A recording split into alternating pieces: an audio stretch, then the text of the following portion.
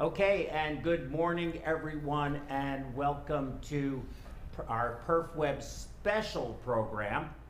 I don't think it has a number associated with it. We've got a great program going on for you today, but before I get started, as always, let me go through all of the housekeeping notes that I have to make. So contact us by going to contact@perfusioneducation.com. If you would like to call in and ask any of our incredible guests today any questions live on the air, you can do so by calling 832-239-5358.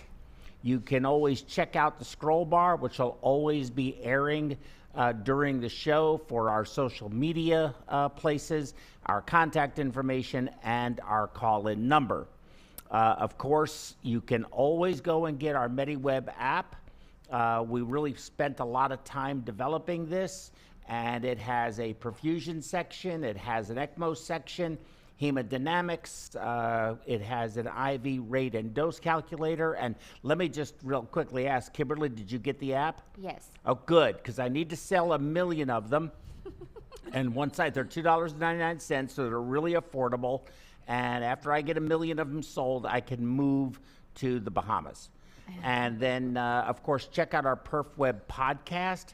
You can go to your favorite streaming software or platform, whatever that may be, and just look up PerfWeb, and you can listen to us either recorded or live as we are currently. And, of course, as you ask questions on the various social media platforms, they will just pop up like this. I think we're going to do something here. Maybe. Are we going to do anything, Magic? Mm-hmm. Okay, so they're telling me it will actually pop up. They have it written right here for me to read, but then they don't actually do this, right? So that's just the way it goes. So I want to take a moment, first of all, and welcome everyone who's watching from wherever you are watching from. And I would like to spend a few minutes. This may take me a little bit of time, so I'm asking everyone to try to be a little bit patient with me. But I want to introduce our faculty because I think today we have really a unique experience, a unique opportunity. And frankly, I'm very humbled to be sitting at the table with all of these people and also with somebody coming in from online. So I've got a lot of introductions to do, but I think it is critically important to do it to lay the foundation for what we are going to be talking about today and how really incredibly important I believe that it is. And I think everyone here with me, as well as coming in from Chicago online, is going to feel the same way. But seated right next to me is Dr. Luis Gabriel Navar. He is a Ph.D. and he is the current chair of the Department of Physiology at Tulane University in New Orleans. He has been at is that correct? Didn't get anything wrong? Right. And I want to make sure I get the years right. He's been there for 34 years. Right. In fact, I'm going to read his entire bio, but I want to point a couple of things out. The Bible for perfusionists, the Bible for medical students, the Bible for anyone in medicine is Guyton's Physiology. And you worked with Dr. Arthur Guyton, the author of that. And you told me a story last night that he was planning to be a neurosurgeon but got polio. Yes, that's how he ended up as a physiologist, but wrote an incredible book. But nevertheless, Dr. Navar is from, and he likes to go by Gabby, received his bachelor's degree from Texas A&M. So bachelor's. Your bachelor's, yes. I think that's what I said. Yes. Your bachelor's from Texas A&M. We forgive you for that, but that's okay. And you received your Ph.D. from the University of Mississippi in 1966. I was 9 years old. Under the direction of Dr. Arthur Guyton, and continued as a postdoctoral fellow and faculty member. He served on the faculties of the University of Mississippi and University of Alabama, Birmingham. In 1988, you joined Tulane, where he became professor and chair of the Department of Physiology. He is the co-founder of the Hypertension and Renal Center of Excellence, where you served as director from its inception, 2001 until 2020. Your research on angiotensin and angiotensin II dependent hypertension and diabetes mellitus. You have authored over 400 peer-reviewed publications, including chapters and reviews. You've received numerous grants from a variety of different places. You have held leadership roles, counselor and president of the American Physiological Society, the APS, and the Association of Chairs of Departments of Physiology, and as chair of the leadership committee for the Council for High Blood Pressure Research of the American Heart Association. Dr. Navar is an active member of many societies, and you currently serve on study sections for the NIH, the VA, and the American Heart Association, AHA, and on editorial boards of various journals, including the American Journal of Medical Sciences. And that, ladies and gentlemen, is an abridged version of Dr. Navar's credentials and his bona fides for being here today to talk to us about what is this very important topic about renal, acute kidney injury and acute renal failure in the cardiac surgery patients, though he will be talking a lot about normal renal physiology, because if we don't understand that, we're not going to be able to understand why what is going wrong is going wrong. Because I think we really need to get right back to the basics and then move forward from there as we continue with this talk. Next to Dr. Navar is Dr. Supaporn Kulthinee. She goes by Tom or Tabby. She is a perfusionist from Thailand and a Ph.D., which it doesn't say here on her on the website, Magic. We need to fix that. You attended the Navar University in Thailand, where you received your bachelor's in cardio-thoracic technology back in 2004. You went on to receive your master's degree and PhD in medical physiology. In fact, your mentor, and you've told me about Dr. Navar now for a few years that I've gotten to know you, how pivotal it was for you to have the relationship you had with Dr. Navar, and that he has been your mentor, you have been his student, and you have a very close relationship and have done a tremendous amount of postdoctorate work on renal autoregulation. Yeah. You've done, of course, as I said, that research in renal physiology and experimental hypertension. You worked as a perfusionist, essentially, in Bangkok at Bangkok Phuket Hospital in Thailand from 2004 2005. So Dr. Kulthinee, and if I may, we'll just say Dr. Gabby, Dr. Tabby, make it easy for us all today. You have this unique experience of being in the clinical environment as well as being in the laboratory as a true scientist. So perfusionists like me, I'm not an academic person. I am a clinical person. That's my world of expertise. Very few people have what you have, and that is that joint experience in both the clinical environment and the laboratory environment, and I think that gives you a very unique perspective that's very interesting.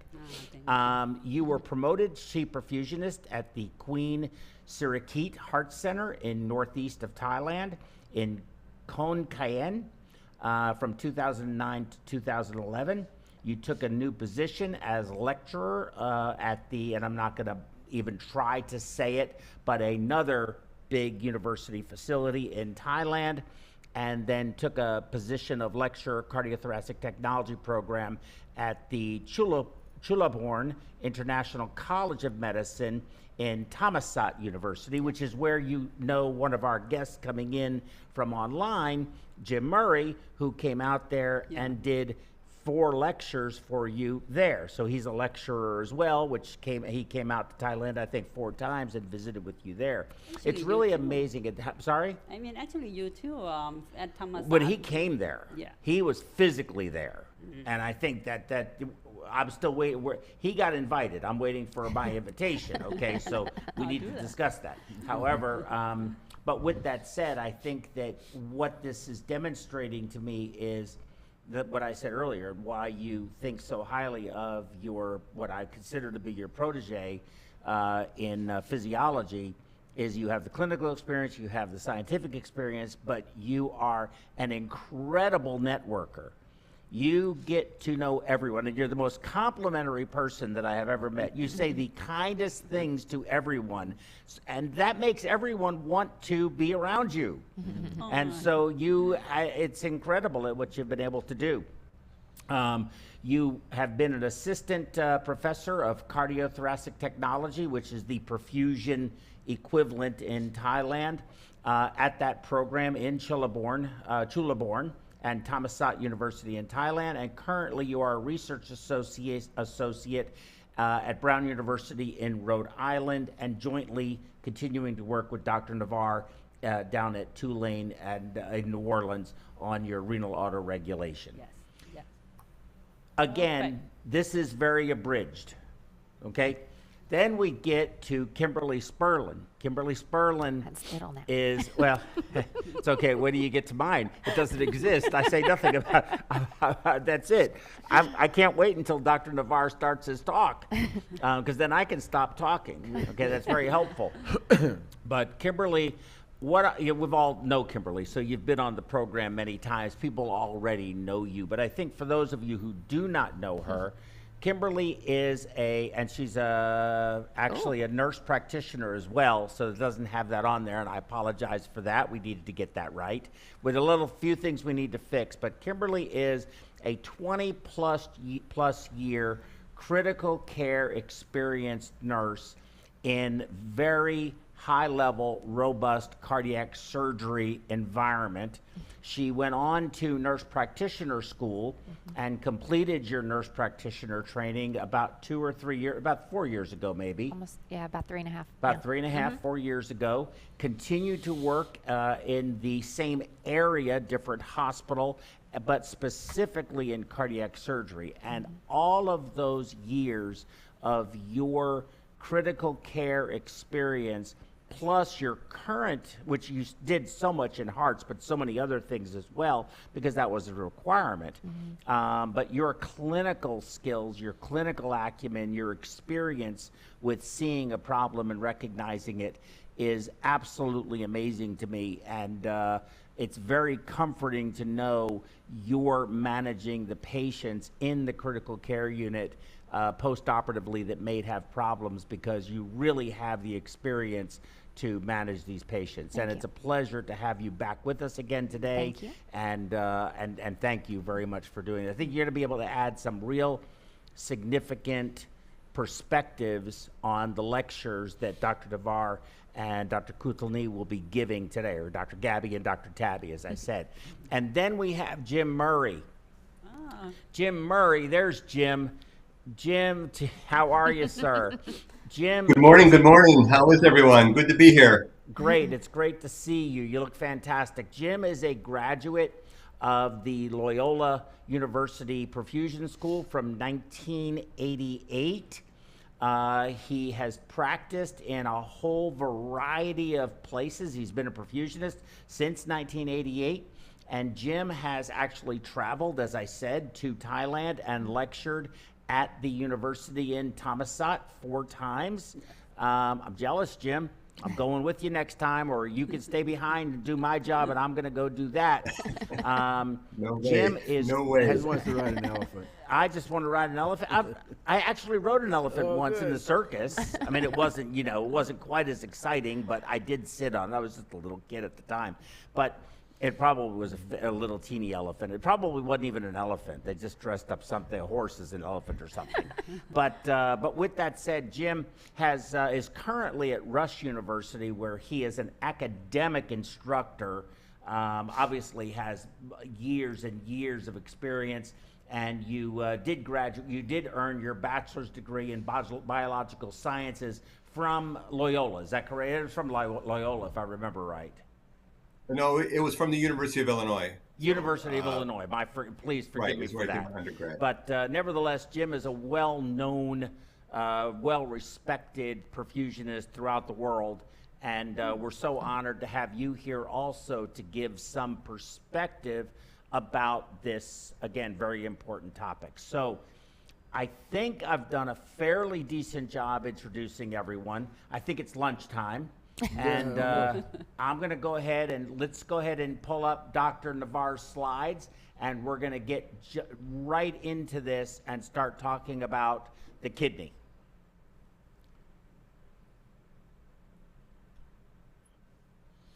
Well, I'm very pleased to have the opportunity to discuss my experience with renal physiology and understanding renal hemodynamics. I thank Joe very much for the invitation, and I hope I live up to his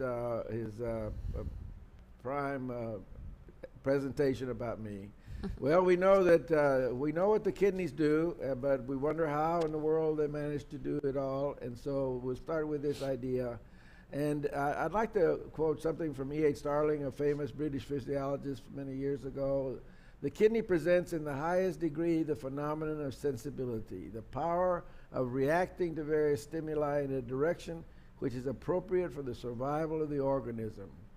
A power of adaptation, which almost gives one the idea that its component parts must be endowed with intelligence.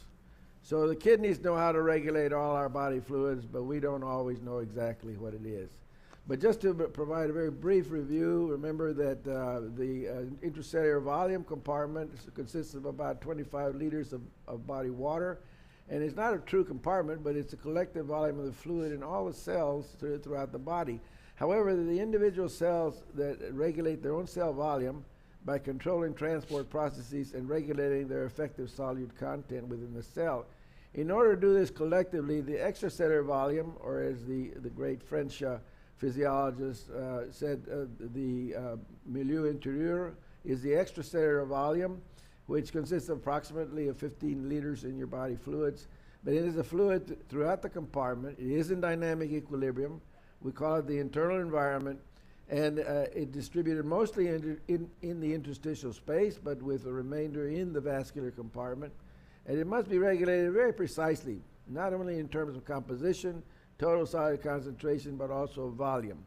So that's what Starling was referring to when he was talking about the intriguing sensibility that it has. It has to know what your body fluid volumes are in order to control it properly, and it has to control every element of the composition of your body fluids correctly. Anywhere from pH to sodium concentrations to potassium, magnesium, calcium in the body, and the list goes on. And the kidneys have responsibility for regulating all these different components. So we want to, I got a little too enthusiastic with the slides there. We want to remember that this interstitial fluid volume is what's actually bathing the cells throughout the body.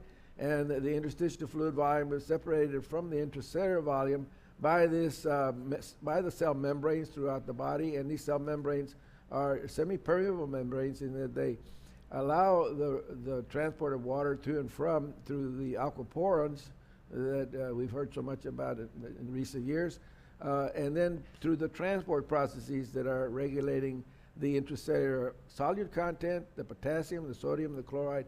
Importantly, the potassium is very low inside the cells, but very high, very high inside the cells, but very low outside the cells of the interstitial fluid. And the sodium concentration is very low in the intracellular fluid, but high in the extracellular fluid. So all these transport processes across the membrane here, right across the cell membranes, have to be responsible for maintaining this differences in concentration of the electrolytes and other substances in order to maintain the electrical activity that the membranes have to have in order to have living cells. Over here you have the peritubular capillaries or the capillaries throughout the body. These capillaries are very different from the cell membrane capillaries. They do allow the ready exchange of various substances in the extracellular fluid, with the exception of the plasma proteins. They have a restriction of plasma proteins, and that restriction of the plasma proteins keeps the a higher plasma protein concentration in the blood plasma, and that is what allows you to maintain your blood volume. If your protein concentrations get too dilute, as they may during cardiopulmonary bypass, you may have trouble maintaining the blood volume distribution between the interstitial fluid and the blood plasma.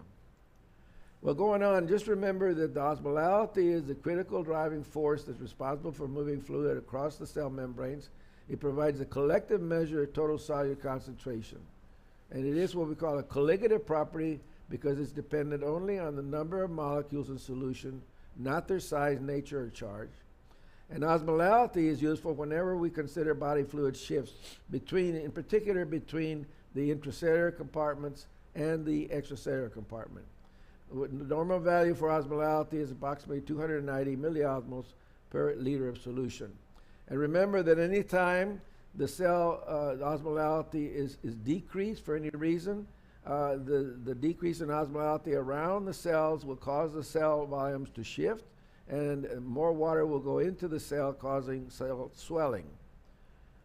If the concentration is too high, it'll cause cell shrinkage. Again, emphasizing the importance of maintaining the total osmolality, that is the solute concentration of the body fluid during any sort of procedure. And today we're focusing on cardiopulmonary bypass, but it is very important to maintain the overall solute concentration. If it is not properly maintained, in particular during low concentrations, which we call hypoosmolality, or more commonly used term hyponatremia, which means low sodium concentration, you will have fluid movement into the cells, and of course you might have damage throughout the body, but in the brain it'll cause severe brain cell edema and damage to the cognitive functions. Just to kind of give an overall idea of all the factors that we're going to be talking about, just remember that we're using salt as an example, salt and water, because so much of the extracellular fluid volume osmolality is consisting of sodium chloride. You have the net balance of salt and water determined by the intake and by the output. The only output that's regulated precisely is urinary excretion, so we have to balance the intake with the excretion. If the intake increases, your kidneys have to know that the volume's going up and get rid of more volume. Likewise for sodium. And so this net balance of salt and water determine the extracellular fluid volume. And as I said, that extracellular fluid volume is distributed between the interstitial volume and the blood volume. And then this blood volume is very important in the long-term control of cardiac output and arterial pressure. This is an area of research that my former mentor, Arthur Guyton, worked on for many, many years, and in particular, the very important relationship between arterial pressure and the renal excretion of salt and water. Superimposed upon this specific relationship between the arterial pressure and the renal excretion of salt and water, we have a multitude of hormone systems that respond to various signals throughout the body and send signals to the kidneys. And of course, the central nervous system that sends sympathetic nerve fibers to the kidney to regulate vascular and tubular transport function. So these poor kidneys have to end up having to take care of regulating not only the volume, but the composition of the entire extracellular fluid volume through control of intrarenal mechanisms which respond to the arterial pressure, the blood composition, the neural inputs, and the hormonal signals coming into the body, into the kidneys. And by doing so, it will regulate not only the change in volume of the venous effluent, but the change in composition.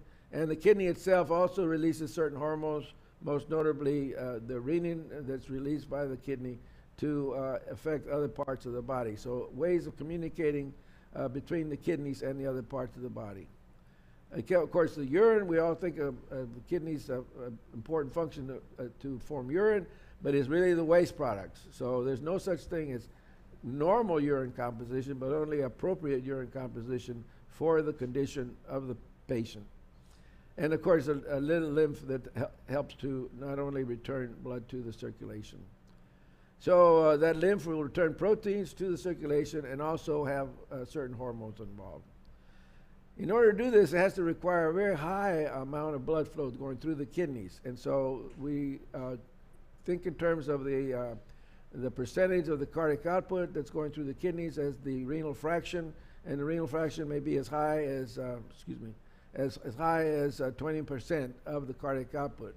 So again, a very important issue related to cardiopulmonary bypass. You've got to keep an adequately, appropriately high blood flow going through the kidneys in order to maintain kidney function.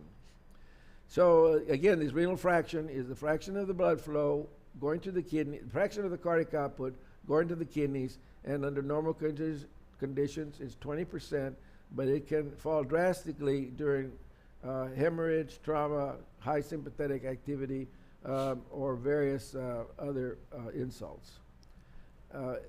Just to put it in the contrast, the weight of both kidneys in a 70-kilogram person is only about 300 grams. So if you divide the 1,200 milliliters per minute by the 300 grams, it comes out to be about 4 milliliters per minute per gram, which is an extraordinarily high blood flow per unit weight of the organ.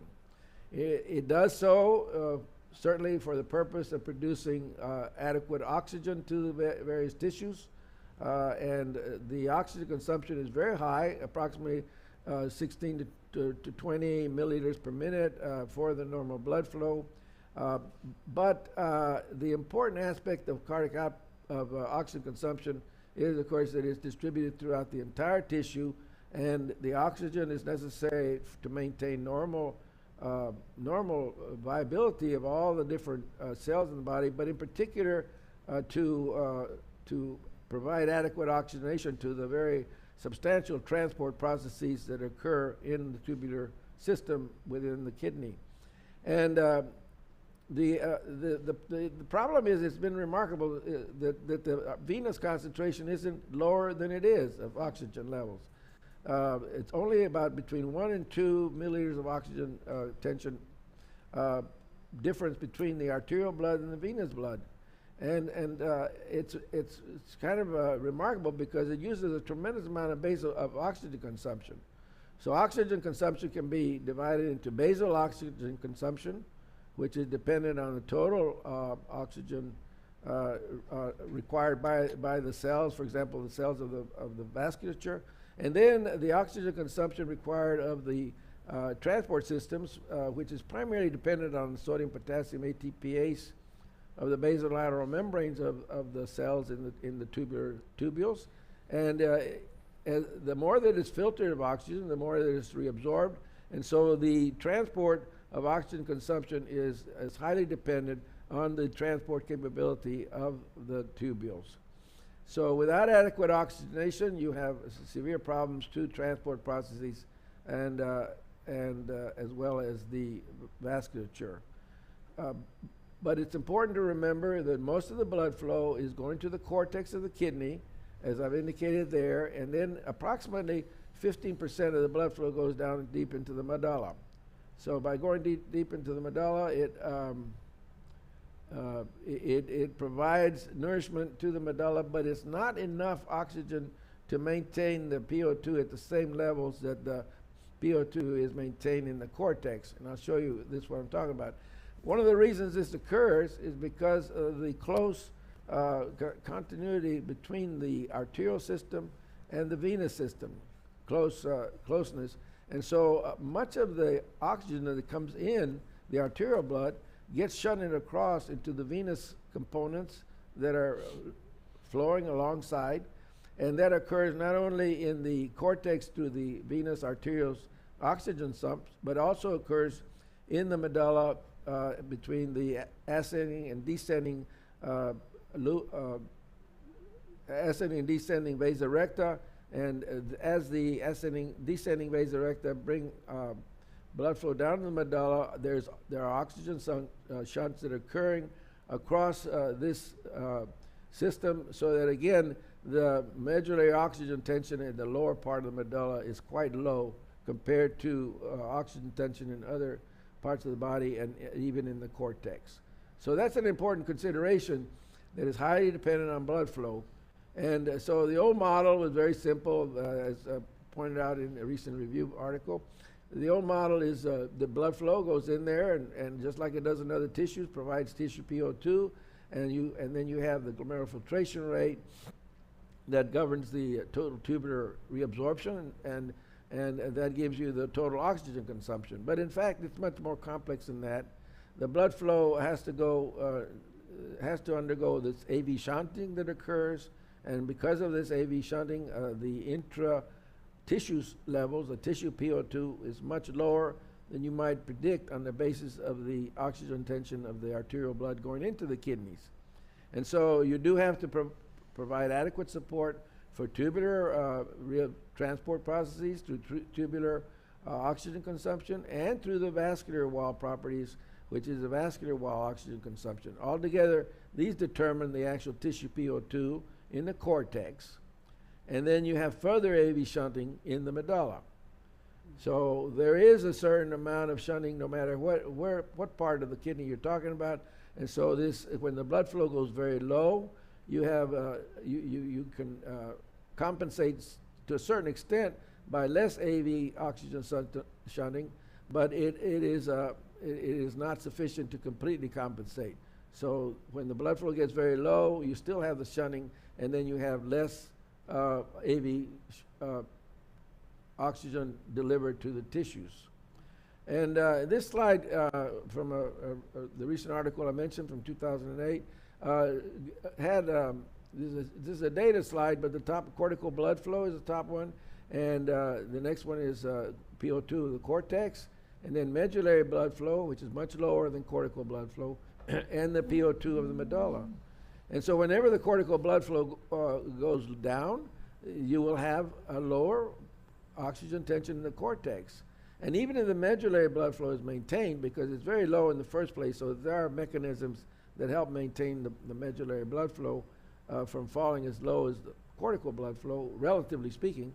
But because it derives its oxygen from the circulation going through the cortex first to the preglomerular vessels anyway, the medullary oxygen tension is also going to fall. So again, maintaining adequate blood flow and adequate oxygen tension in the perfusate is very important to maintaining the adequate PO2 levels in the kidney. The kidneys can tolerate a certain degree of reduction in PO2 levels, but if it goes too low, then you start getting cell injury. So let's pick up the action there on how the arterial blood is distributed. As has been shown through a number of studies, this is just the architecture of the arterial vasculature shown here, and all those little white specks are individual glomeruli.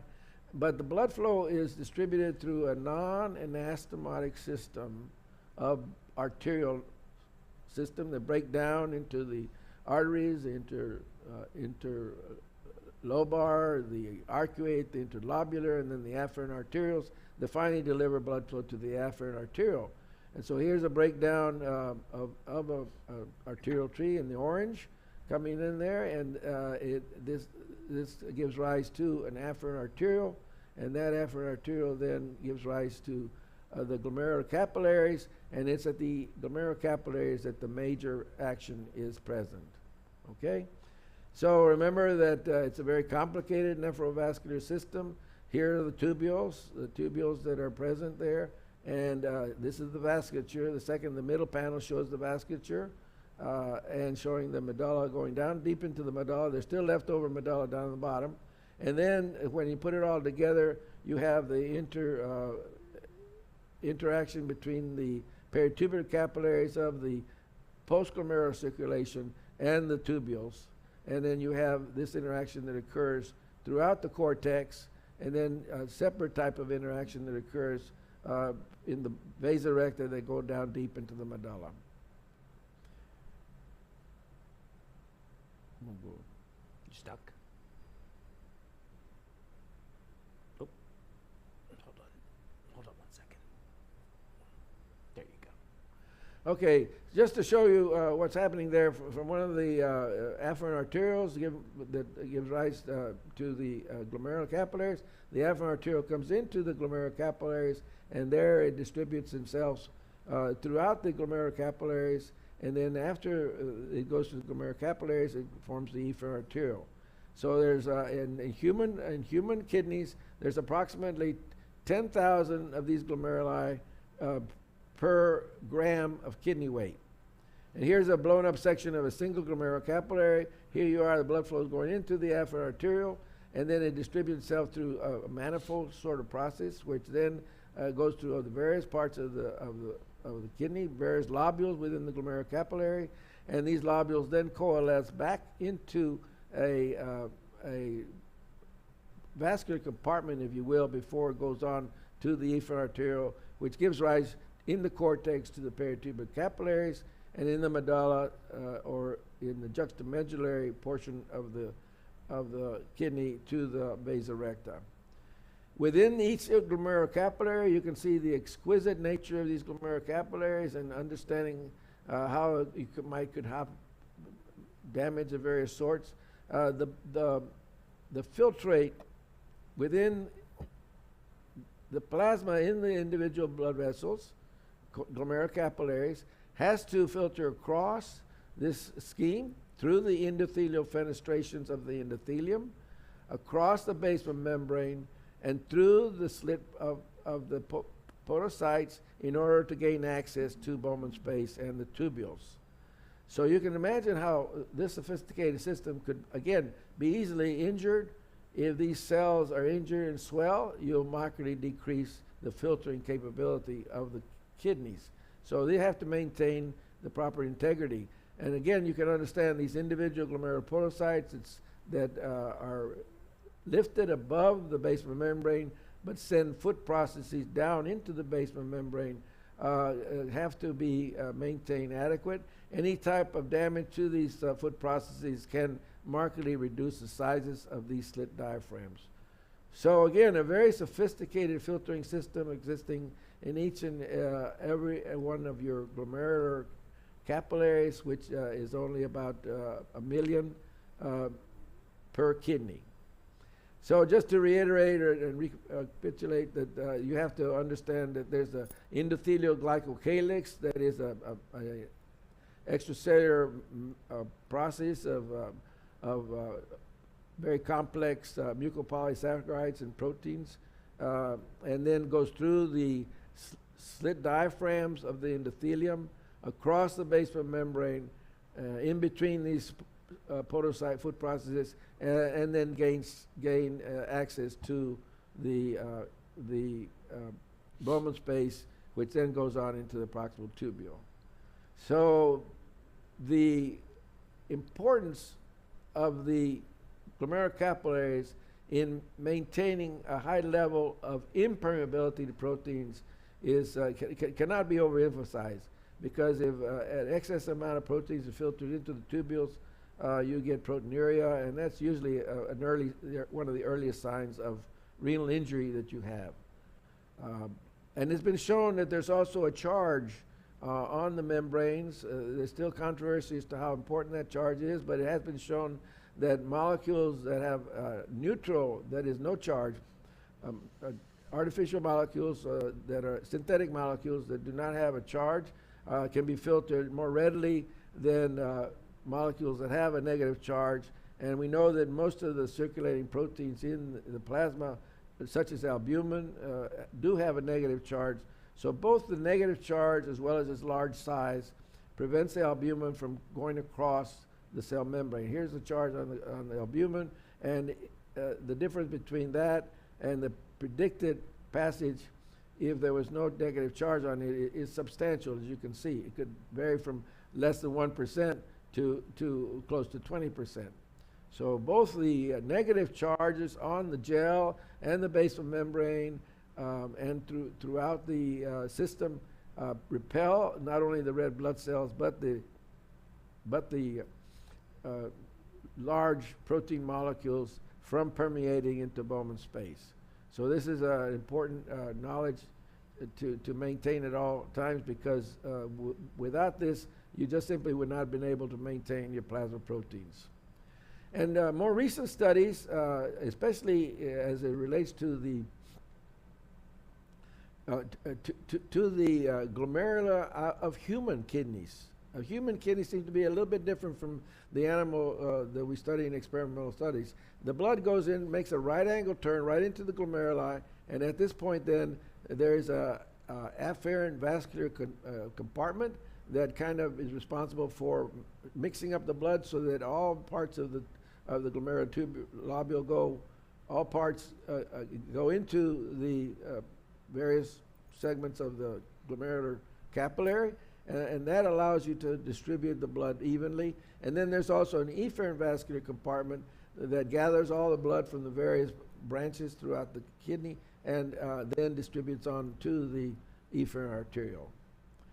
So that high, so there's a combination of forces. There's two major forces that we have to consider in terms of the amount of fluid that's filtering across the glomerular membrane. First of all, you have the net hydrostatic pressure, which is the main driving force causing the fluid movement from inside the glomerular capillaries into the Bowman space, and that's maybe as much as 30 to 40 millimeters of mercury pressure. So that's the main driving force for moving the fluid into the kidney, into the Bowman space. But it's counteracted by the colloid osmotic pressure of the plasma. And it's that high colloid osmotic pressure of the plasma that offsets a very large percentage of the hydrostatic pressure. Not only that, because of the fluid that is filtered is protein free, then the proteins continuously increase their concentration as they traverse the glomerular capillaries, and then as they traverse the glomerular capillaries, they'll go on into the efferent arteriole at a much higher colloid osmotic pressure.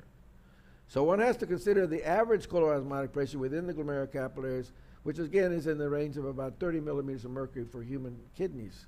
So collectively, you have what we call the net or effective filtration pressure. You see the net or effective filtration pressure is the hydrostatic pressure gradient minus the colloid osmotic pressure, leaving a relatively small value to be actually responsible for the driving force across the fluid. So you can imagine that a small decrease in this effective filtration pressure caused by a small decrease in hydrostatic pressure could cause a relatively larger change in GFR, which is a rate of filtration of fluid into Bowman space.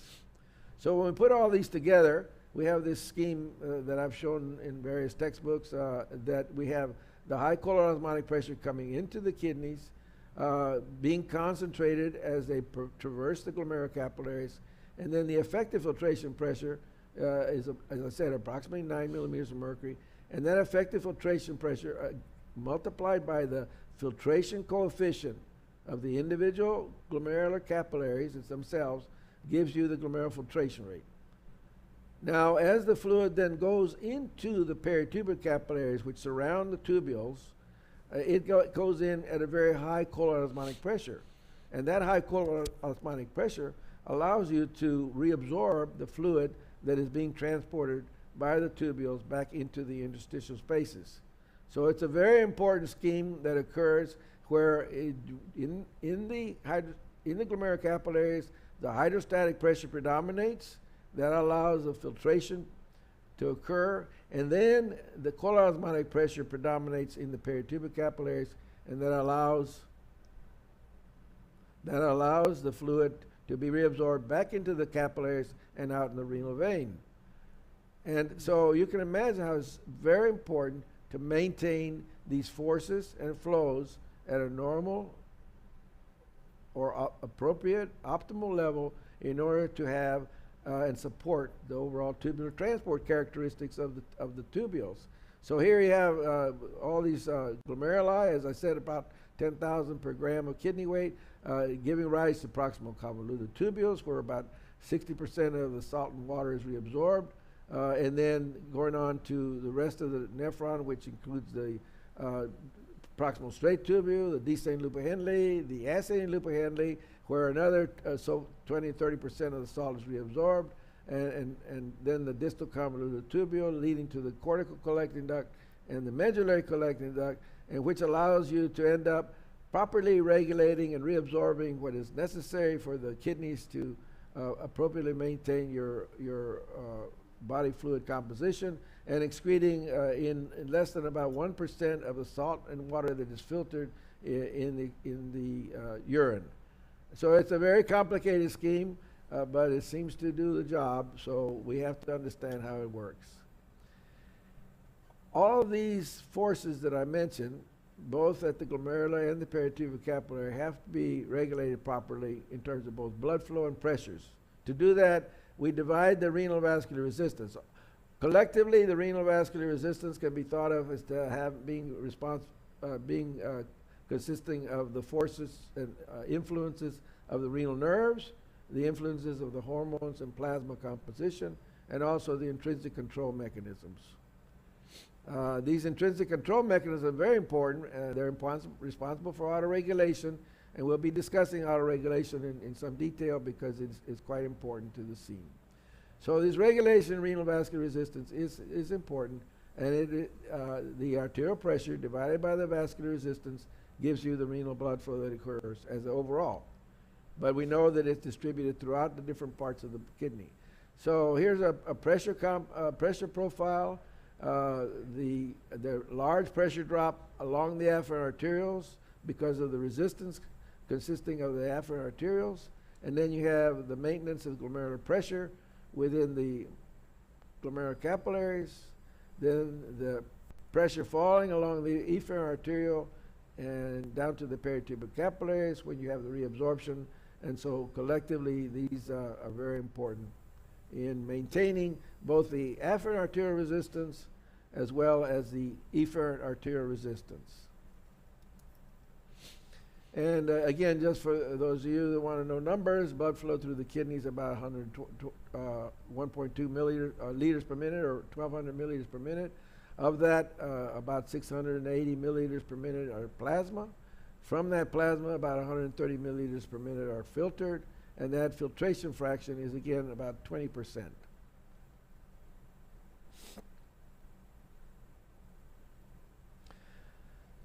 So that gives you an idea of the forces that are going on, but in order to do that, you have to have regulation of all these vascular smooth muscle cells throughout the body, throughout the vasculature of the kidney, that have to constrict and dilate appropriately to maintain these forces.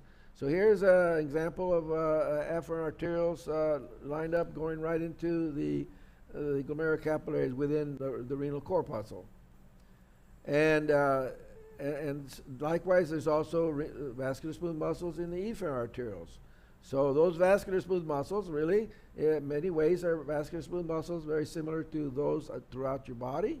And calcium plays a very important role in maintaining the vascular tone and in responding to various signals through various calcium channels. You also have a multitude of receptor-operated channels that regulate cyclic GMP, for example, cyclic AMP, phospholipase C, and many other intracellular enzymes and drivers of the active myosin light chain kinase, and which determine the amount of phosphorylated myosin light chain and the tension development. So when calcium levels are reduced, either by blocking the calcium channels, you have vasodilation. When the calcium channels are upregulated through receptor-operated channels or voltage-operated channels, then you have more calcium, also calcium released from the intracellular stores, which can all contribute to the binding of calcium commodulin and then driving the tension development. So this occurs throughout the vasculature system, and different hormones and different systems play slightly different roles in the various parts of the vasculature, and that's what, again, we spend a lot of time trying to understand these differences. So you can then analyze it and say, okay, when preglomerular constricts, when an agent or substance causing preglomerular constriction, that's going to cause reduction in blood flow, but reduction in glomerular pressure as well, and reduction in glomerular filtration rate, and reduction in peritubular capillary and renal interstitial pressure. So high preglomerular constriction is associated with reduction in blood flow, reduction in filtration rate, and accordingly reduction in sodium excretion and urine flow. Quite often you have agents that cause combined preglomerular and efferent constriction, and when that occurs you may have either no change or slight increases in glomerular pressure.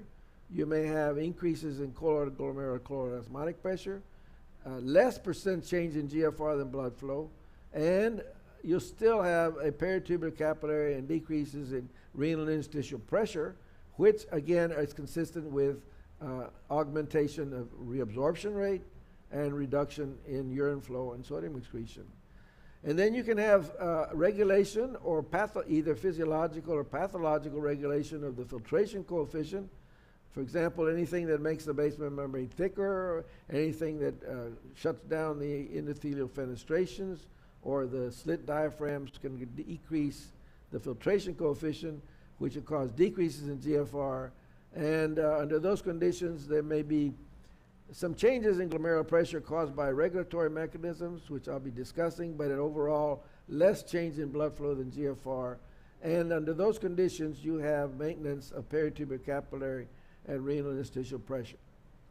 So it is a complex system that requires control by many systems other than that include both the intrinsic and extrinsic. Do you want to have a break and see if there's any questions, or you want to go on? No, I think we can. I think we can go on. What do you think? Okay.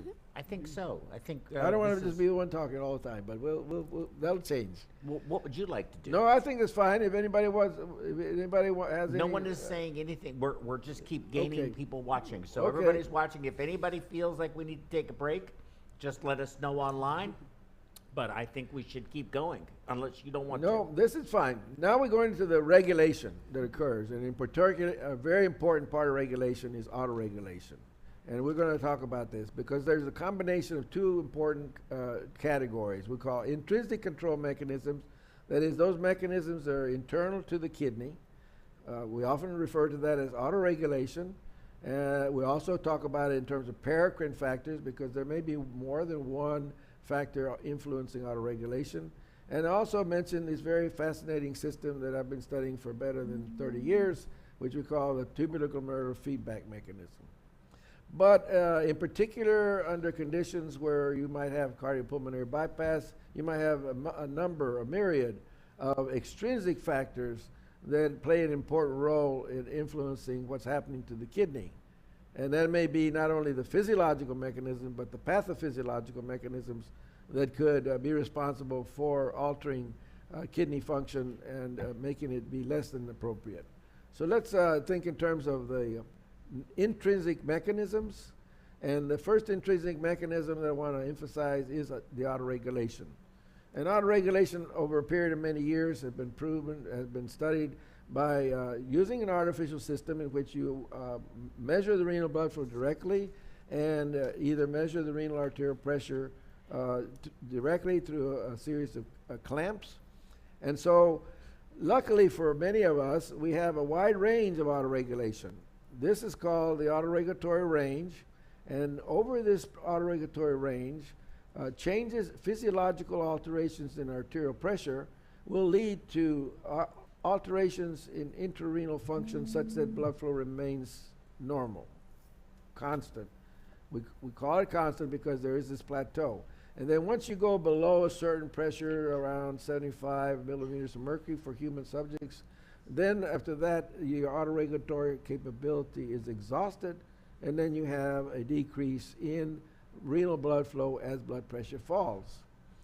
What's unique about the autoregulatory mechanism is that it seems to be focused primarily in regulating the afferent arterial resistance. This is the afferent arterial resistance as it goes into the glomerular capillaries, and if the blood pressure falls, the afferent arterial resistance goes up. If the pressure goes up, the afferent arterial goes down, and this allows you not only to maintain renal blood flow constant over this range, but it also allows you to maintain glomerular filtration rate constant sometimes. And it does that by maintaining the glomerular pressure as well as and then subsequently that, it leads to regulation of proximal tubular pressure, capillary pressure, and even interstitial fluid pressure. So that's the autoregulatory mechanism, a very exquisite system. Over this range, the efferent arterial resistance is maintained relatively stable, but at lower arterial pressures, you might have increases in efferent resistance which can occur in response to changes that occur in the intrarenal angiotensin system. So that autoregulatory mechanism has two components that's very important. One is the myogenic component, which occurs in vascular tissue throughout the body, in many different parts of the body. And this myogenic mechanism is quite intriguing in the sense that every time you have stretching of the vessel wall by for example, increases in internal pressure, then there increases tension. There's an increase in tension, or what we call tangential tension or hoop stress on the vessel wall. This hoop stress stimulates tension receptors, which we're still trying to understand, but they seem to be geared to calcium entry. And these tension receptors can either dilate or cause either dilation or constriction. And so if the pressure goes up, there's the tension receptors then lead to constriction, which allows you to lower the radius of the blood vessels and bringing the blood flow back down to normal or toward normal. So that's your myogenic response that is very similar to what occurs throughout the other parts of the body. But in the kidney, you have this very fascinating system that shows that there's a very important interrelationship between the macula, between the tubules and the vasculature. And this feedback occurs at the level of the macula densa, which are cells that are unique and at the end of the ascending loop of Henle, and these unique cells then send signals to the afferent arteriole, and those signals to the afferent arteriole cause either constriction or dilation. These have been studied for a number of years using what we call micropuncture techniques, and by studying micropuncture, we can put pipettes in the proximal tubule. We can block the tubule, and then we can put perfusion pipettes and regulate the amount of fluid going to the rest of the nephron. And just in that one nephron, then we can study the effects of increases or decreases in flow or changes in composition. And it has been shown over a period of years that this autoregulation mechanism is reduced markedly when there's blockade of flow to the rest of the nephron segment. So when there's reduced flow due to blockade of flow through the macula densa, then you have vasodilation of the afferent arteriole and reduced capability to autoregulate. Likewise, if we increase the flow too hard, then you have a autoregulation that occurs at a lower level. So there is evidence that the tubular glomerular feedback mechanism provides an important additional regulatory mechanism that responds to the signals. And this is a true negative feedback system that we study in physiology in many systems. That is, in response to, for example, an increase in arterial pressure, you would transiently have an increase in glomerular pressure and plasma flow. Then you would have an increase in filtration rate, and you would have part of that increase in filtration rate will be reabsorbed through the process of glomerular tubular balance, but you'll still have increases in flow to the rest of the nephron. And so as the flow goes through the ascending loop of Henle, there are flow-related changes in osmolality and sodium chloride concentration, which signal these macula densa cells that I showed you to sense the change and then transmit a signal from the macula densa to the afferent arteriole in a direction opposite to that effect caused by the change in arterial pressure. So the arterial pressure goes up, the preglomerular resistance goes up in order to bring the glomerular pressure and plasma flow back down. If the arterial pressure goes down, the preglomerular resistance goes down so that the glomerular pressure and plasma flow can come back to normal. That helps maintain the filtration rate, which allows you to maintain normal transport capabilities throughout the nephron. So we'll be talking primarily about these mechanisms that lead to the changes in vascular resistance. But superimposed on that normal autoregulatory mechanism, we see that this is a very dynamic mechanism that is fully adjustable in response to the volume and demands of the body. When you have a high extracellular fluid volume that might occur under conditions such as this, the sensitivity of the tubular glomerular feedback mechanism is markedly reduced. And that occurs when the nitric oxide levels go up, when there's high prostaglandin levels, when there's calcium channel blockade.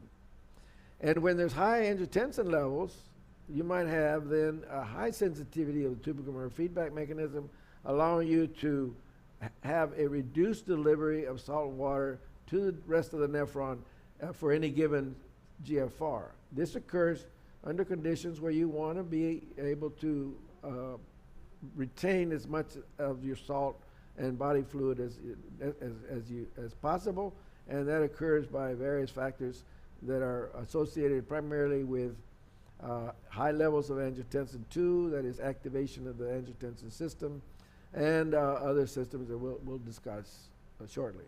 So this is they're very important intrarenal mechanisms that is capable of maintaining normal perfusion rate, GFR, and transport capabilities under optimal or normal physiological conditions. But superimpose on that, you have various factors that may disrupt this unique balance. So the autoregulation of the tubular glomerular feedback mechanism maintain the hemodynamic inputs in balance with tubular metabolic function. And that's a very important normal physiological function, but there are acute circumstances that may be superimposed that influence the ability to properly autoregulate. And these are all these various hormones resulting from a high activity of say, adrenal release of epinephrine, high levels of angiotensin II when the renin-angiotensin system is stimulated, a myriad of other vasoconstrictor hormones, which I'll just list as endothelin plus others. And there's also a variety of vasodilator hormones that are produced either within the kidney or in other parts of the body, which may cause vasodilation stimuli. So all these factors then have to be thought of and brought into play when one considers what happens during altered physiological states or in pathological states. So you have various prostaglandins, the bradykinin, which is an important factor, atrial natriuretic peptide coming from the heart, and levels of nitric oxide produced by the endothelial cells. Well, obviously the renin-angiotensin system is a very important regulatory mechanism then, and the renin-angiotensin system, interesting enough, is both an intrinsic and an extrinsic factor.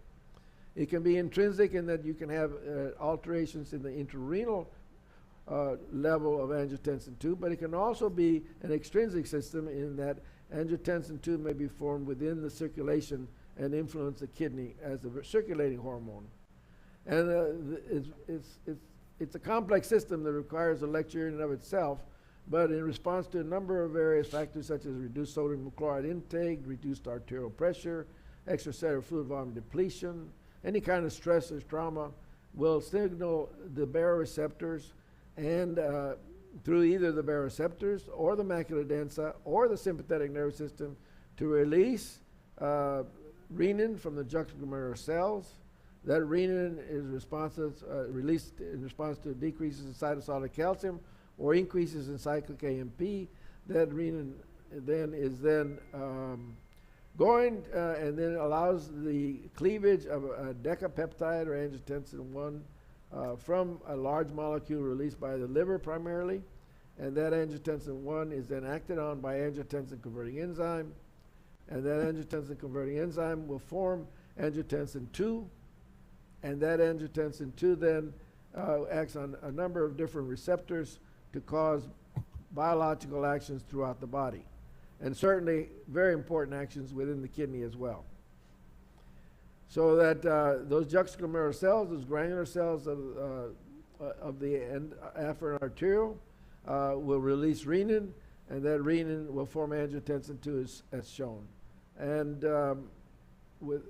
without going into too great a detail, the elevated intrarenal angiotensin II levels can cause vascular and afferent and efferent arterial dilation, can cause the increase, that's one of the factors that causes increased sensitivity of the tubular glomerular feedback mechanism. It can also decrease the filtration coefficient so that for any given effective filtration pressure, there's less filtration rate. And it's been shown that the angiotensin II levels can also enhance proximal tubular reabsorption in various nephron segments. At first it was thought to be only proximal tubule, but now that we know that it enhances reabsorption rate in many different parts of the nephron.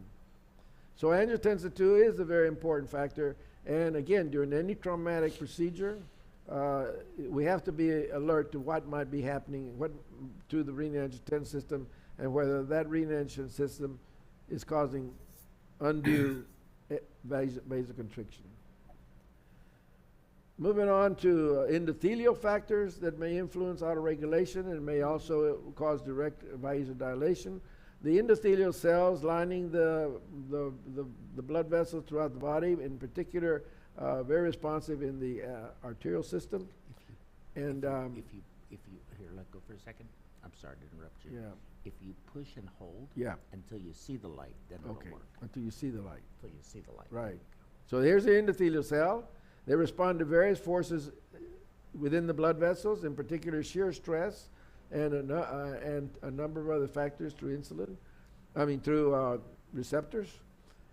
And that endothelial cell, those endothelial cells may release nitric oxide, can also release various prostanoids, various factors of the prostaglandin system, and under normal conditions, it can primarily release vasodilating factors such as nitric oxide, but under conditions of pathophysiology, it may switch to release constricting factors, and those constricting factors then may cause undue vasoconstriction to the kidney.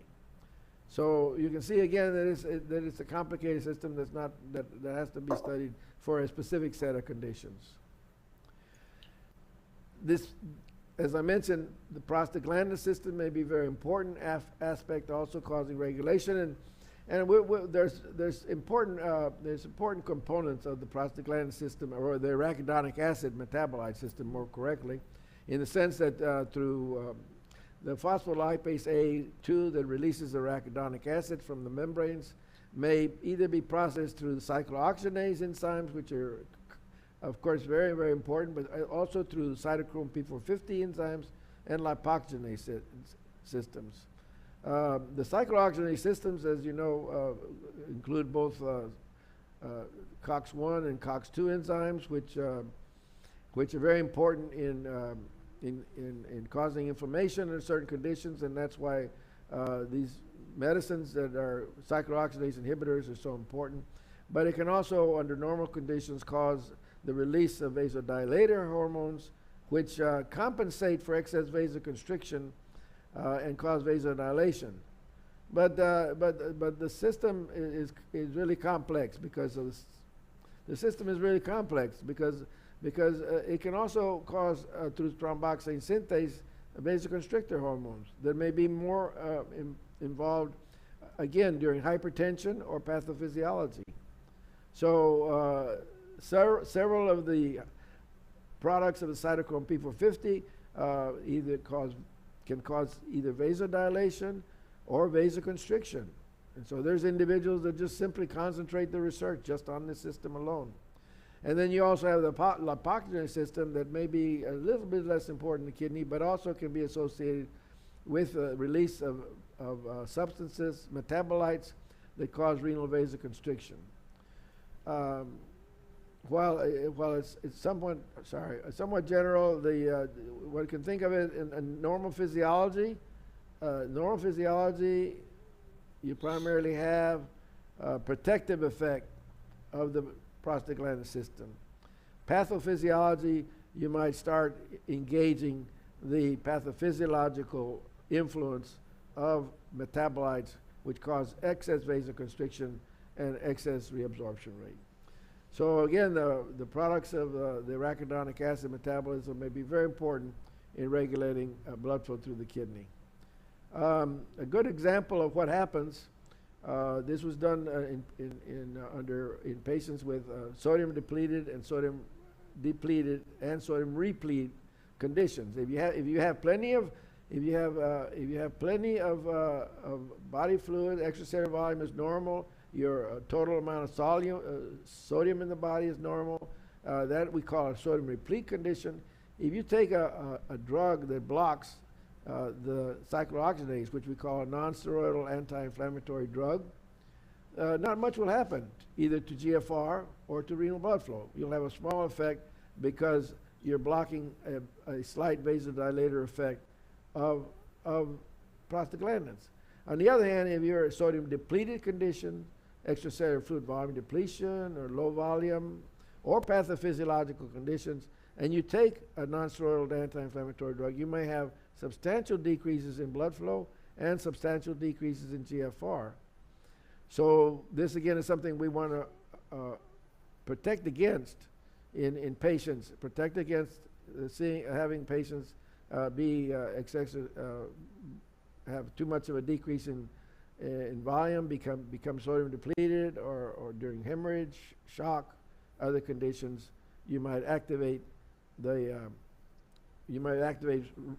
vasoconstrictor signals, stimuli, and if you take a non-steroidal anti-inflammatory drug under those conditions, you might have a larger than you would expect decrease in blood flow and GFR. Then we also have a number of other hormones. I'm going to use the atrial natriuretic peptide as an example, but there are other hormones released in other parts of the body. But this is a very good example of how the heart speaks to the kidney. We know that in the atrium of the heart, you have atrial stretch receptors that have atrial natriuretic peptide that responds to intrathoracic blood volume. So if intrathoracic blood volume is high, you have a stimulus of a certain amount of atrial stretch, which will cause release of atrial natriuretic peptide. And atrial natriuretic peptide will go to cause vasodilation of the vasculature within the kidney, the decreased vascular resistance. It will also cause inhibition of aldosterone, inhibition of renin release, and thereby cause a decrease in tubular sodium reabsorption, which collectively, the decreased vascular resistance as well as the other non-vascular effects of atrial natriuretic peptide will allow you to have an increase in sodium excretion, which will restore your extracellular fluid volume and blood volume back to normal. However, if the volume is too high, you have the increased natriuresis, and you'll bring the blood volume back down. If the intrathoracic blood volume is low, you'll inhibit the atrial natriuretic peptide, and you'll have more retention of salt and water. And then, of course, what must be considered is our renal nerve effects.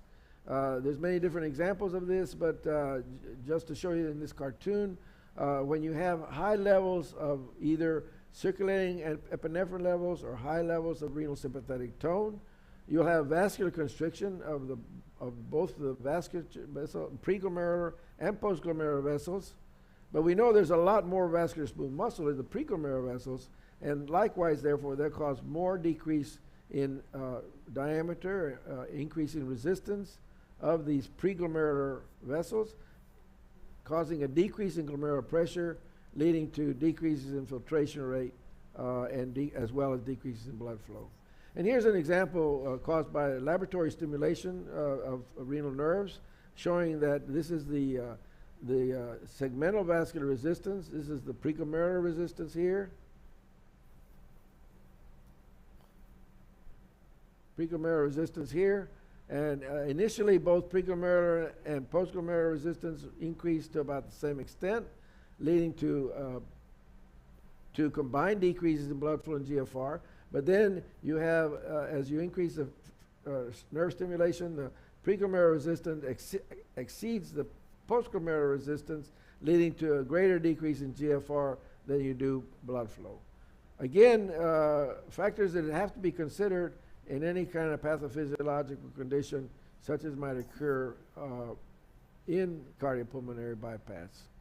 Here's an example of what might happen during hemorrhage from an interesting study that was produced not too long ago. You have high, in regard to in response to hemorrhage, you'll have, of course, a decrease in blood pressure, and you have then the carotid sinus, aortic arch reflexes, causing a marked increase in activity of the renal sympathetic nervous system.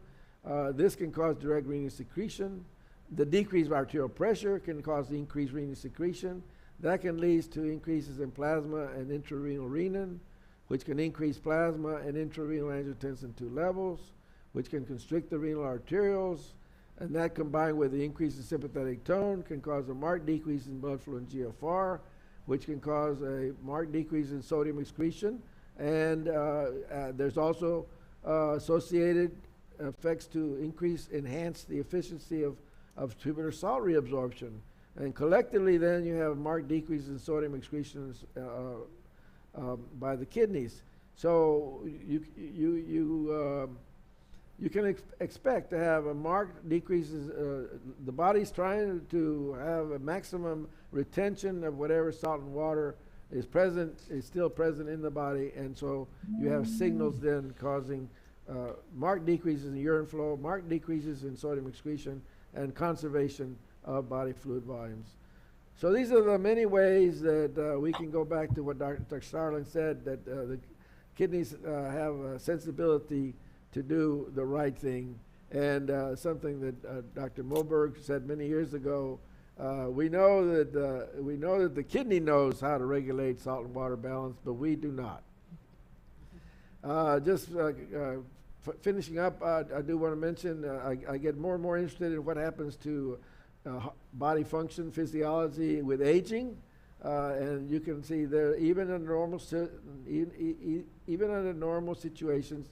We know that there's a certain amount of increase in pressure,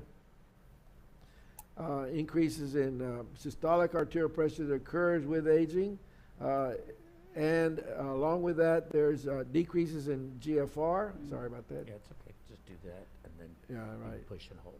And there is a progressive decrease in creatinine clearance as an individual ages. That may be caused by both physiology and pathophysiology, but we know that in general it occurs in the population, and so we have to be alert to what happens to kidney function in older patients.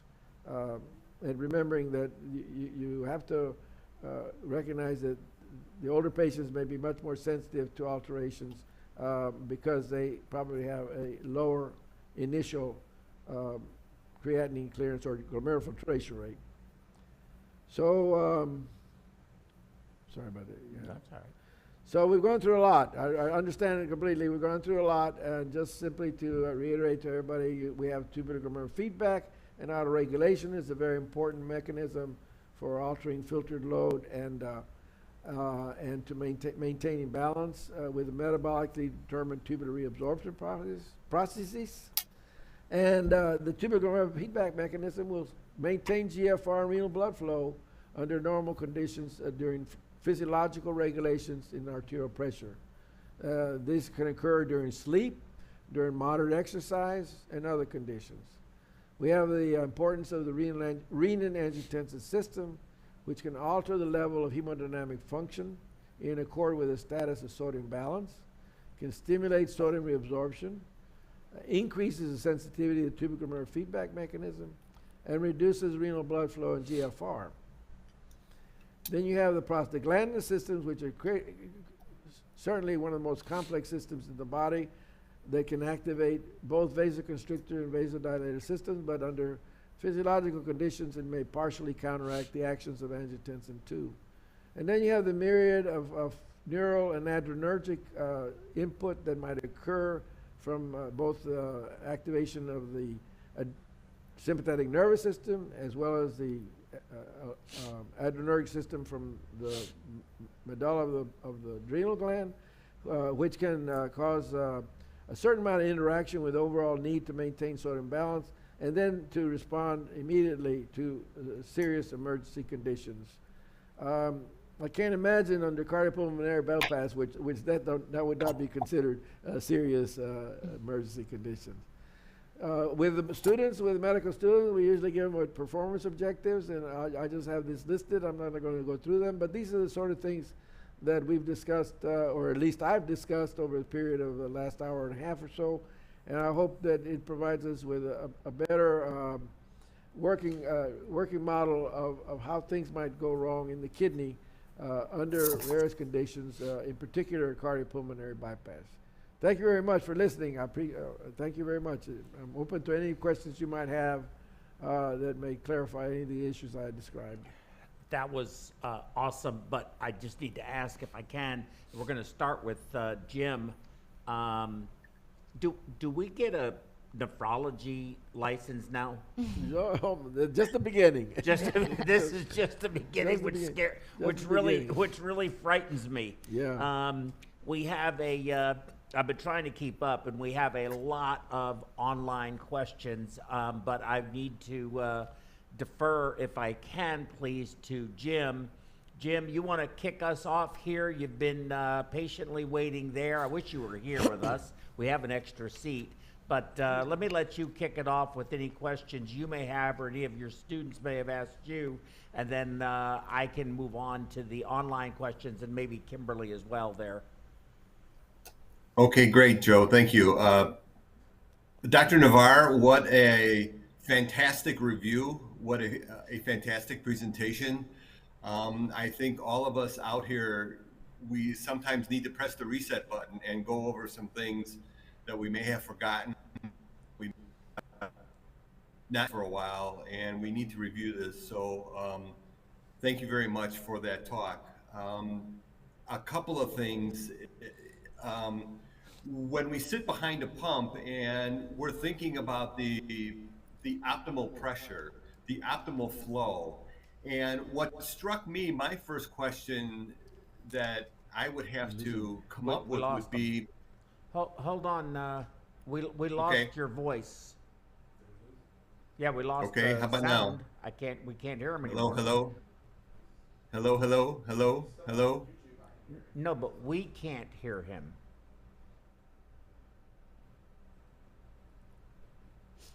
Hello. How about now?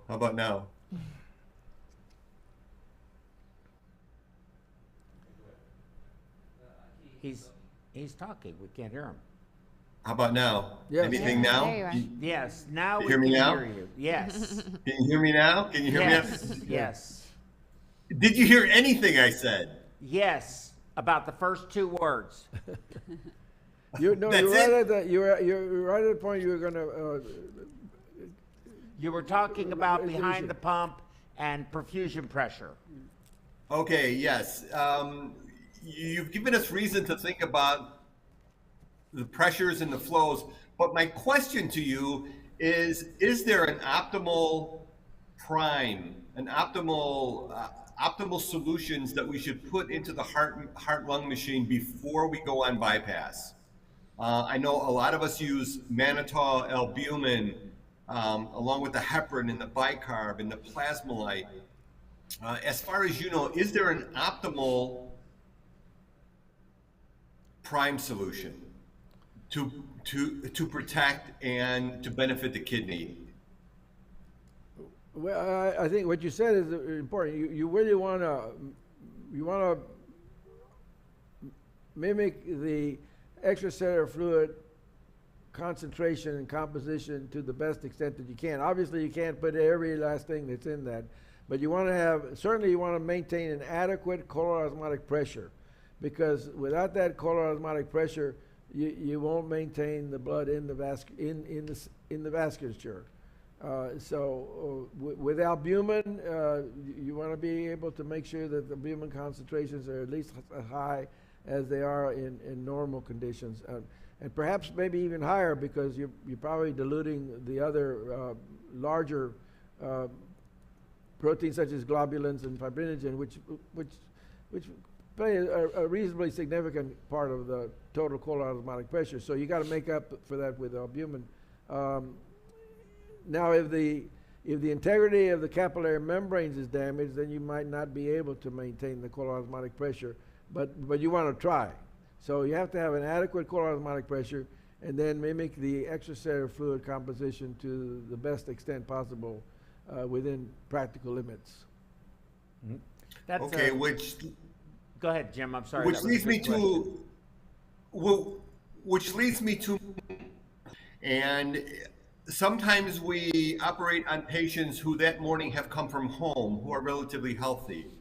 Other times we've operated on patients who've been in the ICU for 2 weeks, who are decompensated in some way. So it almost seems like you need to tailor your prime, you need to tailor every technique that we do based on our patient situation. Would you Yes. agree? Yes. In particular, some patients in the ICU may be hyponatremic. You want to be sure that you don't cause changes in sodium concentration. For example, if the patient is substantially hyponatremic and has been that way for several days or even weeks, and you hit it with a normal isotonic saline solution, it may be hypernatremic for that patient and may cause cell swelling, for example. So, I'm sorry, cell constrictions, cell volume decrease.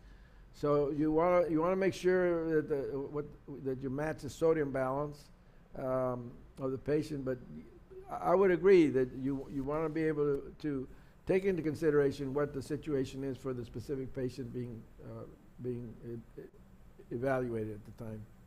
Now, I know this is mostly neurologic, but bringing to your point, Jim, and referring to that, if you do have somebody who is hyponatremic, you do have to be concerned about correcting it too rapidly for demyelination syndrome, which would be lethal. Yes, yes. Yeah, so that is a real concern that we look and see if this patient has significant hyponatremia, that we not just correct it back to normal, that we manage that in a more appropriate way. That's right. That's right.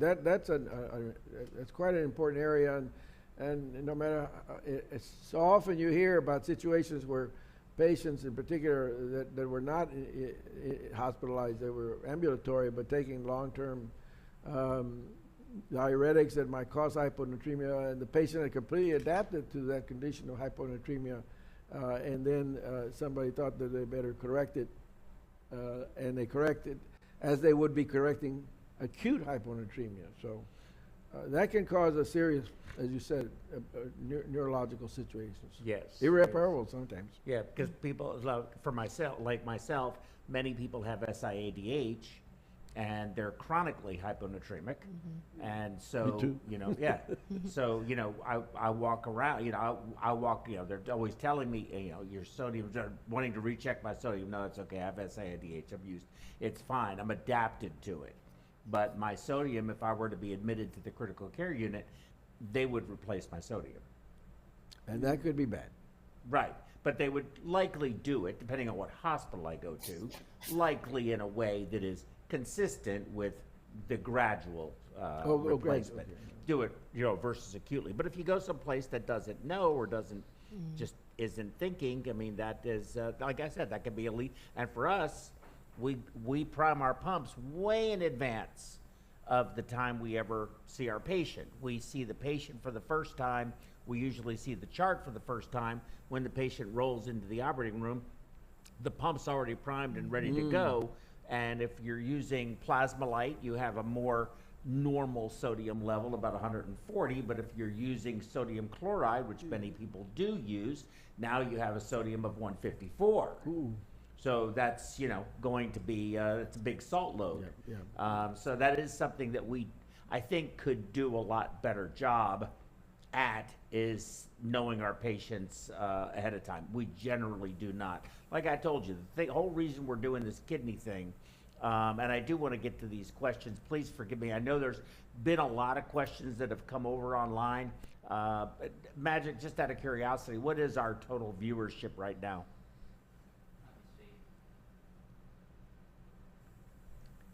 Roughly 253, around 350. 350. So, and I can't ask all of the questions, but I'm going to ask, thank you, Magic. I'm going to try to get to the ones, but that is what Jim just said is a question that got brought up with several other people, and that is on the albumin level.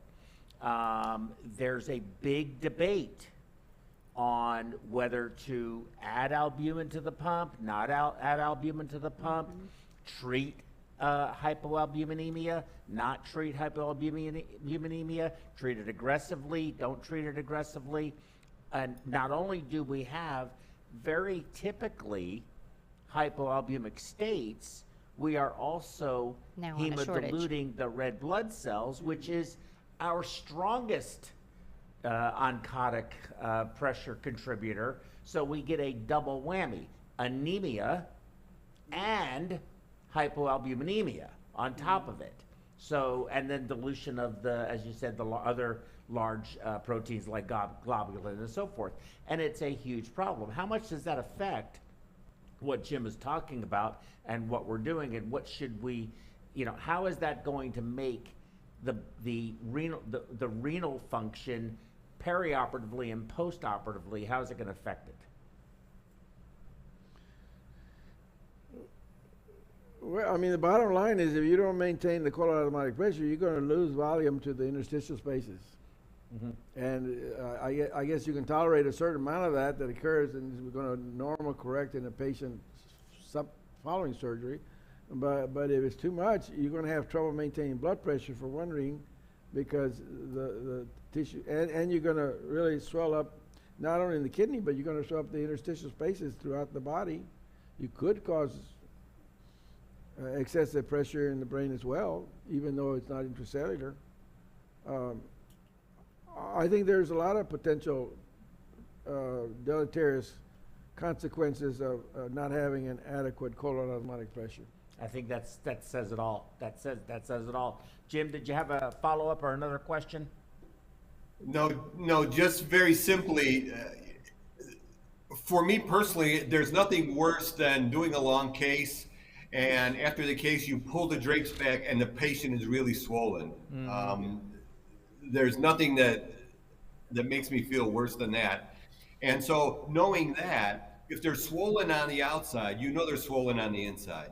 Mm-hmm. And so, sometimes I think we need to take a step back and reevaluate some of the things we do, but by the same token, we're only a link in the chain between anesthesia, the surgeon, the time of operation itself.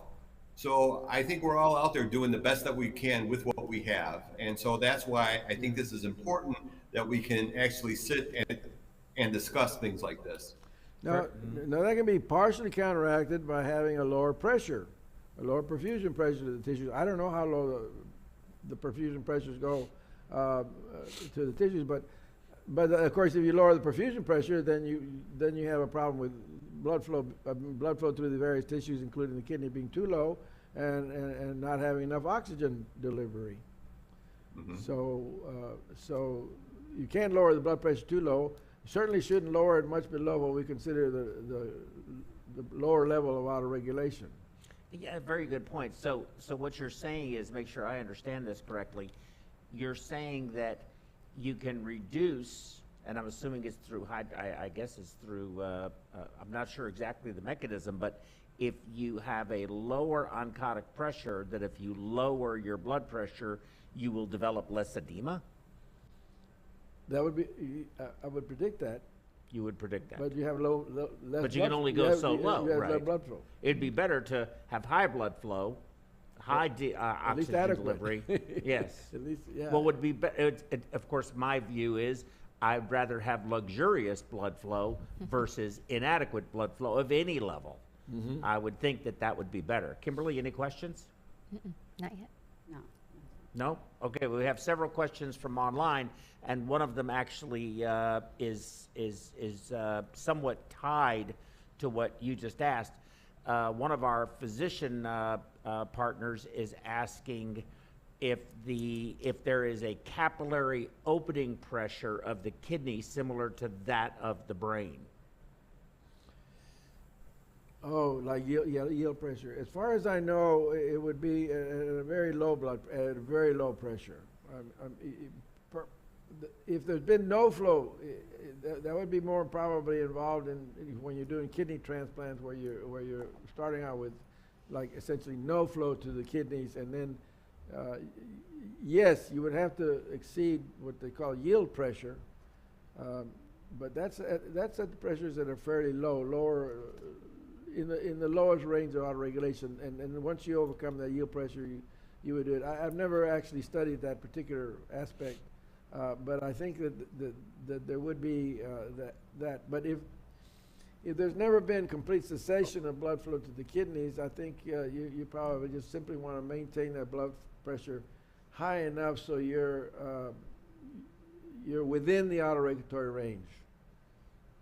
You could say be at the lowest level of the autoregulatory range, but it's still good to be within the range, autoregulatory range. So this person has a follow-up question, and it is that they understood your point about the kidney transplant, but what about type 1 dissections where circulatory arrest is used, profound hypothermia, circulatory arrest, and then so you have no blood flow whatsoever to the kidneys for some period of time and then reestablish it. Their question is, what is that, as you said, yield pressure? I don't know the actual number, but it's in the low. It's in the low area, maybe 15 millimeters. So pretty low, 15, 20 yeah, in that range. in Okay, so that is range. very low. So Once you establish blood pressure of 50, 60 or higher. 50 or 60, or are you saying 15? No, 50 or 60. 50 or 60. So you really have to get, so you can't just run around at a pressure of 30 as you're reestablishing blood flow. You've got to get that pressure up to get the kidneys perfused. That would happen whether there's yield pressure, so whether there's a yield pressure or not, because you're just not going to have that much blood flow when you're down there. Remember, the blood pressure below the autoregulatory range, the blood flow is directly related to the pressure. The lower the pressure, the lower the blood flow. Okay.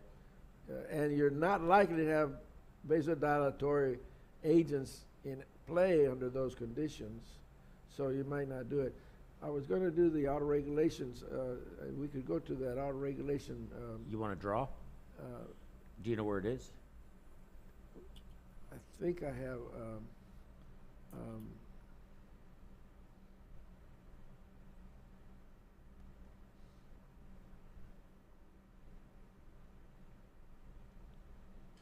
You want to just review all your slides? Hold on, I'm almost there. I'm sorry, right here. So if you Can we go to slides? There you go. so I want to do yellow.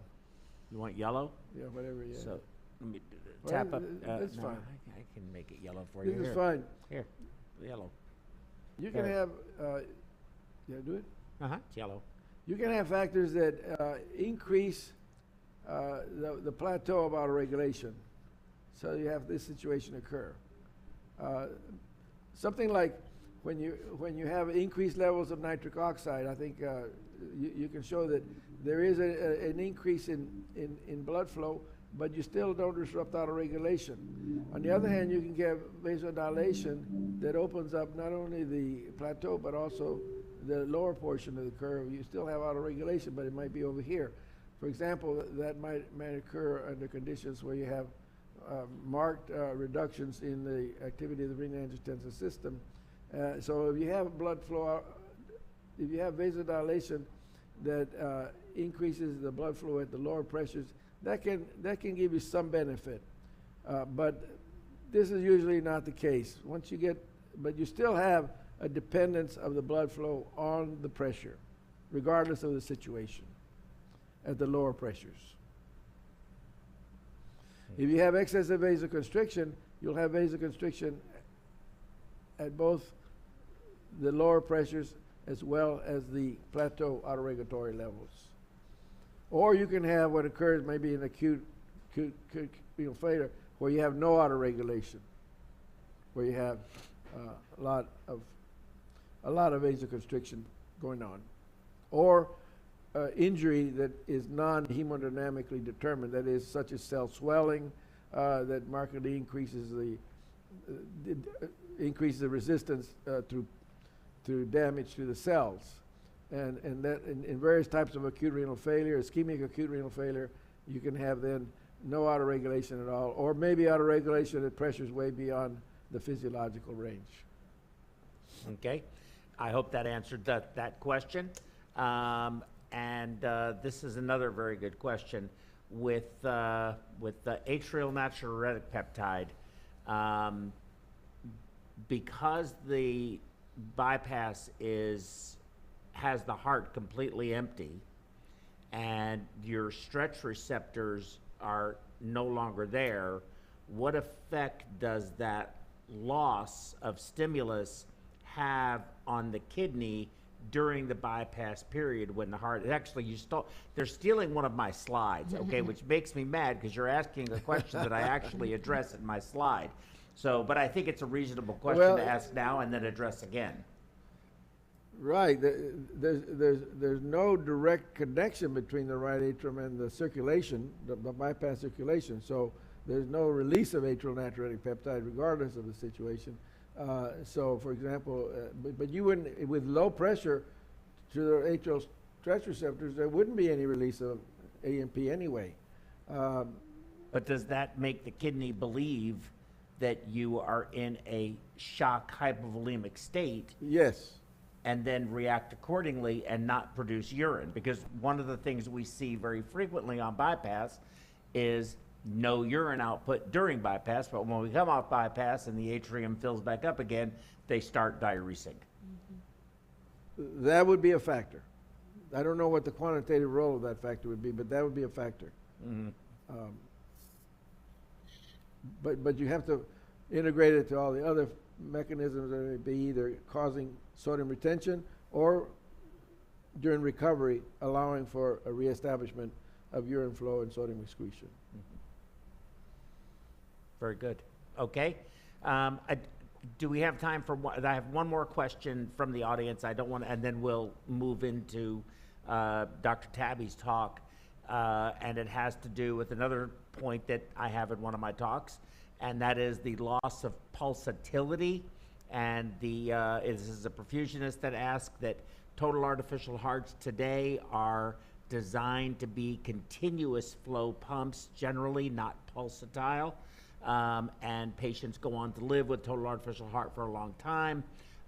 Is there an adaptation that occurs with perfusion of the kidney? Does it have to be pulsatile, or how long does it take to adapt to a continuous flow pump? There's been studies from time to time on trying to understand the particular influence that might occur between, which are dependent on the pulsatility of the pressure. And there's never been a definitive study showing that the pulsations or the pulsatility are absolutely important to maintain normal function. But there are some side issues. For example, the fact whether the pulsations are able to keep various, sticky molecules such as the leukocytes, lymphocytes that may stick to the endothelium more readily in the absence of pulsations. There may be certain things, but the afferent arterioles, to a very large extent, damp out a large amount a significant amount of the pulsation, so that beyond the afferent arterioles, flow at least in mammalian kidneys is relatively steady. The pulsations are reduced to something like 5 or 10 millimeters of mercury. So it's a factor, but I don't think it's a major factor. I think the hemodilution, the low temperature, low pressure, and I don't know what all else, and perhaps low colon osmotic pressure would be probably more important factors than the pulsations per se. But there are some areas related to the autoregulatory mechanism seems to respond primarily to the magnitude of systolic pressure. If the pulse pressure increases substantially, it looks like the autoregulatory mechanism is responding to the systolic pressure. It's trying to prevent excessive pressure going into the glomerulocapillary, so it responds to the systolic pressure. So when you have, but that would be under conditions of excessive pulsatility, not lack of pulsatility. As in hypertension or something like that. So probably, without more detailed knowledge of that, it probably would not be considered among the most important factors. Very good. Okay, and I think that's it. We can't answer any more questions here. We'll have some later when we have our general discussions. Are you ready, or would everybody like to take a short break? Does anybody need to use the restroom?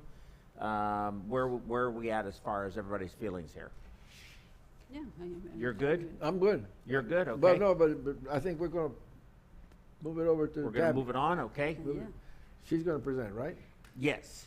I'm still wanting my nephrology certificate. Which one? The, how do we No, mitigate? this one. This one effect? Yes. Okay, very good. And from current, okay. And you can just pull that right over. Okay, thank you. There you go. And- Yes, sir. Oh, make it full? I'm sorry.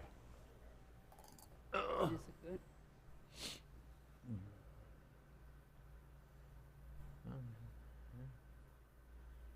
From current.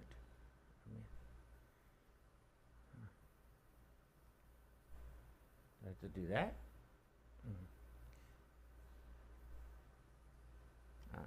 I don't know what I'm doing, dude. From start? There you go. Okay. All right. Yeah, my talk, I will show, I include several study and show in any aspect which related to the CPB, how it's alter the physiologic alterations. But before my talk, I have some, since back then, I was a postdoc, and we have a guest speaker, and he said, he feel very excited for today because he need to talk renal physiology in front of the textbook of physiology. And I understand it right now. Yes. I'm gonna talk something about renal physiology with the textbook of renal physiology beside me. So that's, that understand the feeling. All right, I would like to start with the, for perfusionism. So we do so many techniques. The first one that I want to show and mention about is about the hemodilution. This is a very nice picture, in terms of we infill, we have the pumping, which is, and then finally we do the hemodilution. I start with the experiment in rats. They compare the renal but for, you can see, right, Joe, from, oh, sorry. They compare the renal but for, if you Yeah, infill, if you push and hold, okay, and then you'll see the red light come on. all right, yes. There you go. Okay, this study in rats, they compare if you, without the CPB, just hemodilution. If you infuse saline or you infuse albumin or you infuse the whole blood, and then they look at the renal blood flow, compare with control. You can see even saline or even the albumin, all of this is shown to increase the renal blood flow. But if you infuse with blood, it didn't change when you compare with control. What does it mean? It means that hemodilution absolutely its effect on renal blood flow in some way. And next, very nice study. If And you just to make sure I understood you, you said that hemodilution increased renal blood flow. yes, from this Just study, hemodilution on its own, no CPB, just taking a patient and giving them a 2-liter bolus of saline. yes, that's show from this study. But I will show you so many studies. And then in the protocol 2, in the same study, if you restore, you infuse by even saline or albumin, and then you re-infuse with blood, it return renal blood flow. So that's it show, it clearly show hemodilution effects on renal blood flow, absolutely. And then they try to understand what is the underlying mechanism, and they block, so now they use the papaverine, they block the myogenic response. After they block, yes, it seems return to control. So in this study, they summarize that the hemodilution play a role in determining the reduction, the baseline of renal vascular resistance from this study. And next, I'll show you the study. They compare hemodilution alone and hemodilution in CPB. And they compare with sham study. Again, hemodilution, and they look at the capillary perfusion. hemodilution alone, yes, it's reduced the capillary perfusion. But it's more get worse, exacerbate is more get worse when hemodilution with CPB. So it means that it not only hemodilution affects on the kidney, affects on microcirculatory, but they have another aspect of CPB. What is that? They look at the inflammatory response, and in this study, it clearly show hemodilution with compare with CPB. The CPB increased the TNF alpha, which is very, for the inflammatory cytokine, increase interleukin 6, interleukin 10. They look at the kidney and the lung. Again, I show you again. If you compare from sham hemodilution, I would say yes, it's increasing inflammatory cytokine, but it more get worse when hemodilution in CPB. What else that they show? Very nice study. They look at the neutrophil infiltration, which is show inflammation, right? Again, CPB, that's more get worse when compared to hemodilution alone. So they conclude in the study the decrease in microcirculatory perfusions and the increase in cytokine expression observed in CPB. It's play a role also together with hemodilution, which more make the kidney get worse in the CPB situation. And next, I'll show you for the study. They compare the how to tolerate the anemia in each organ. They compare in the heart, intestine, and kidney. For my understanding, as a perfusionist for a long time, I understanding in each organ it shouldn't be tolerant for the anemia in the same way. But this study showed no, it's different. Compared with the heart, intestine, and kidney. You see, BL is the baseline. H1 is the hemodilution at 25%, hematocrit 25%, and H2 is a hematocrit 15%, and H3 at the 10%, hematocrit at 10%, and H4 is 5 to 10%. And they measure the microvascular PO2. For the heart, you can see if you compare to control, yes, hemodilution reduce the PO2, but you look at the heart, intestine, and kidney. Kidney is more gets worse. You can see from this one. The more hemodilution, the more reduce PO2 in kidney when compared to heart. Heart is more tolerant in this way. And they look at in the detail, and then you can let me show you at the kidney. This one is the kidney. Let's see at the hematocrit at 30%.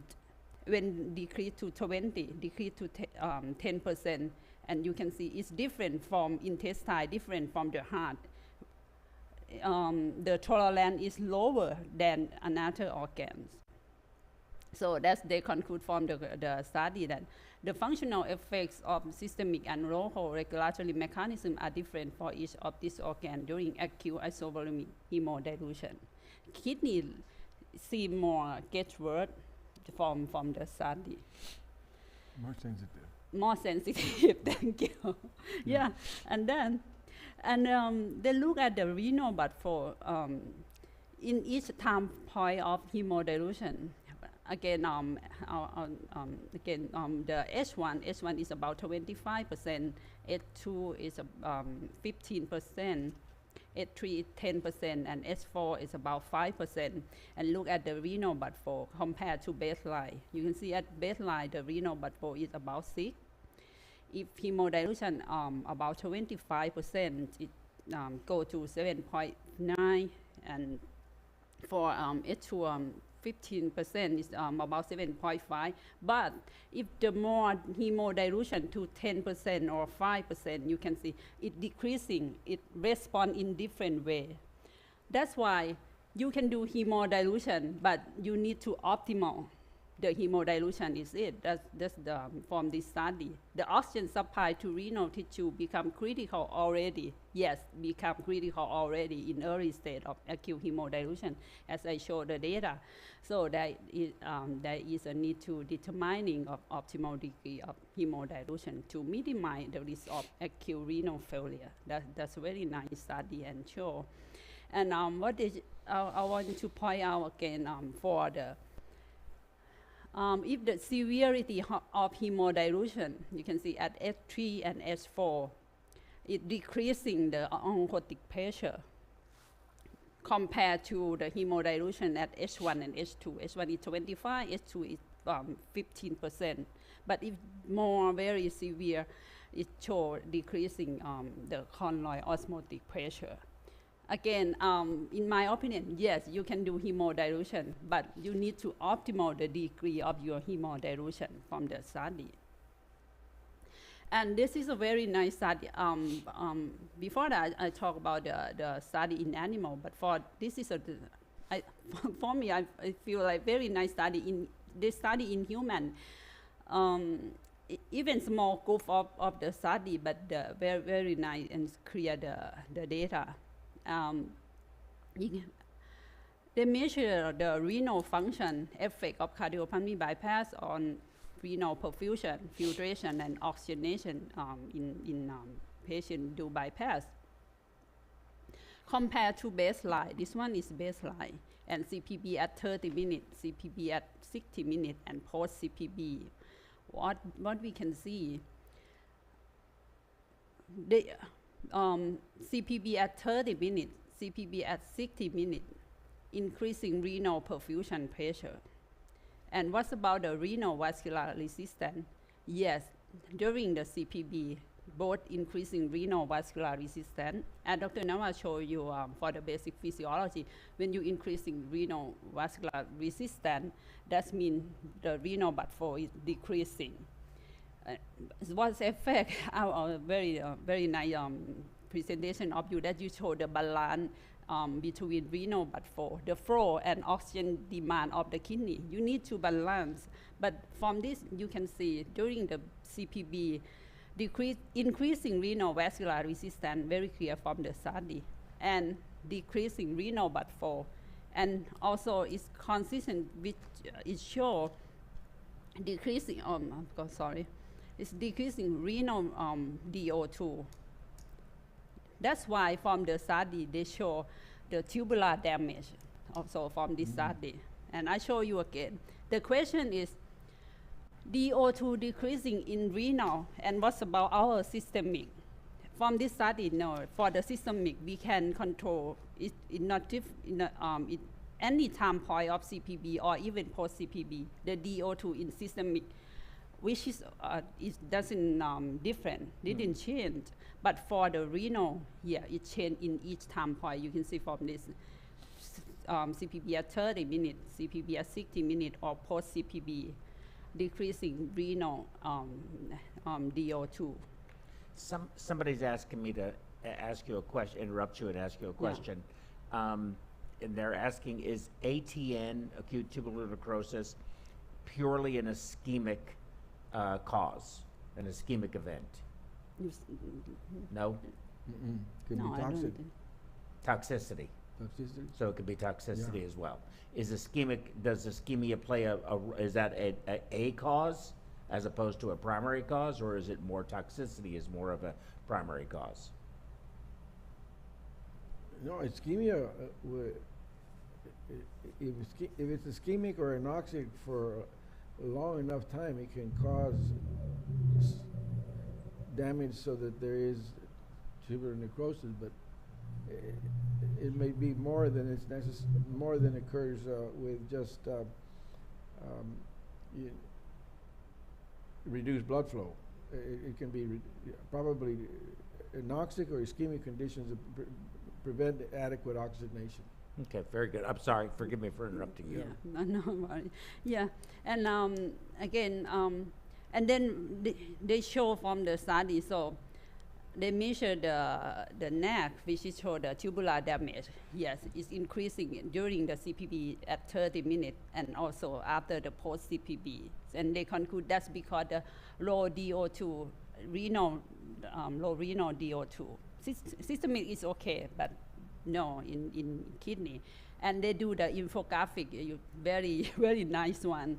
They show at the normal physiologies, renal blood flow is about 0.5. And then the PO2 at the cortex is about, the oxygen tension is about 50 millimeter mercury. At the medulla is about 10 or 20. Yes, we know this is the principle of physiology. And during the bypass, cardiac index didn't change, yes, because we control from pump, right? So we control, for this study, they control at the cardiac index at 2.4. I'm the same way, 2.4. So that means cardiac index didn't change during the bypass, but the renal DO2 decreasing. The question is why? Why is decreasing? But show from the study because they show the vasoconstriction. The question is why is vasoconstriction? They explain because they release the catecholamine, releasing angiotensin 2, the hormone that Dr. Navar showed, that's very called vasoconstriction. And then, and compared to renal DO2 normal physiology and during the bypass, yes, totally decreasing. That's why it's impaired the tubular damage show from the neck when they measure. And what's about the after CPB? In my point of view, I mean, for a long time ago, I was thinking when you return to normal, when you're winning the CPB, everything should be returned.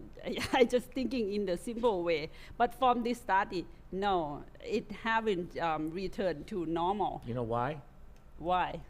Because everything, you may have separated from the bypass, but the hemodilution still persists. Yes, very nice, and I'll show that when I read more and more. But oh, that's I need to change for something for my idea. Yes, and you're right. I agree. Oh, good. I'm really glad. I That's very good. 100% agree. So the injury that were caused for the 2 hours of bypass continues when we separate from bypass because we continue to be hemodiluted, and of course, there's still inflammatory mediators screaming around all over the place. Yeah. Please, I'm sorry. Forgive me. No worry. And so I read that because I very appreciate for their conclusion. The major finding was that despite a 33% increase in systemic perfusion flow rate, yes, increasing perfusion flow rate because we control the flow, right? But during the renal oxygen supply demand is mismatched, and like I show from the data, this one are likely caused to renal vasoconstriction, which in combination with hemodilution decreased renal DO2 by 20% during CPB. This impairment, the renal oxygenation, was accompanied by the release of tubular injury marker and was further accentuated after weaning from CPB. That's from the conclusion, and I agree with this. This is the factor of hemodilution from the CPB, and then I'll show for the, what's about the hypothermia? We do hypothermia, you do the hypothermia. Mild, but Mild. it depends. So if it's a relatively straightforward coronary 2 or 3 or 4 bypasses, maybe even 5 bypasses, we'll drift on temperature. So we'll use mild hypothermia down to 30 to 34 degrees in that range. If we're doing a valve cabbage, a little longer procedure, we'll maybe cool to 30, maybe 30, 30, 32. And if we're doing something more complex and expect a much longer bypass time, we'll go down to 28. Generally not much below that unless we're doing a circulatory arrest, and then we will cool to 18 degrees. And what about you, Jim? Let's say, for example, bentall operation, how you control the body temperature. You cool to for me, 28. For you? Yeah, but like, I for mean- example, the Bentall operation. Oh, for a Bentall? Yeah, but maybe If 20 without circulatory arrest? No, without. Without? Oh, no. For a Bentall? No. You we maybe would 30. 32, 34. Yeah, that's the question for Jim. As long What as about we you, have, Jim? as long as we have adequate cerebral blood flow and perfusion in general, that we're not going to be doing circulatory arrest, as long as we're perfusing via either the innominate or something that, or subclavian that we can flow to the body while they can clamp proximal of the innominate takeoff, then we'll just perfuse normally and only use mild hypothermia. Oh, okay, maybe I'm more than you. I mean, I'm lower than you. Yeah, we wouldn't, just because Okay. we're replacing the ascending aorta and the aortic, even if we're doing an aortic valve with it, a valve conduit, as long as we have perfusion, we're not going to cool much. It's more how long are we going to be here? And for a standard Bentall with our surgeons, even with replacing the valve, that's probably going to be a 50 to 60 minute bypass time. So it's not very long. Yeah. Does that seem right to you? About Oh, okay. And next, I'll show about how hypothermia affects alter the physiologic function for the kidney. We focus on the kidney.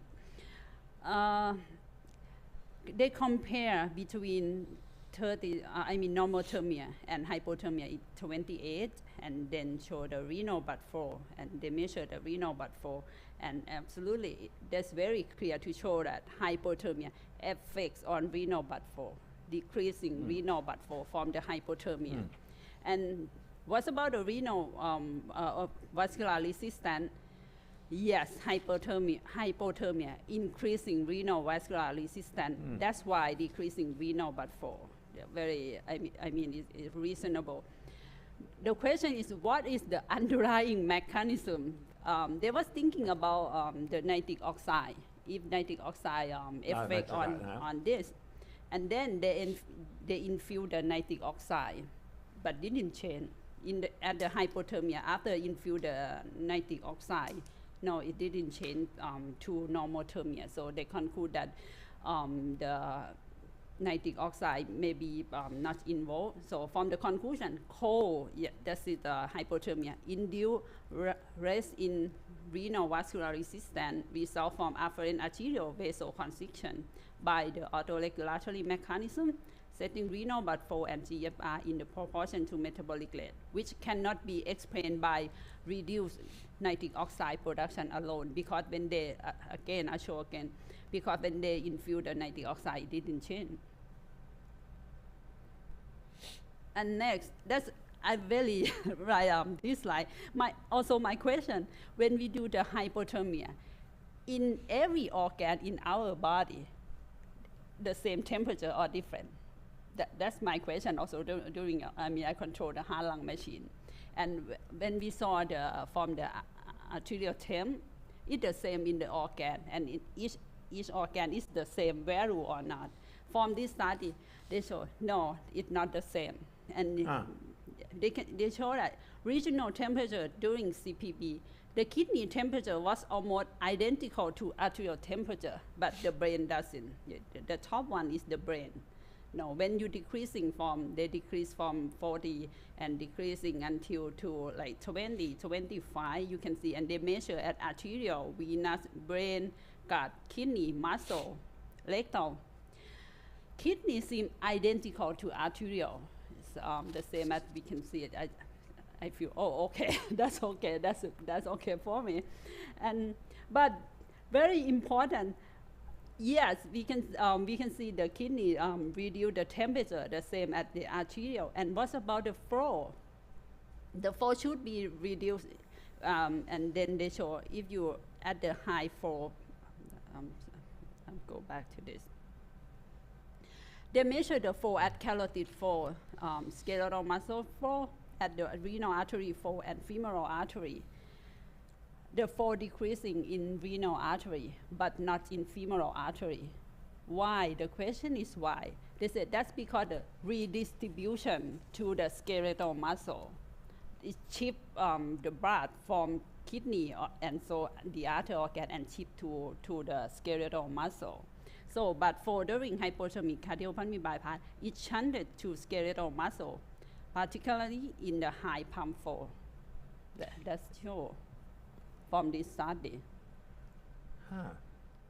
And then, what's about the metabolism? Yeah, when we, at the lower temperature, it decreasing oxygen consumption. That is like a principle. But we need to concern, in my point of like a perfusionist, when you do the rewarming period, at the rewarming period, we still on the hemodilution, right, Joe? Yes. Yes. Still, yes. Yeah, It- we still it continues. hemodilution. It continues all the way for several days. Yes, we still hemodilution, but we increase temperature. That means from the study show we increase oxygen consumption, but we still hemodilution. That's why it's mismatch happen. Yes. That's why it's happen. And then they have the question is, what's about? I'll go back a little bit. So from my point, rewarming very important that we need to concern to, keep the DO2, keep everything because we will return to normal. And then next study they showed this is the clinical trials. The question is, what about if we like a mild hypothermia? They keep the temperature during the operation and until weaning at 34 degrees Celsius. And they compare for the hypothermia and we do hypothermia and then we rewarm to 37. It is different or not? If you maintain 24 throughout the operation until weaning compared to normal that we did. And what's about happen on the kidney?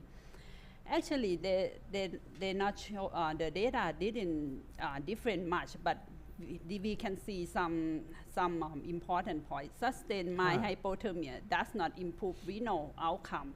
However, rewarming on CPB is associated with increased renal injury and should be avoided.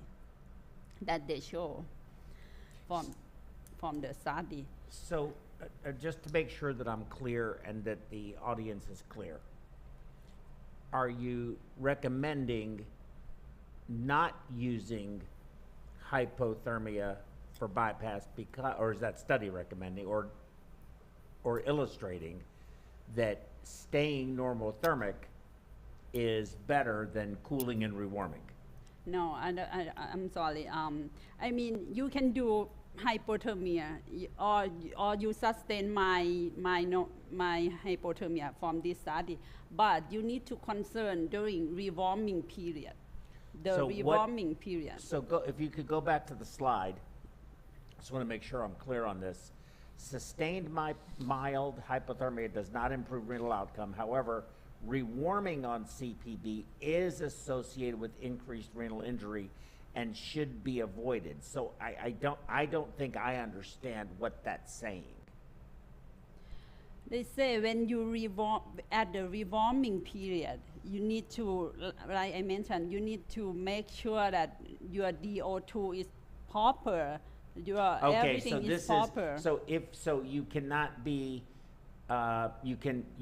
you cannot be at lower flow while you're rewarming. You need to make sure that, so what this slide is saying is during rewarming, you have to make sure you are delivering, your DO2 is as much as it needs to be as opposed to suboptimal. Yes, and Okay. not only DO2 in terms of flow, in terms of pressure. Right, your DO2, your O2 delivery, Yes. total O2 delivery. Yes. Got it, okay.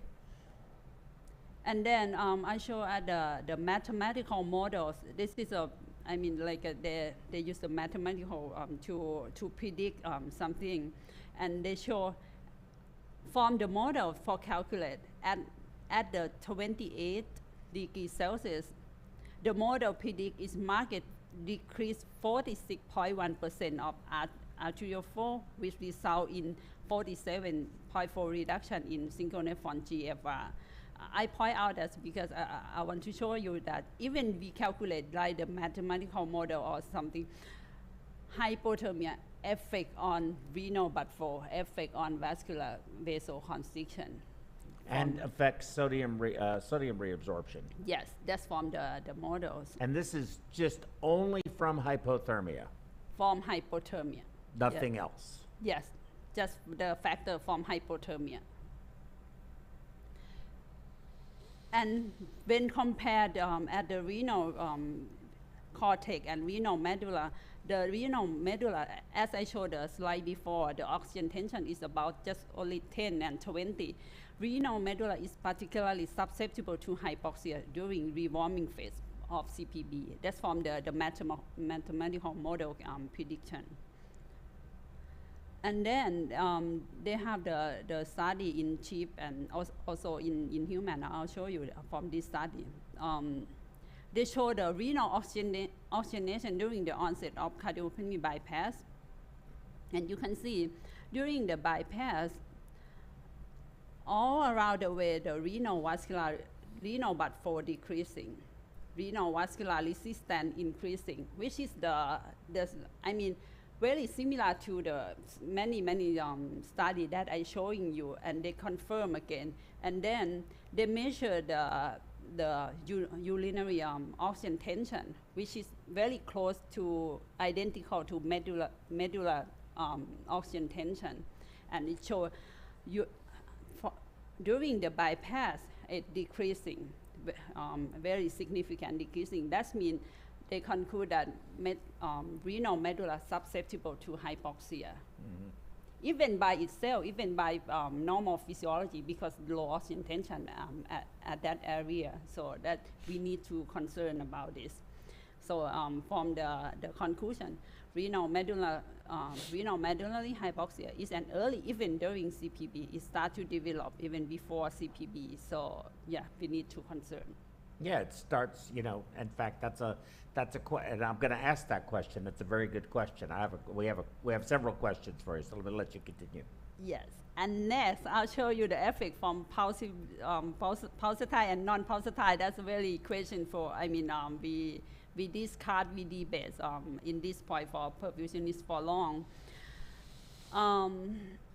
Before I go to the pulsatile or non-pulsatile, I'll show you. I also have a question. That's why I did postdoc, and I showed that you remember. You told me that's very difficult experiment, and I say, yeah, I'll do that because I want to see it. I'll show you. This is my postdoc work with Dr. Navar. Actually, we look at the interactions of two receptors to control the renal afferent arterioles. But from the video, let me show you. Okay, I stop. I shouldn't stop.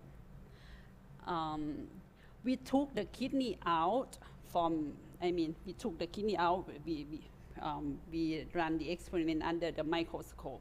I point this one because that means no control from the nervous system anymore because we took the kidney out, right?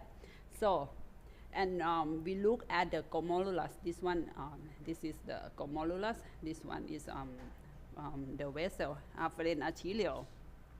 And then, I'll show you. And then we measure the diameter. Sorry. And then we measure the diameter of afferent arterioles. When we infill, you can see from, you see this one, right? This one is we infill the solution. From what I point out is because we infill the solution and we control pressure at 100. It's like a non-pulsatile for Joe. It's because we just for no pulsatile anymore.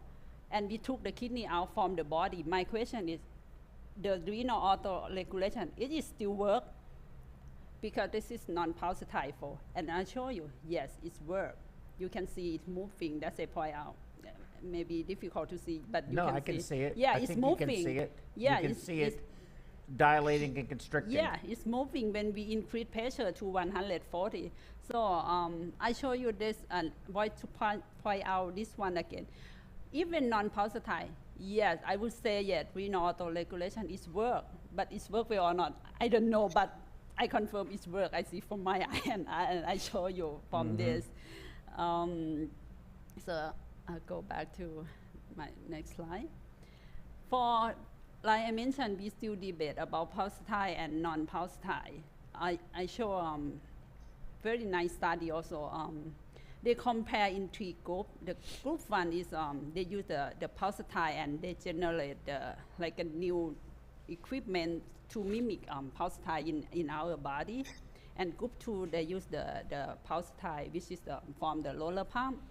And group T is non-pulsatile. And this one is just like the demographic that they showed. This is in the normal before on bypass, the pattern of blood pressure is like this. And in group 1, for pulsatile, with try to mimic to pulsatile in our body, even try to mimic, but the pattern is different. And also, the pulsatile with roller pump, the pattern also different. We cannot mimic the same pulsatile in our body. And absolutely for non-pulsatile, yet it's not, didn't show the power anymore. And when they look at the pulse pressure, and you can see just group 1 that they try to mimic our body, that's a pulse pressure seem to like a baseline. But for group 2, if you do pulsatile with roller pump, and group T non-pulsatile, that's the same. I mean, it's different from the baseline. So they conclude that only group 1, that's nearly equal value for pulse pressure. And then they look at the mean arterial pressure, peripheral vascular resistance, and hemoglobin. Even group 1 that they show is quite mimic for our body. But when they look at mean arterial pressure, peripheral vascular resistance, hemoglobin, group 1, group 2, and group P, I mean, it's not significant in the data. They are the same. And they conclude that no significant difference were found in cause of mean arterial pressure, peripheral vascular resistance, and hemoglobin. And what they see the difference, they saw the free hemoglobin increasing. Not at all surprised. Yeah, in pulsatile. So I'm not at all surprised by that. Yeah, and that they we need to like concern in this point also. Well, this is what I was talking about earlier with Dr. Navar and yourself and Kimberly, that an arterial cannula is, everything okay? An arterial cannula is about 7 millimeters. So it's a 21 French is about 7 millimeters. And an aorta coming out of the ascending aorta is 3.5 centimeters. And so to try and generate a pulse through this small non-distensible cannula jetting is going to create a lot of shear forces and damage your risk to benefit ratio. I don't see any benefit. I see very high risk. I don't believe in trying to pulse with artificial circulation unless you want to separate the aorta and attach a big giant graft to it like you would with a total artificial heart, if that's what you wanted to do. But I don't think it makes sense. Yeah. And then when they compare in group 1, group 2, and group 3, and they look at the renal blood flow, they showed in pulsatile decreasing renal blood flow. Quite a surprise for me. I mean, it shouldn't be increased, but that the data show. Yeah, data shows the opposite. That trying to, but yeah. Is that because of the non-physiologic pulsatility, or because it's pulsatile? That doesn't make sense to me, right?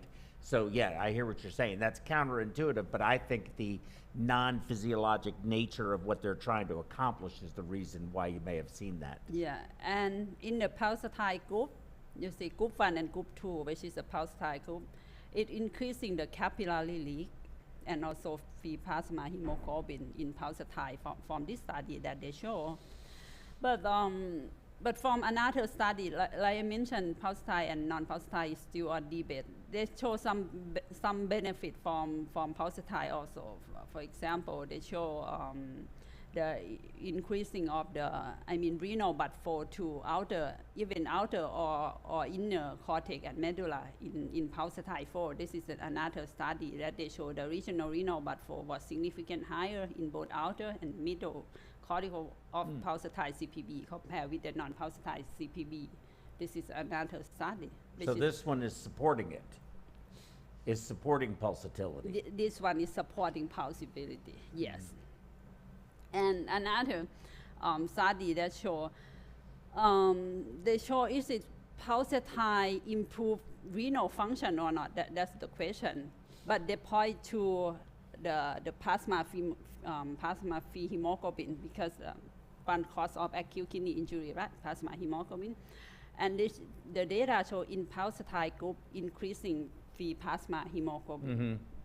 And didn't protect the kidney anymore in pulsatile group from the study.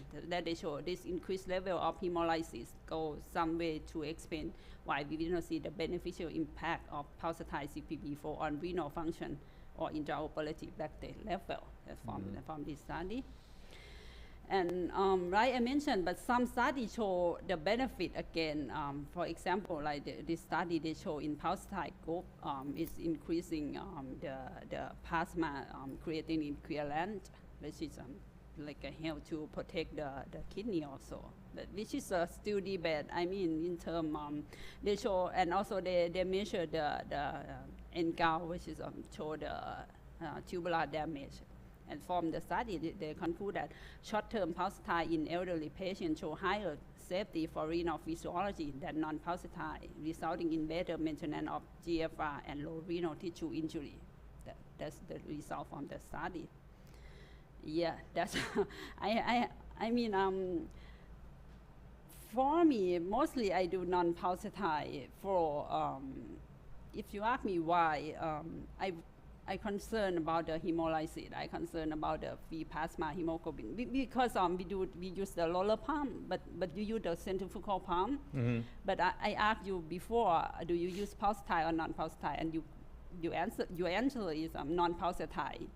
Actually, for the centrifugal pump, it should be better than roller pump in aspect of hemolysis. You may don't think about the hemolysis. I don't think it why? is. And I think the reason for that's a very good question, but I think the reason for that again is our shear forces.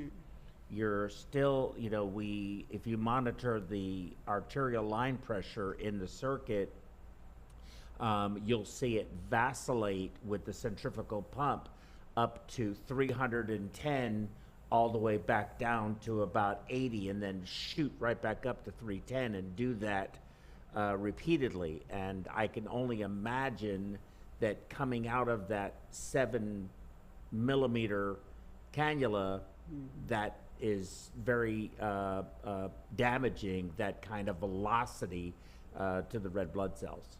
That's what I believe. And I have a question for Jim. When he went to Thailand, and I asked this question, Jim, you remember that? Do you pulsatile or non-pulsatile? Your answer is, I use non-pulsatile because pulsatile when it's run is run and stop, and I worry is it work or not. That his answer. But I feel like you're kidding me. But yeah, that's the question again. Do you use pulsatile or non-pulsatile, and why?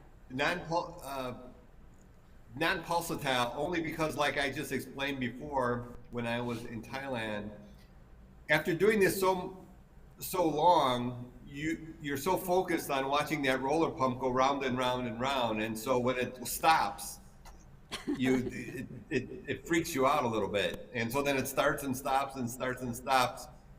It would take a little bit of getting used to, but that's why we don't do it. Yeah, you use non-pulsatile. That's your answer in Thailand. And yes, again, you answer non-pulsatile. Yeah, I do. Yeah. I do.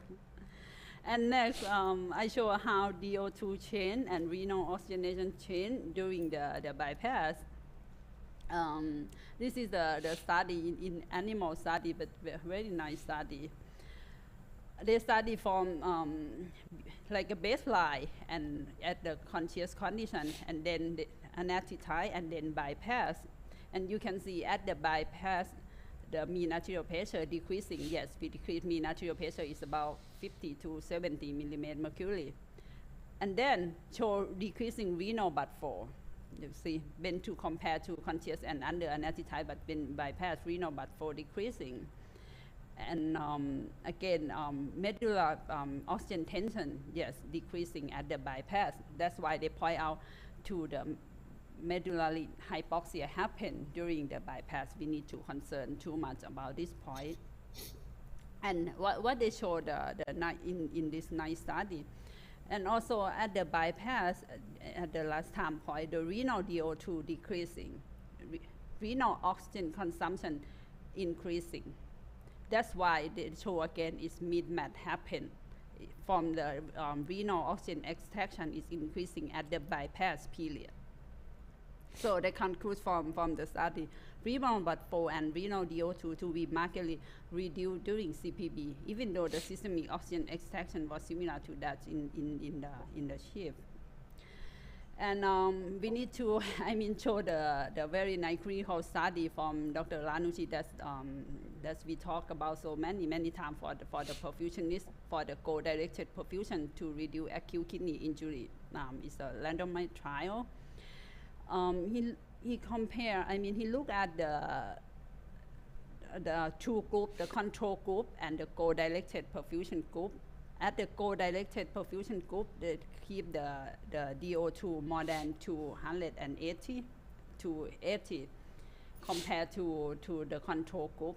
And from the data, they show in goal-directed perfusion group, if you keep DO2 more than 280, the AKI in state 1 rate, they use the AKI class 1 to classify. The AKI state 1 significantly reduce happen when compared to the control group. So they conclude that a goal-directed perfusion study aim to preserve oxygen delivery during CPB is effective to reduce the AKI happen.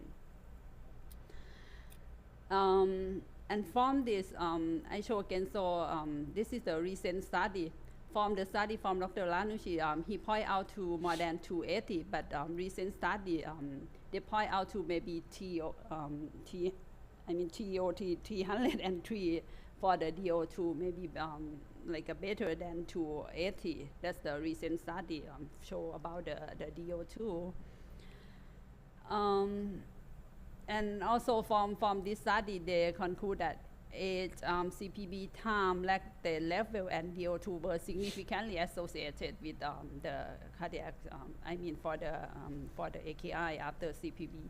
And like I mentioned, a decline of DO2 greater than TOT was correlated with post-operative AKI, which is a little bit higher than 280 study from Dr. Lanucci. And the question again is how we can protect, in the afternoon section, we will talk this again, but I show this.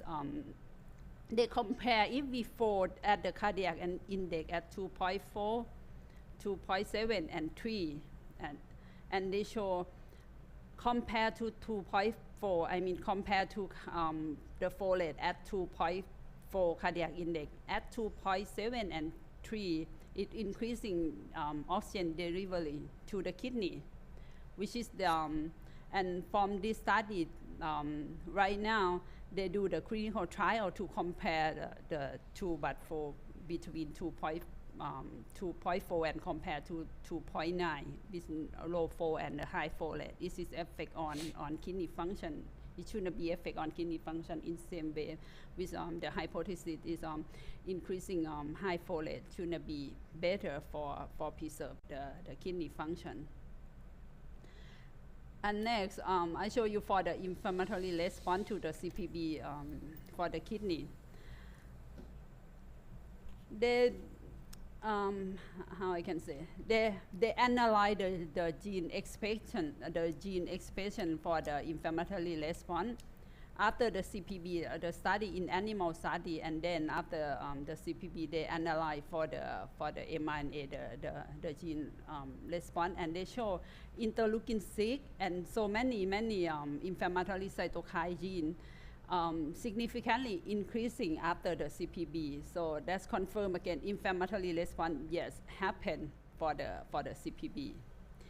And when look at the plasma concentration of interleukin 6, from the animal study, you can see, compared to sham at the CPB group, the interleukin 6 increasing more than 4,404, which is Well, that's a lot. yeah, that show, I mean, confirm again, yes, inflammatory response is happen during the CPB.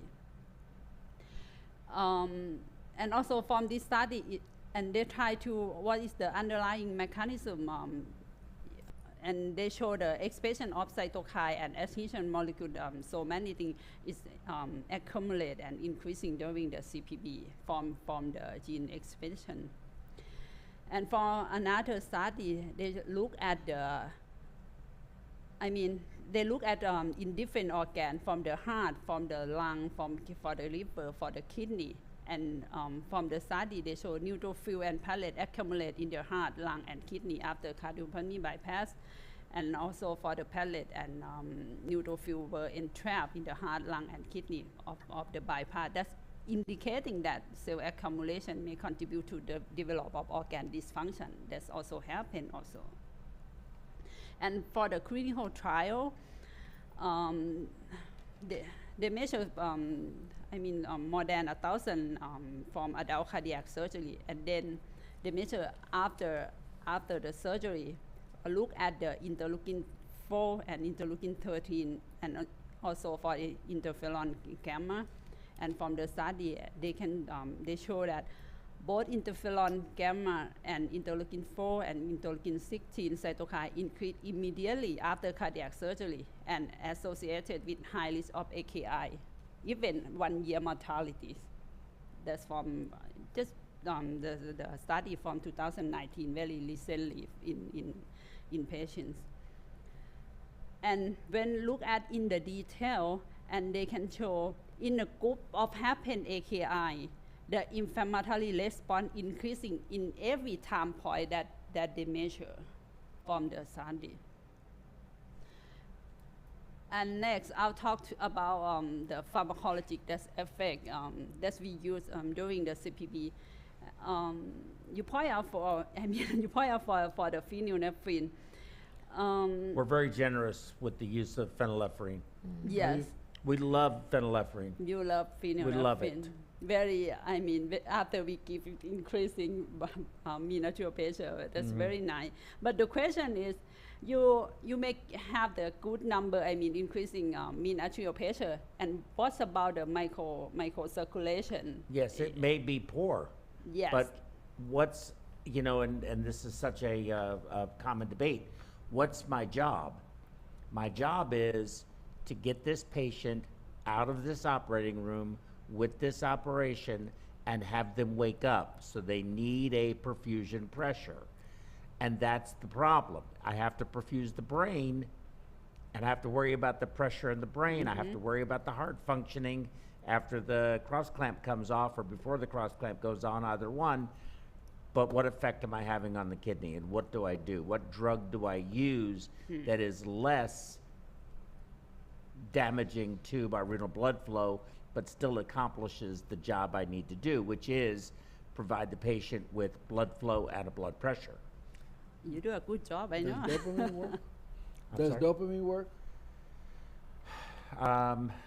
In higher doses, yes, but it's not in our common armamentarium. So we would generally use as boluses phenylephrine, norepinephrine, or vasopressin, depending on the whether the patient is refractory to the the phenylephrine, or whether they respond well to that, or maybe norepinephrine if that's what they need.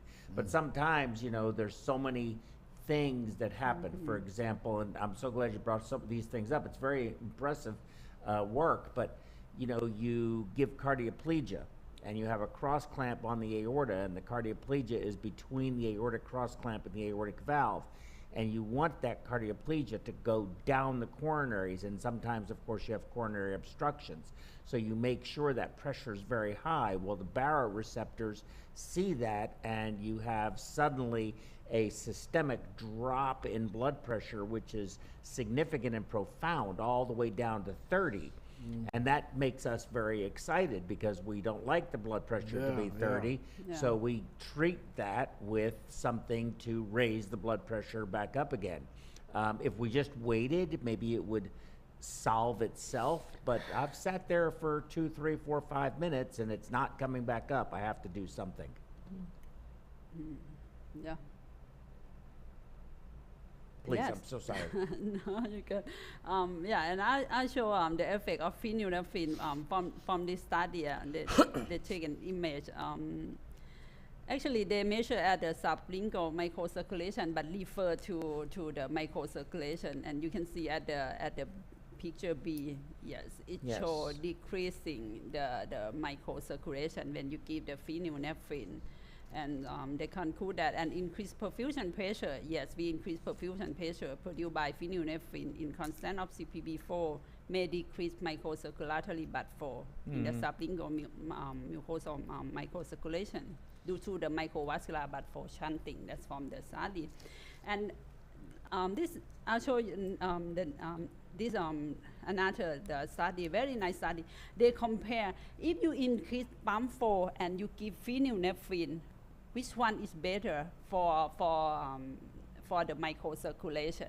And I want to know also when I look at it.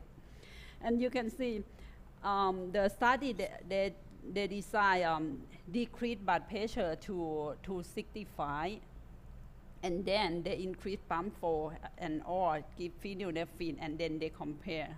And you can see they look at the vascular resistance as systemic. They measure as systemic at the gastric, pancreatic, renal, cerebral, and femoral. And they compare if you increase pump flow or phenylephrine.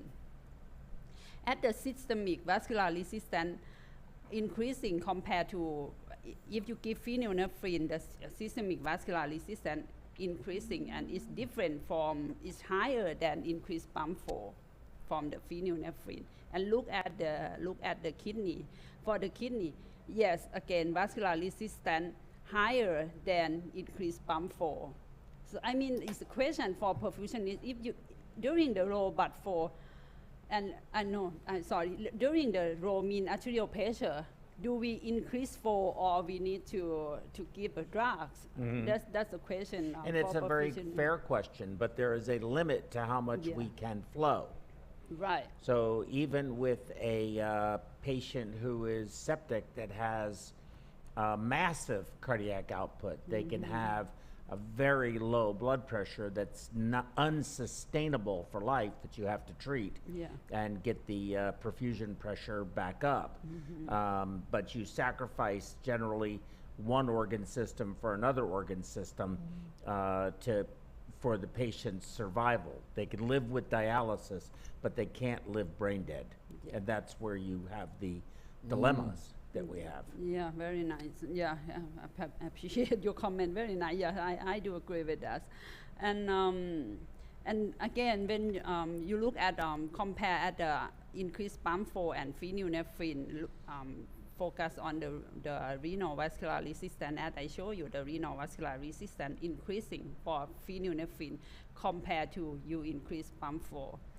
So they conclude that renal cortical blood flow correlated directly with perfusion pressure regulated by pump flow, but not by infusion of phenylephrine. The use of vasoconstrictor during normotomic CPB did not improve renal perfusion abnormality at low pump flow rate, despite restoration of perfusion pressure. That's what from the study. And I would like to end up my talk with my thesis. Actually, this is my PhD thesis. last time I came here, I joined your program and I talk. I study physiology because during my perfusionist time I have so many questions, and I decided the experiment for the PhD. I mean for master and PhD, I do the cardiac ischemia reperfusion injury, and then I look at the renal nerve response after ischemia reperfusion injury, and one of data from my study. I will show you that after ischemia reperfusion injury, and then I measure direct measure of renal nerves. We put the electrode on the renal nerves, and we measure the power spectrum density. Actually, in each heart, in the response in each heart, it refers to different response. Let me show you. If response at the hertz about 0.5 to 1.5, that means renin release. If response at 1 to 2.5, it means sodium excretion, and more than that, it means its impact on renal blood flow. And from my study, I found that after ischemia reperfusion injury, we study in animal, in group that supplement with glucose, with a high glucose, this one happen. It's respond by increased renin release after that. So that means after ischemia reperfusion injury happen, I measure after that 2 days, it still have high renin release, which is turned to kivette, and finally we have the high angiotensin 2, which still cause vasoconstriction, in systemic or in renal blood flow also. Turn back to your answer before. Yes, after CPB, it still have something happen. The injury is ongoing. It's ongoing. It's The do not phenomenon return. that we're dealing with. Yeah, that's something from my PhD research. That's one to show. And I want to summarize my talk with, I think that's one very of my nice. slides. Did I steal it from you, or you stole it from me? I'm so sorry. But I steal it. Did you steal that one from me? I'm sorry. I sent them my slides. Not at all. That looks Oh very my God. familiar. No, not at all. All right, I would like to, actually we talked to many aspects of CPB involved in O'Neill. physiologic alteration. Yes, hemolysis happened as I mentioned, and plasma hemoglobin was, promote the acute kidney injury, of course, and stimulates sympathetic nerve activity. As I show you for my research, yes, I found that after ischemia reperfusion injury, it stimulates sympathetic nerve activity, and I measure from the renal nerve directly. Yes, it shows. Also, the hypoperfusion we need to avoid. And so, like inflammation and so many things, that's all of my talk throughout the hour. And this is the last slide from morning section. Yesterday, Joe picked up Dr. Navar and I at the airport. It's a big airport, it's in Houston Airport, and I haven't shared with you. I get lost a little bit. I get lost for some way. And Dr. Navar said, we walk so long, are you sure that's we correct? I said, oh, they are so civil terminal, Dr. Navar, but believe in me. I have the Google map in my hand. I know the direction, and both of them, they link. Finally, we will find job. Actually, it is in my hand. So that's my point. We know so many alterations, many things happen for physiology during the CPB, but it is in our hand. It is in perfusionist hand, and that is my talk in the morning. Thank you. That's very good. Excellent. A question for you. That was excellent. Thank you. I have a question for you, and that is Bangkok Airport bigger? It's bigger than Houston Airport. They are in the same building, but not Mm-hmm. separate in many terminals. Jim can share this. What's about the airport in Bangkok, Jim? We are in the same Yeah, building. Bangkok. Yeah. Bangkok Airport is very big. It is very big. It's a major international airport. Would you say it was, so it doesn't have as much land mass as the terminals of IAH, Intercontinental in Houston, or because it's more in one structure, you have different levels? Because we just have it spread out. It's well, it's Texas. Everything's spread out in Texas. It's true. But true. I don't know. I would have to Google it to Okay, find very out good. which one is. Well, which that's one is not bigger. part of our thing today. So, Jim, you want to start off with any Sure. questions you may have? I have the audience questions here, and I have my own questions as well. Maybe Dr. Navar, since this is your student, do you want to No, you want to grill her, or do you gonna want? grill her. It's okay, Jim. Go ahead. Okay, Tabby, thank you very much. Thank you very much for your kind words. It's my pleasure. A couple of things. I will tell you, with the delivery of oxygen, I have changed my technique because I've started using apps. And I think what we have to think about now is we have to calculate our flows to deliver a certain amount of oxygen. And using the apps that are available, we can calculate our flows, we can calculate our PO2, plug in our PO2s and our saturations and our hemoglobins, and it will tell us what we need to flow. I think sometimes we need to look away from that 2.4 index and actually look exactly how much oxygen we are delivering. That's my first point. My second point is, Joe, your comment with the blood pressure going down upon the delivery of cardioplegia. Potassium is a potent vasodilator, number one.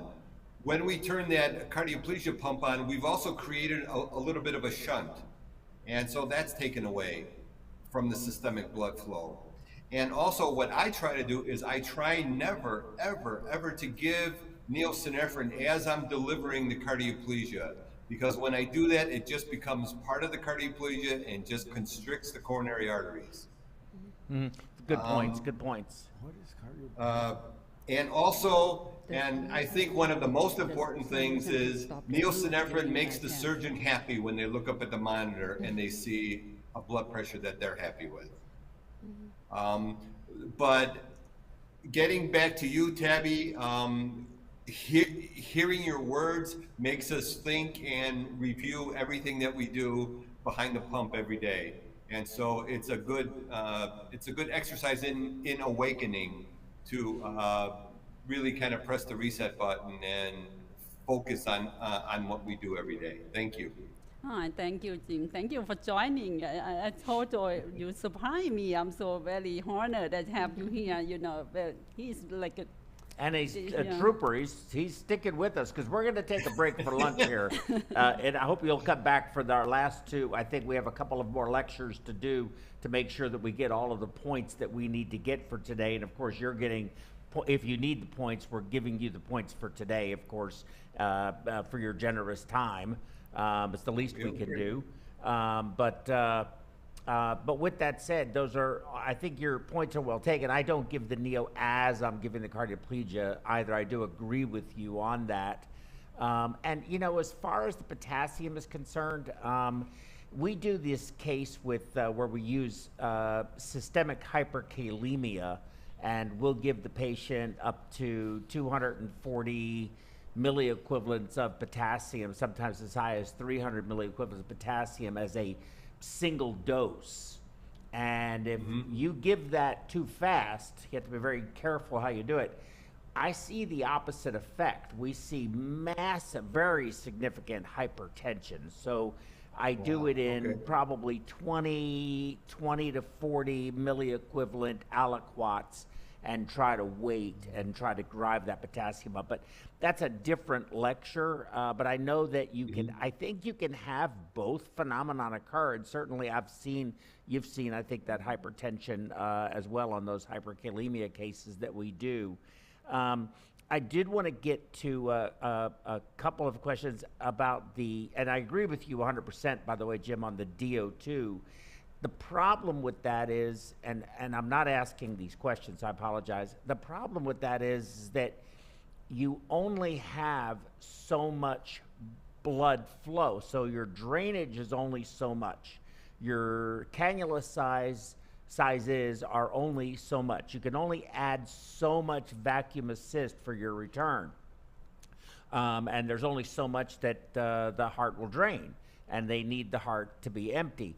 So it's flow, and I agree with you 100%, but when you say DO2, you cannot separate the arterial oxygen content from that equation, and I just think we allow our patients to be too anemic. I think we have come to accept a 21 hematocrit or a 7 hemoglobin as acceptable, but if that's too low and you can't flow high enough to achieve the DO2, you only have two choices. Hemoconcentrate if you can to raise the hemoglobin, or transfuse. But transfusions, and if we do lectures on transfusions with some very smart people, they will tell you, oh my God, if you give blood, you're going to, you're just about going to execute the patient. So we're really stuck in a paradigm of, this is a very provocative session today. I don't think we really are going to solve these issues, but I think we really need to look into it, because we have not changed a lot in our field for many years now. And I think we need to come up with some techniques that take into consideration all of the factors, including how we're affecting the kidney and protecting both the brain and the kidney, which seem to be, in my opinion, the two most susceptible organs to problems, especially in the postoperative period. My thoughts, anyway. Everything we do is bad. It's just how bad we're willing to accept it. Yeah, exactly. That's exactly right. Okay, question from our audience.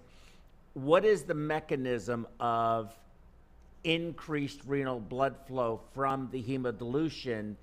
And they're asking, is it intended because the kidney sees the increased water volume and wants to concentrate, and that's why the renal blood flow increases? What's the mechanism by hemodilution increasing renal blood flow?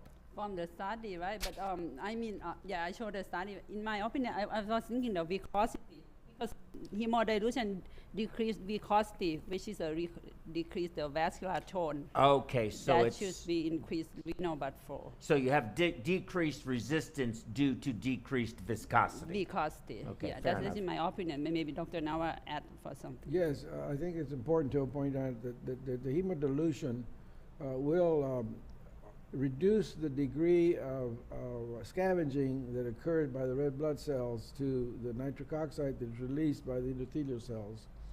So you'll actually have an increased nitric oxide levels in the kidney, which will give a vasodilating effect in addition to the effect caused by the decrease in viscosity. Okay. Hemodilution will also decrease your vasoconstrictor factors such as angiotensin II circulating in the blood. So just simple overall extracellular fluid volume expansion caused by hemodilution. Hemodilution caused by extracellular fluid volume expansion really has a whole host of alterations that occur. That's why if you want to separate the effects of blood volume expansion per se, you do it with a isooncotic, isohemic perfusate by putting in line, similar to what you do, but in line a reservoir that equilibrates with the animal's blood, and then you simply reduce the volume in the reservoir, and you get a pure blood volume expansion. That will lead to a certain amount of hemodilution. That seems to be caused primarily by the release of atrial natriuretic peptide. Mm-hmm. So there are multiple factors that are involved in. You're going to also increase. In CPD, you don't have to worry about the release of nitric oxide, but in intact conditions, you would also have a release of atrial natriuretic peptide. Mm-hmm. Interesting. So it's multiple effects. So the other question somebody asked is they want a clarification. Because they added that they've always believed the opposite. and they want to make sure they understood you. Hypothermia increases perfusion to the skin? Or is that what you had said, or did we misunderstand you? Well, Hypothermia. Hypo, yes, Yes, no, that hypothermia. should not. from the study, right? But I would say during hypothermia, they show the redistribution to, because they measure as femoral blood flow. The femoral blood flow, that means to skeletal muscle. I would say yes, from the study that show redistribution to increase femoral blood flow. That means increase skeletal muscle. But that's from the study that they Skeletal show muscle, that the not cell. skin. Because okay, so skeletal muscle. So you have a redistribution of blood flow to skeletal muscle during hypothermia. Yes, from the study that I Yeah, showed. from that study. Yes. And whereas I would have thought the exact opposite would be the case. You say that again, I'm sorry. I would think the opposite would be the case. You think it's opposite? I would think that, but I would be wrong, because it actually increased. Would you not think that? I would think the opposite, yeah. Yeah, but it doesn't. If you have your normal reflexes intact, you will cause peripheral vasoconstriction. That is vasoconstriction to the skin blood vessels. They got to go somewhere. Okay, so it doesn't increase it to the organs; it increases it to I guess- skeletal muscle. Yeah, I think so, because that would be one of the reservoirs that you could increase blood flow without. The kidneys will autoregulate, the brain will autoregulate, so you. But I think it's because you're redistributing to a central. A central location. It just Central, yeah. includes that in it. Yeah. So that doesn't really get sacrificed. Only the skin, only the integument is going to get shut off. Right, as a It's means of maybe- preserving Heat. heat. Yeah. Okay. And a question which I thought made sense: are we accepting too low a hematocrit on bypass? We accept the low hematocrit. Are we accepting a hematocrit too low for renal protection?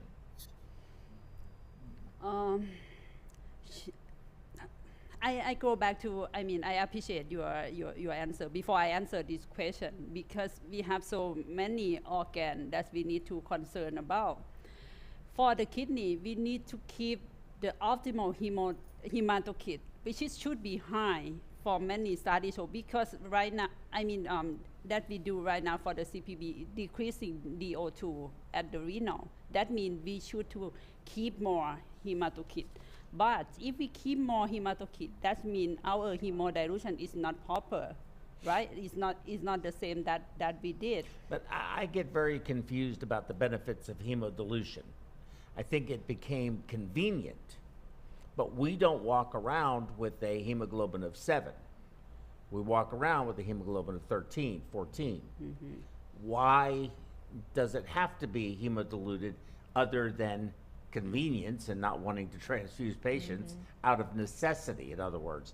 So is hemodilution, though most people get over it, get through it, some don't. I'll say that again, despite our best efforts. 7 is low. 7 is really low. But that's very common. Yeah. And then the last question from someone was, since you were talking about the renal injury starts prior to them going on bypass, they asked if you think RAP technique helps to exacerbate renal injury prior to going on cardiopulmonary bypass. Actually, I have never do RAP, but for the question, That's because you're a good perfusionist. I'm good. All good perfusionists do not do RAP. Jim, you agree with me? Do Don't you you agree? smile? Jim, you agree? I rap.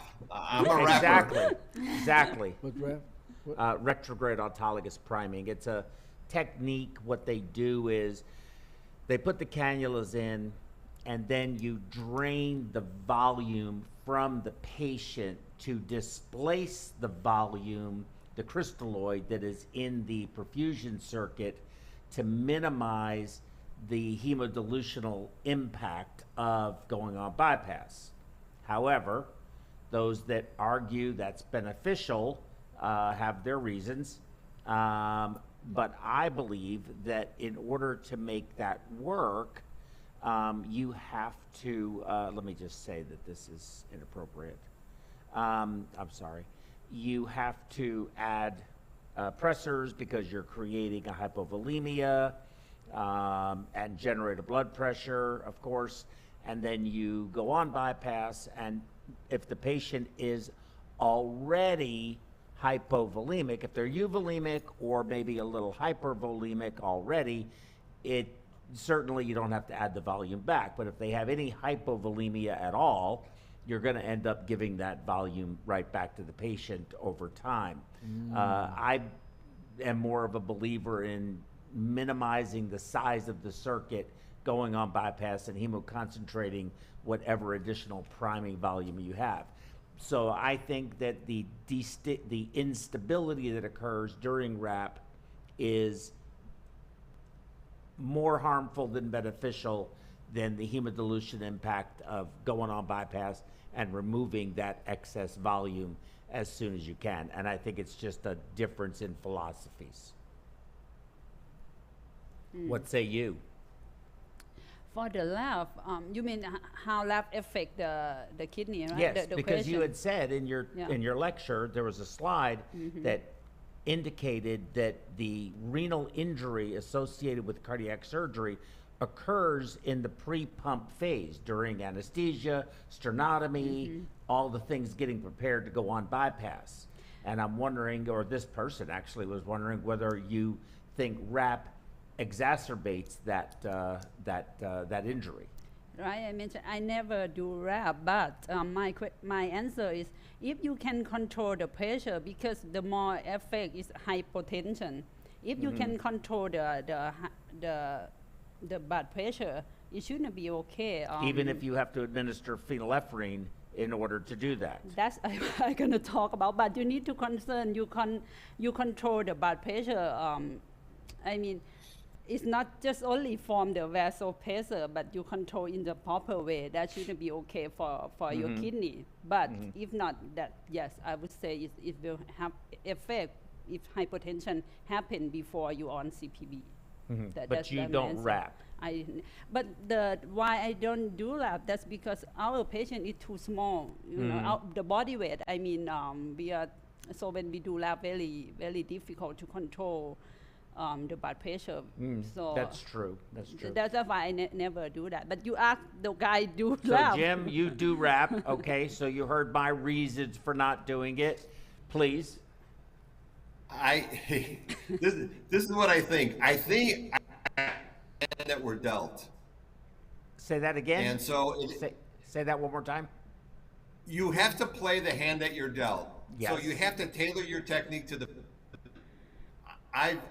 As an example, I've seen a number of cases in Thailand. Everyone's BSA is 1.3, 1.4. Everyone is small. Yeah. Where here in the Midwest, everyone is big. And so we have a little bit of play, a little bit of leeway. Someone comes into our operating room with a crit of 45. Maybe I don't want to wrap. But if someone's borderline where, you know what, I can get away with taking off maybe 300-400 cc's of crystalloid that the patient's not going to get, maybe that's beneficial. So there's a surprise in every package. Absolutely, absolutely. And I have to ask provocative questions. So and disagree, even if I do agree, because it's just my job to disagree. But I'm just really, it's true. But I'm just so glad Tabby does not. That's all I want. I'm going to conclude this before we go to lunch. I couldn't get to all of the questions. I hope everyone forgives me. We'll try to do that later. Jim, I don't know if you can rejoin us. It'd be great if you could. We're going to take probably a 30-minute break and feed these folks. Everybody's starving. I'm sure you are too. And then come back and do our afternoon session. So I would love it. I would love it if you could would understand if you couldn't, but I know Tabby would appreciate it. So you won't do it for me, but you'll likely do it for her. Well, I'll do it for her. I'll be back. Oh, Sounds good. thank you. Perfect. Okay. So let's take a 30-minute break, please. And can you put it up with a little timer that says we'll be back at 14:09? Or not 14:09, I'm sorry, 13:39, 13:40. Yeah, you know how to, okay.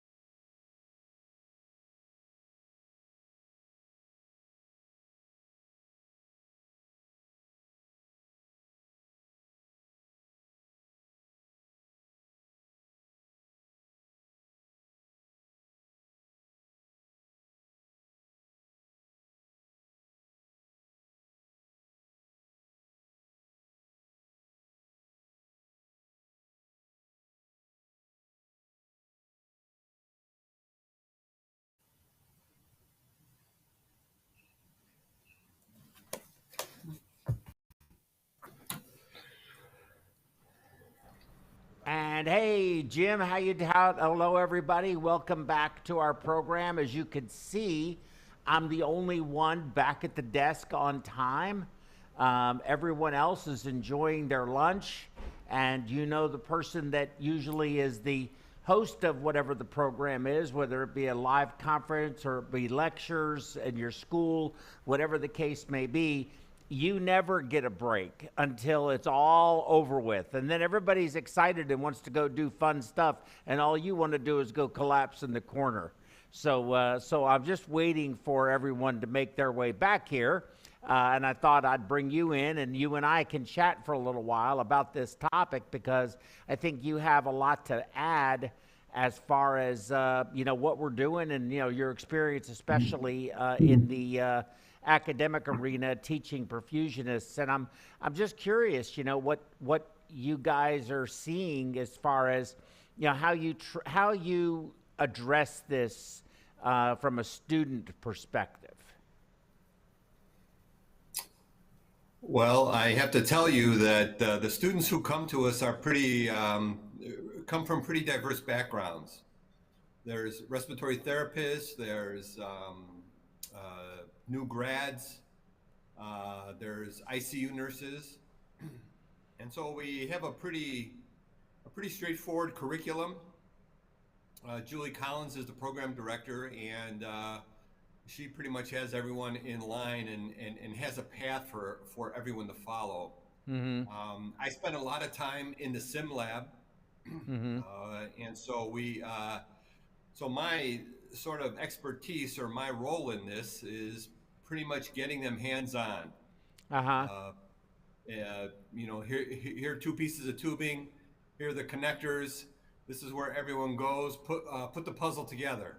Mm-hmm. And as you well know, it's baby steps. It's baby steps that it just keeps evolving into bigger circuits, priming, watching where the fluid goes, what to clamp, what not to clamp, and then once we get them there, we get them on the simulator, explaining mm-hmm. hemodynamics of opening the venous clamp, watching mm-hmm. the pressures, turning the pump on, administering neo, seeing the effects, administering too much neo, seeing the effects. So it's in the beginning, this is our fall session. In the beginning, it's like herding cats. We have to get everyone on the same page. We have to, mm-hmm. Because of their diverse backgrounds, we have to get everyone on the same page, and it takes some time. But as you well know, it's a trade school. It's a trade school, and yes. And so we have to have everyone working the machine all at the same time. We put them.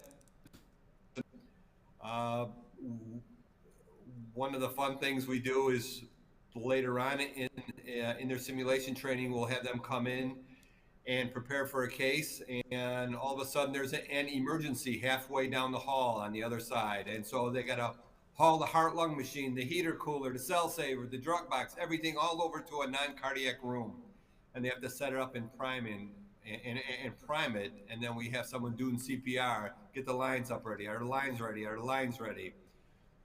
So we try to make it as realistic as possible, but we know that the true learning comes in on their rotations and their observations and actually being in the theater.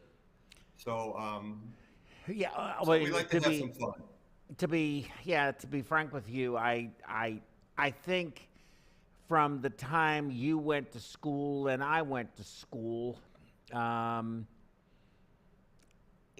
training has evolved, it's changed, and I think that today, at least this is my opinion, today the real learning occurs after they've graduated and they get out, and some body, some group, some hospital, whatever the case may be, takes them and proctors them while they do what they're going to do.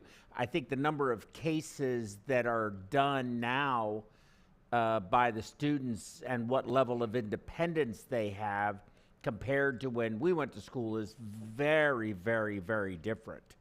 At least that's my experience. What say you? Yeah, I totally agree. When we went to school, there were no PowerPoints, there were no computers, there were no cell phones. There was a lot of nothing. And so we took it upon ourselves that if we needed to learn it, we had to learn it ourselves. And we needed good mentors. To your point, I tell the students, you won't figure out what you're doing until you're doing this for 5 years on your own. I think that's probably pretty reasonable. Yeah. Yeah. And so to tell students this, they don't get it, or No. it takes a while for them to get it. And so with the advent of YouTube and all the information that's available right now, what they're seeing, the information that they gather online, and actually doing this sometimes is fruits and vegetables. It's totally different. And so that's why I think being in the OR, where we probably learned 99% of this, is where the real learning comes in. Yes, I agree 100%. And, Yeah. some of these rotations, I mean, it depends on what they do, in those rotations. So Right. let me just shift gears instead of spending too much time on that. What are you seeing as far as the market is concerned? Are you seeing, I know there's several schools that have opened. There's one particular school that I think is taking 20 students in their first class, which is a lot of students to take on in your first class. And so, are you guys up at Rush increasing the number of students that you have? Are you increasing classes, or what are you doing in terms of your response, and what are you seeing around the country in terms of the response to what has been a relative shortage of perfusionists? Well, I would have to say right off the bat that most of our students are being offered positions on their first rotations. Yeah. And we're at 20 students. There's some talk to maybe expand that, but it's work. It's work. And because we have to find rotations for these students, and our students pretty much from day one start going out on observations. We have a handful of programs that will allow the first year students to come in and just observe again, over and over again. So I personally realize that, and as I said this before, 90% of what they need to learn is going to be in the OR. It's not going to be in a lecture hall, and a small amount of it is going to be in a simulation lab. Yeah, So, I agree. But as far as other schools are concerned, I really don't know what anyone else is doing, because I got my hands full. Yes, I can imagine you. I can imagine you do. I think. I mean, I don't know. Let's pull Tabby into this if we could. Yeah, there you are. In Thailand, and I realize you're here in the United States right now, but we're having what is a relative shortage of perfusionists. Are you in Thailand or in the Southeast Asia communities, a community of countries, seeing a shortage in perfusionists? Ask me again. I don't understand. Again, sorry. So, here in the United States, there is too few, not enough perfusionists, and as Jim was saying, people who are in their first rotation, clinical rotation, while in school are getting offered jobs right away. That's because there are too few Too of few. us. Okay. So the question is, does Thailand and Southeast Asia, Japan,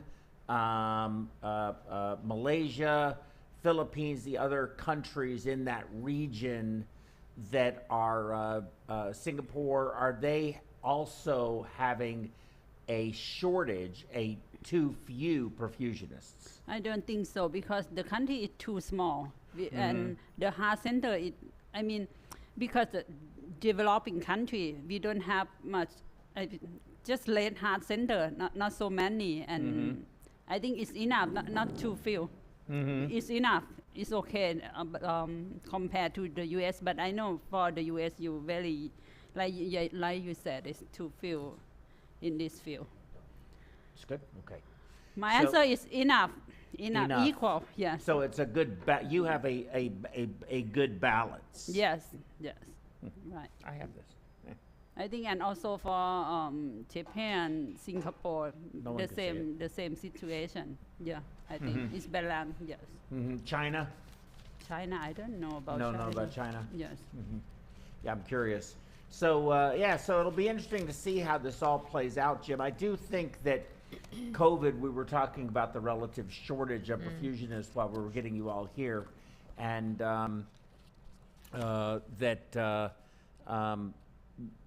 when COVID happened, there was a lot of perfusionists who left their full-time job to go travel and do ECMO and to make more money, which they could do. But now that COVID and ECMO has kind of plateaued and actually decreased quite a bit, notwithstanding winter's coming, flu season isn't here yet. We're going to see ECMO spike back up again. I don't think we'll see what we saw during the 2020 and 2021, or 21 and that period, that 2-year period of time. Yeah. So that's why less perfusionists in the U.S. after COVID that you mentioned. Well, I think that they are still doing per diem work.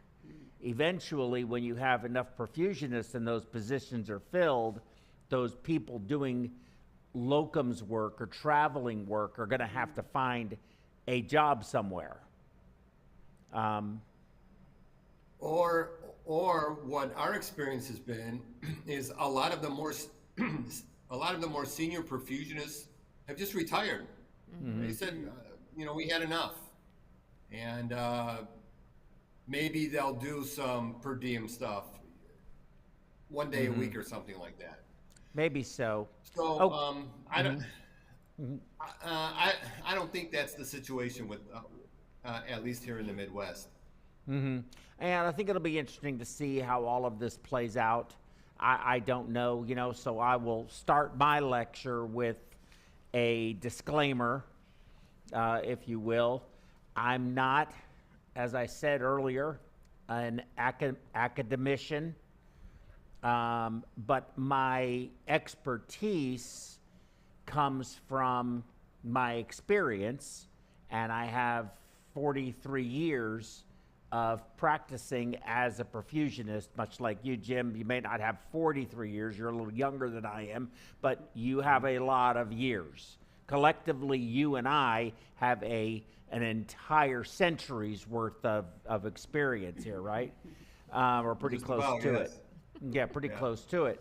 So, and I tend to be, although I respect and I value tremendously scientific, evidence-based medicine, I tend to lean towards the more pragmatic approach.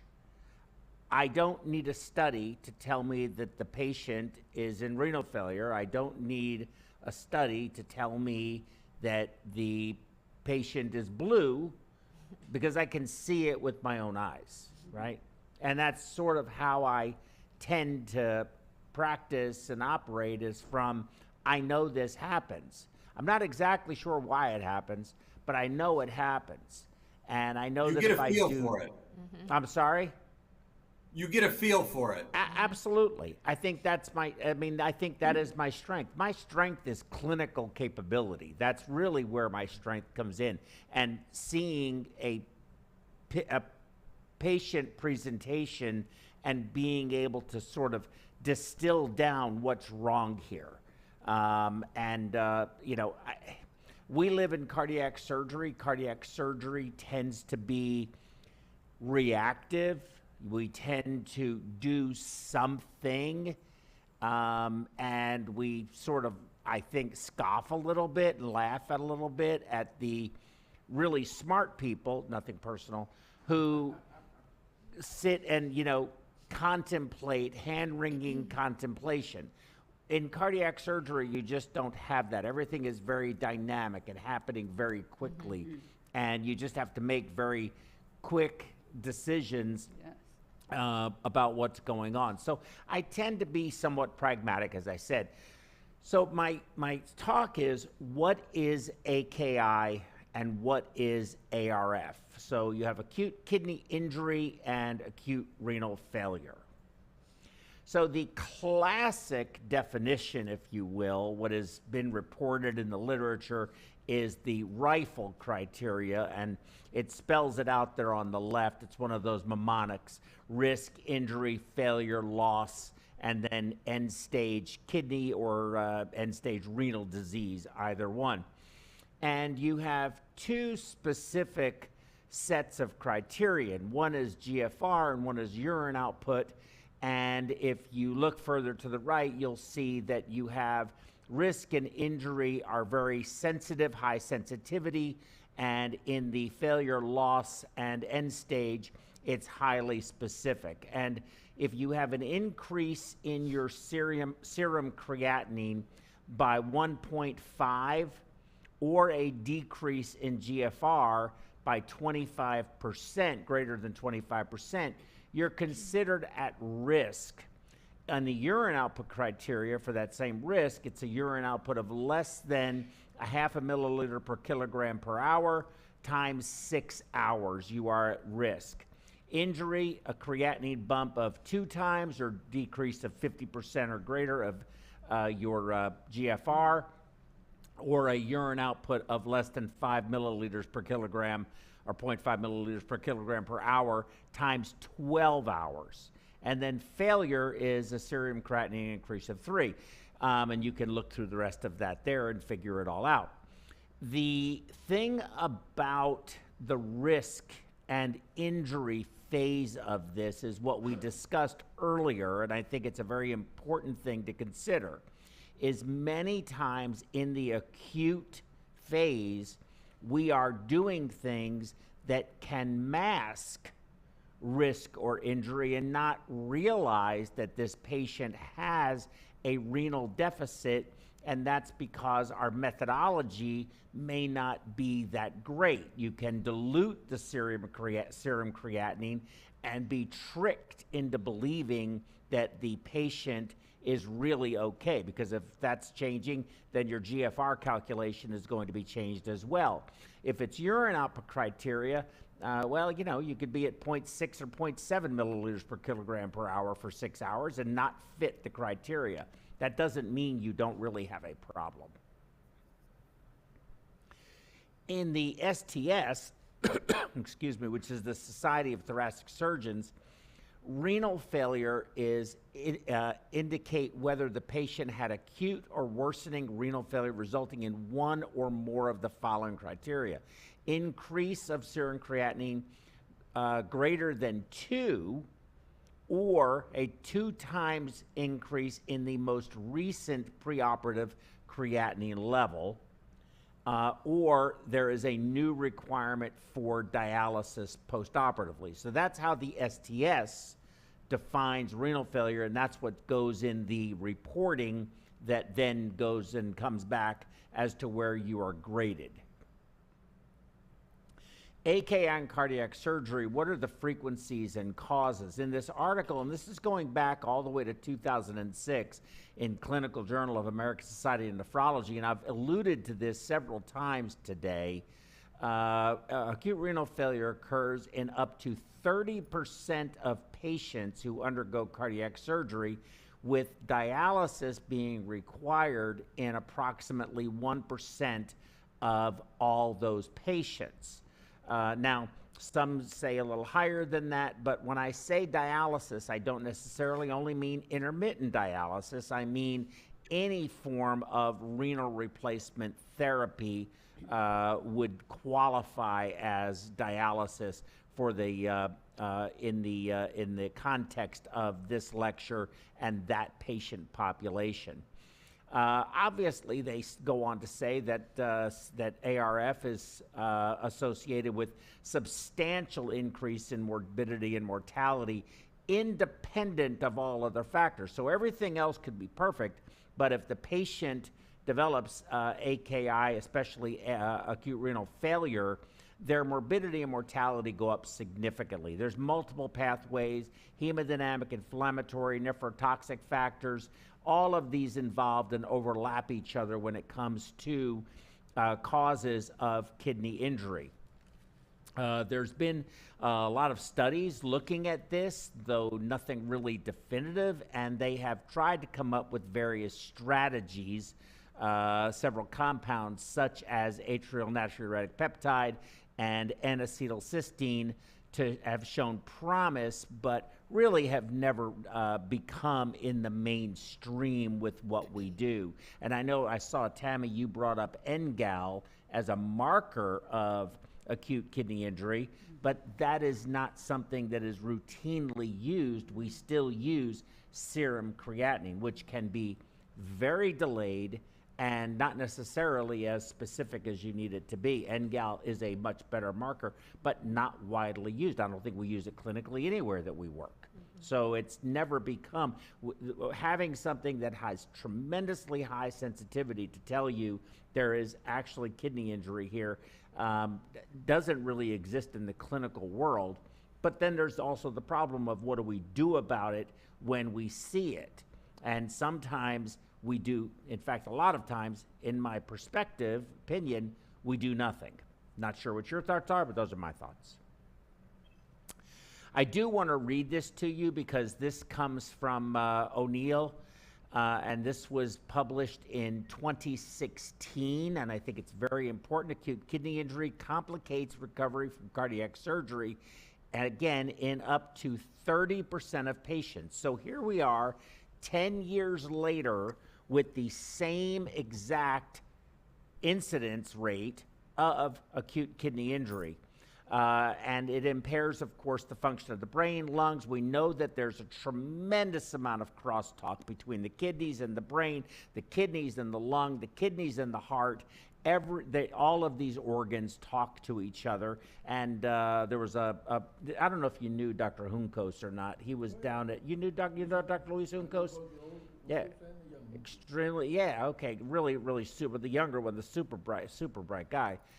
But he showed in his lab that just by clamping the renal artery, you increase, excuse me, you increase lung water tremendously. That's just by clamping the renal artery. And so, you know, there's a tremendous amount, as I said, of crosstalk. Renal ischemia, reperfusion injury, inflammatory, hemolysis, oxidative stress, cholesterol emboli, probably atheroma emboli. All toxins contribute to this development and progression of AKI. Preventive strategies are limited. I completely agree with that, but current evidence supports maintenance of renal perfusion and intravascular volume while avoiding venous congestion.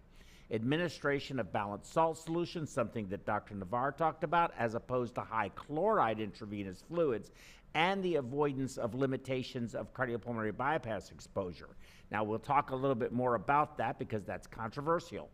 AKI that requires renal replacement therapy occurs in 2 to 5% of patients following cardiac surgery and is associated with a 50% mortality. not at all surprising. And I think that this difference is that they took into consideration not just coronaries, as the previous study, which showed a 1%, but coronaries, valves, combined procedures, and others. So it also has to do with age, as we've alluded to in some of the previous lectures. Cardiac surgery continues to be a popular clinical model to evaluate some of these therapeutics and off-label use of medications, non-pharmacologic treatments for AKI, since cardiac surgery is a common operation now, and typically it's elective and provides a relative standardization, which I agree with all of this. Again, though, my issue is this next slide, and there's the slide you stole from me, Tabby. There's my slide. Okay, there it is. And of course, this is from the same study. It's the next slide, I think. But this shows some of those mechanisms. You have hemolysis, plasma-free hemoglobin. It acts as a vasoconstrictor. You have catecholamines. You have reactive oxygen species, lipid peroxidation. You have leukocyte recruitment, inflammation, atheroembolism, all of the ischemia, hypoperfusion. All of these things are contributors to the acute kidney injury paradigm. When we look at risk factors, this is from the same study, the risk factors for the development of acute kidney injury, and I highlighted following cardiac surgery because I don't think it's following cardiac surgery. I think that that's when we find out about it. The injury is occurring before the following part ever exists. But preoperatively advanced age, female gender, hypertension, hyperlipidemia, and I'm assuming female gender because most of the time females are smaller and you have a higher incidence of hemodilutional anemia. Hyperlipidemia, previous chronic kidney disease is a huge factor. Liver disease, PVD, previous stroke, smoking history, diabetes, very, very, very significant in its contribution. And of course, preoperative anemia, which is going to lead to perioperative serious anemia and probably the need for transfusions. Intraoperatively, complex surgery. The longer the cases, the more acute kidney injury we see. The use of cardiopulmonary bypass and its duration in particular need to return to CPB, meaning you had a failure to wean and you were using rocket fuel, and that has tremendous impact on renal function. Low hematocrit or anemia during CPB, aortic cross-clamp time, hypoperfusion. I think that happens way more often than we give it credit for, but I don't think it's because we don't flow enough. I think we don't deliver enough oxygen, and I'll explain that in my future slides. Hypovolemia, venous congestion, which is not that common intraoperatively unless you're doing the case off pump, then it can be a real problem. And if you occlude the venous return from the inferior portion of the body, the IVC coming out of the kidneys, you increase the resistance to flow through them, you will decrease your renal perfusion. Emboli and other, from cholesterol and other, and inotropy exposure. Postoperatively, vasopressors, inotropy, diuretic exposure. Of course, Lasix is nephrotoxic, but we have no problem giving it and giving it and giving it. Blood transfusions, anemia, hypovolemia, venous congestion from, let's say, right heart failure, and of course, cardiogenic shock for obvious reasons. Now, let's fast forward to 2020. Now we're 14 years into this. And it goes before this, actually. So I started in 2006. I could have started in 1996. I could have started in 1986. Acute kidney injury following on-pump or off-pump coronary artery bypass grafting in elderly patients. This is a retrospective propensity score matching analysis. And here we see acute kidney injury. It's a sudden loss of kidney function defined by an acute increase in serum creatinine concentration and decrease in urine output, up to 30% of patients. So we have made zero progress, zero, and approximately 2% require de novo dialysis of some sort. Postoperative AKI is associated with increased short and long-term morbidity and mortality. We all know that. It also goes on to talk about the multifactorial causes of AKI and ARF. Their conclusions for elderly patients, and this makes sense, it was one of the previous studies, preoperative risk factors. For elderly patients, AKI was common, but deterioration of dialysis was seldom incidence. Comparing with on-pump versus off-pump did not decrease the rates of severity of AKI, long-term new onset of dialysis, or mortality. AKI was associated with increased long-term new onset of dialysis and decreased long-term survival. Okay, so we know all of that, but their conclusion in their study was that there was no difference between on-pump and off-pump, but elderly patients were much more prone to AKI. All of that, I think, we have known and continue to know for the past several decades. So what do we actually know? Well, we know that AKI occurs up to 30% of all cases because I only took out 3 studies, but if I go and pull 15 studies or 20 studies or 30 studies, it's all going to say the same thing. AKI rates are, in my perspective, unacceptably high in cardiac surgery. And that's not to say it's that they don't recover, but again, they might recover. They might not need dialysis. They may not go on to have end-stage kidney disease. However, we don't really know, because I could not find anything in the data to tell me, we don't really know the consequence of that AKI on that patient in 5 and 10 years down the road. I think it could be significant, but we just simply do not know. That's conjecture. Short-term clinically significant AKI occurs 1 to 5% of the time, depending on the type of procedure, risk factors preoperatively, etc., length of time on bypass, need for inotropy support, all of that stuff. AKI requiring de novo dialysis ranges from 0.3 to 2%, depending on which paper you read. Long-term effects of AKI, no matter its degree, is not fully known.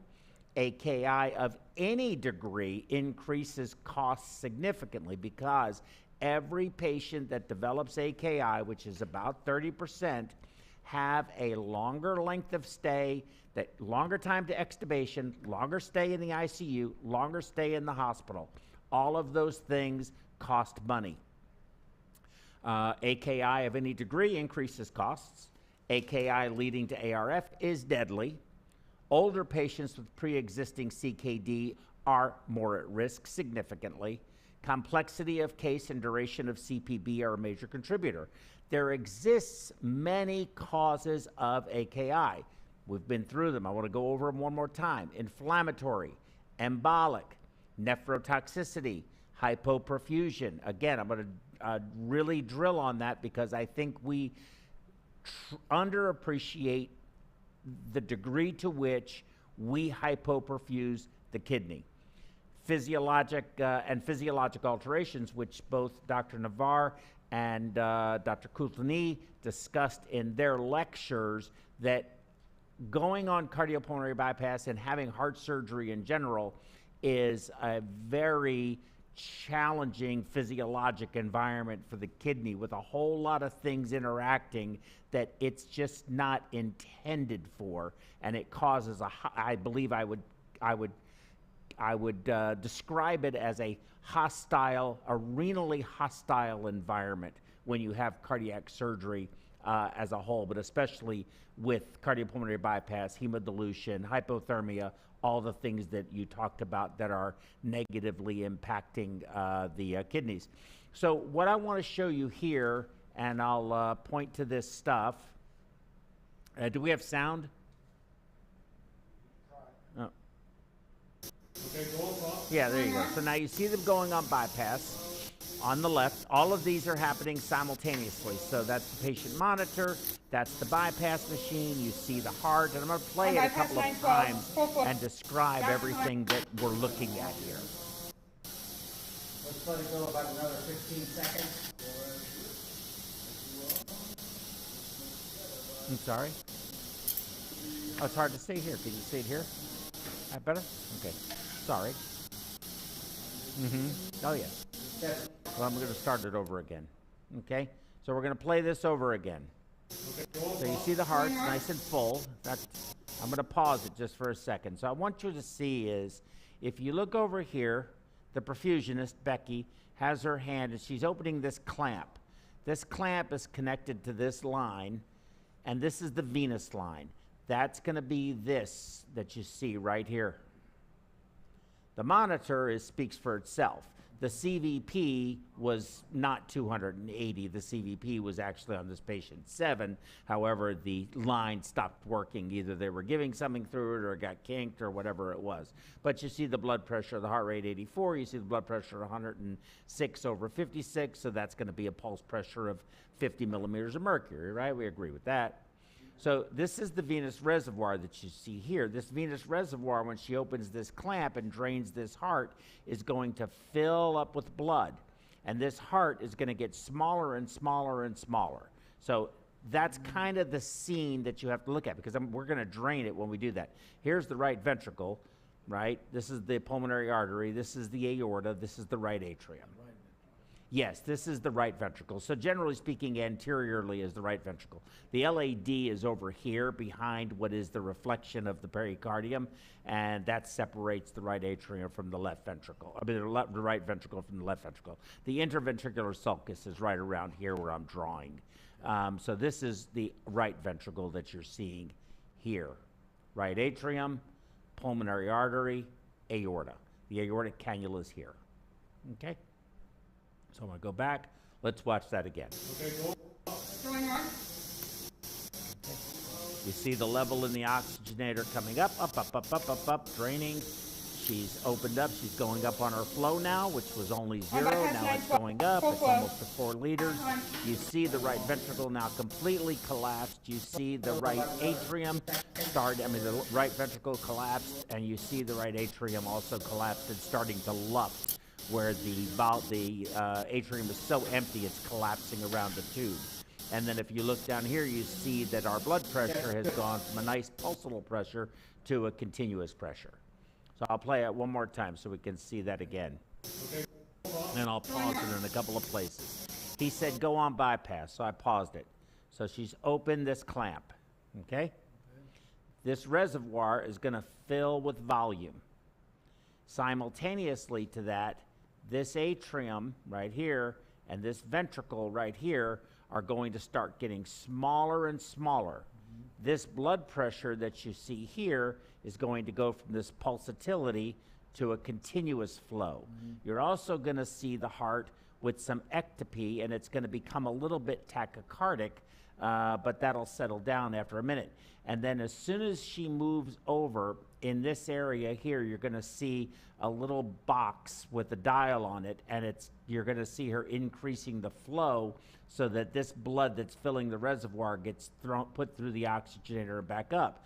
But I want you to also notice this oxygenator is nice and clear because it's got crystalloid in it, and it's going to have blood. So let me erase all of those marks, and let's watch that from the beginning. Here it goes.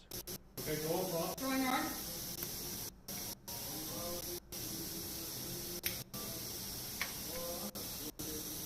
Now she's going to going up on the flow. On bypass 912. The reservoir is full. The heart is empty.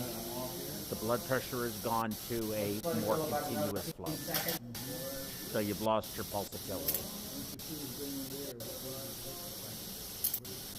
So it's coming from here. So it's draining from here, the right atrium. Yes, going down this line into this venous reservoir.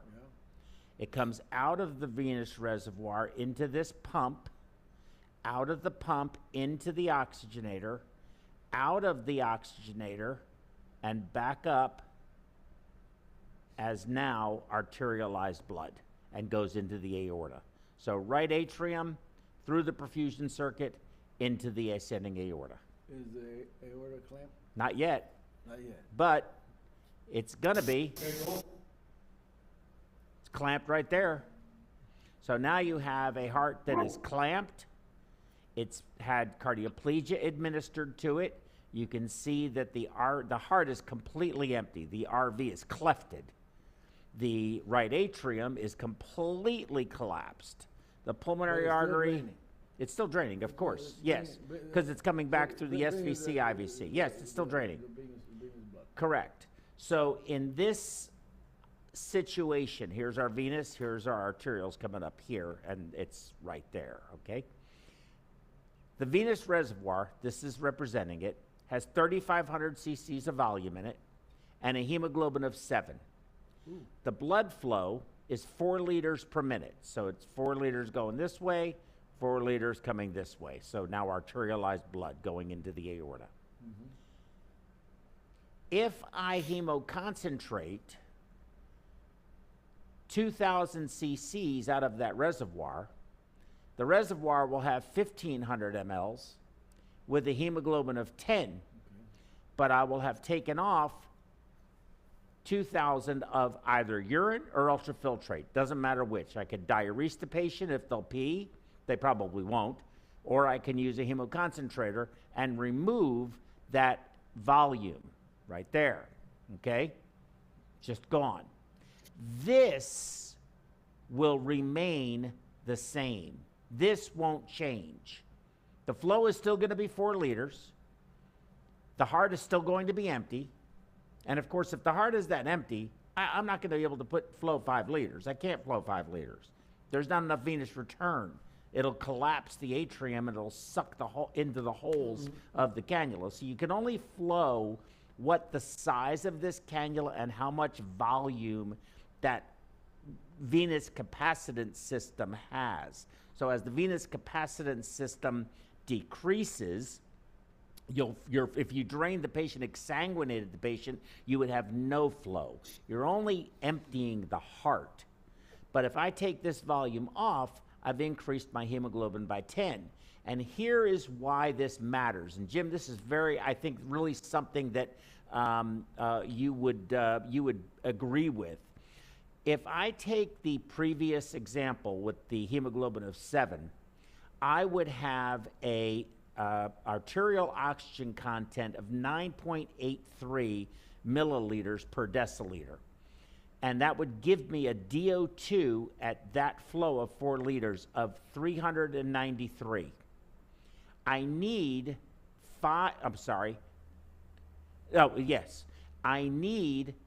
that's DO2, not DO2I. I need an index of 5.4 liters per minute at that hemoglobin to reach a DO2 of 750.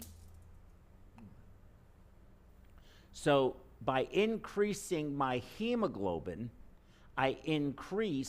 so if the hemoglobin remains 7, my arterial oxygen content will be 9.83.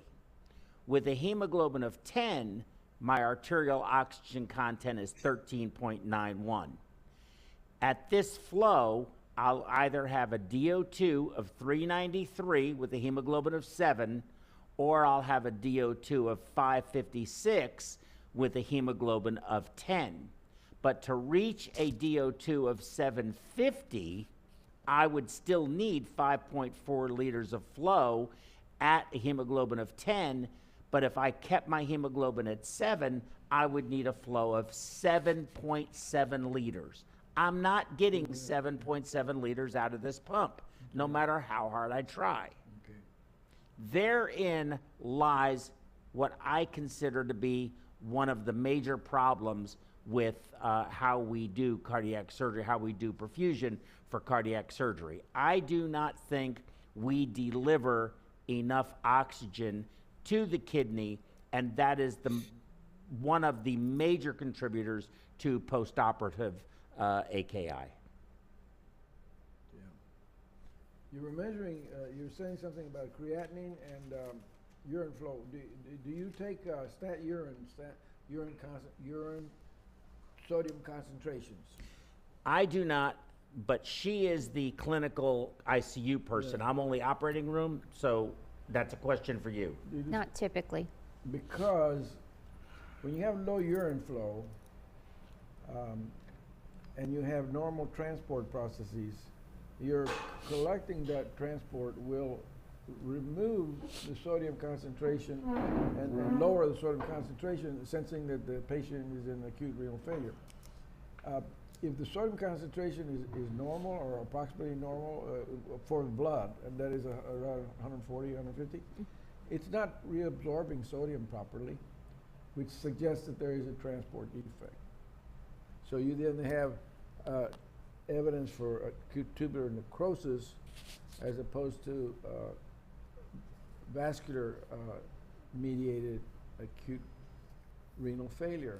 And I was just reading about that not too long ago, that urine sodium concentrations may be coupled with urine flow. Low urine flow means that the patient is supposed to be retaining fluid, so okay. If that's the case in its normal function, it will reabsorb sodium and give you a very low sodium concentration. Mm-hmm. So it's something worth doing, but it would have to be a stat sodium. So anyway, that. So I was suggesting it. So, any questions, Jim? Any thoughts? No, my only thought is what you just described is the essence of perfusion. Yes, I agree. But Yeah. again, my point is that even with a hemoglobin of 10 and a flow of 4 liters, I still am going to need a flow of 5.4, which may not be achievable in order to just achieve the lowest DO2 that is physiologically appropriate. What has helped for me is I've calculated, I've done my calculations based on the DO2I. Well, I mean, we could As just an take the index. patient's index and go from there. Yeah. But, you know,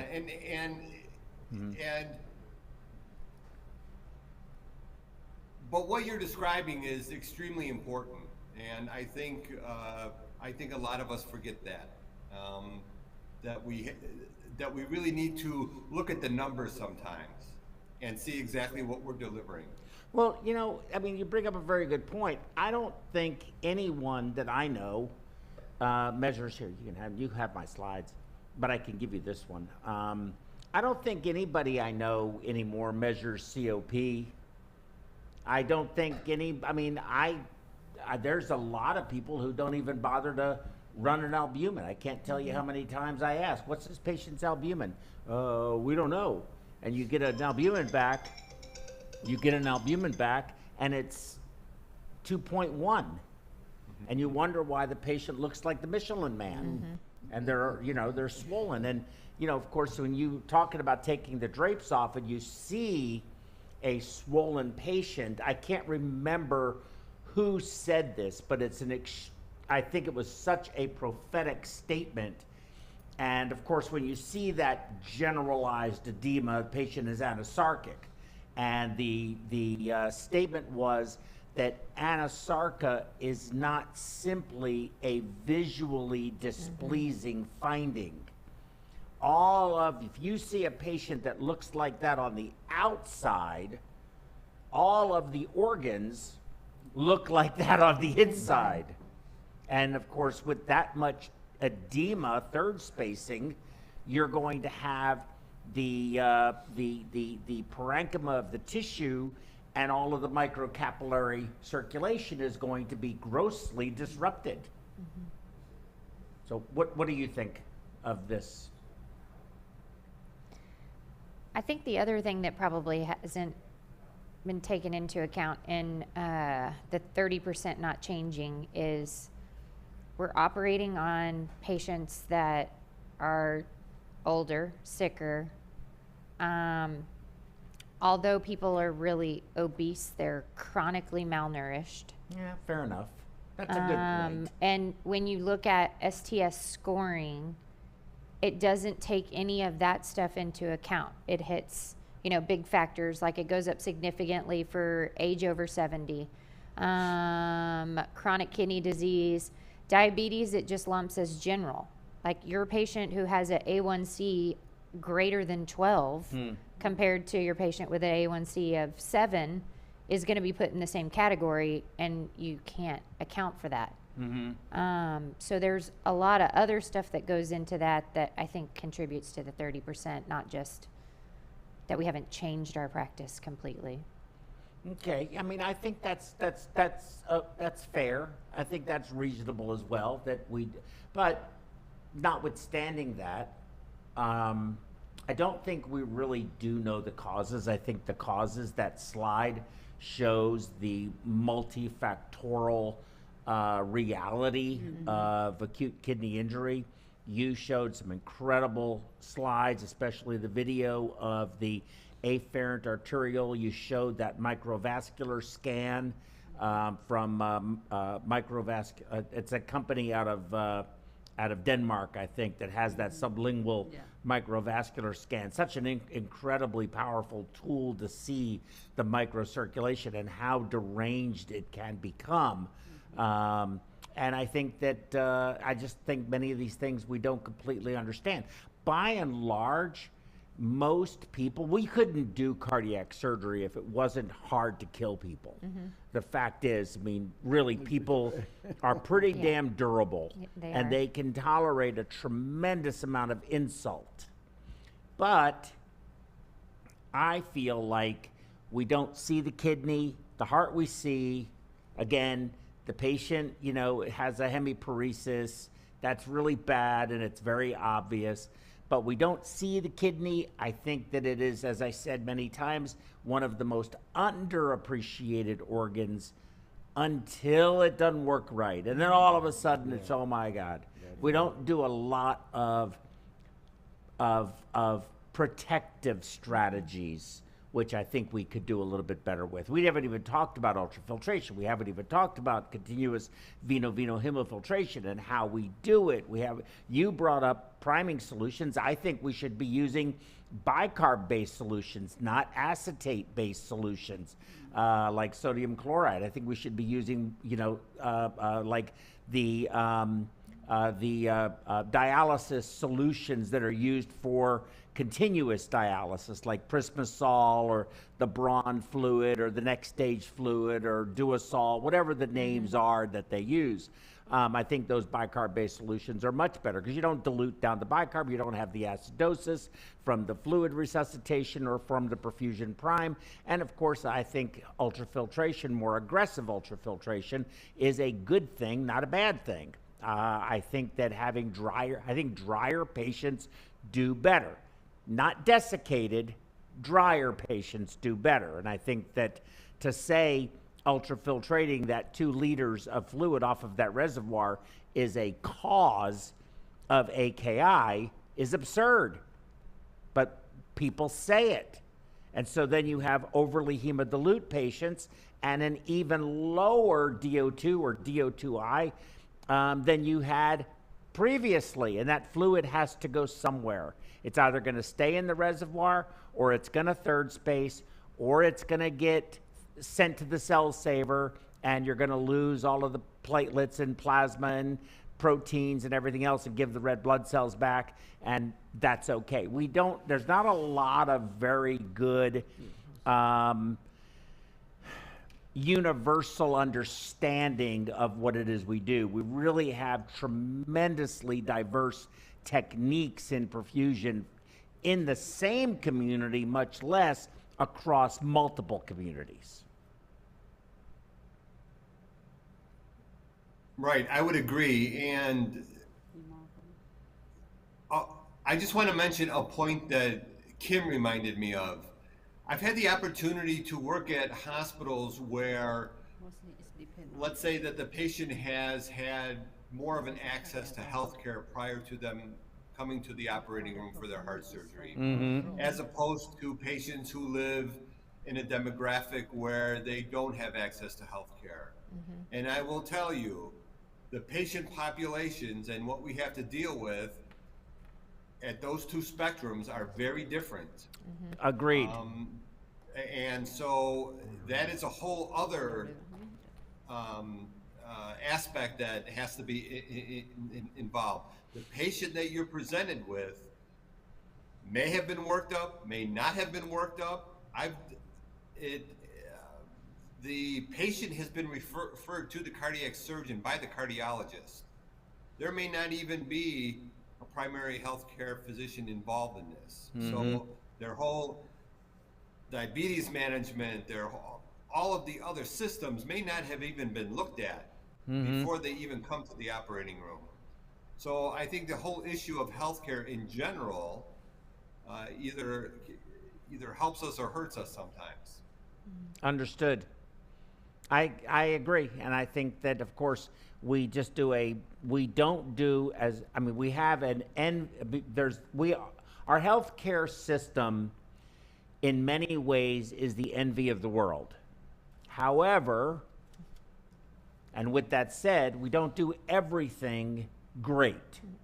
And I think that preventative care needs to be something that we focus more on as a society to help us with these challenges for patients as they continue to get aged and they have diseases that are genetically they're predisposed to.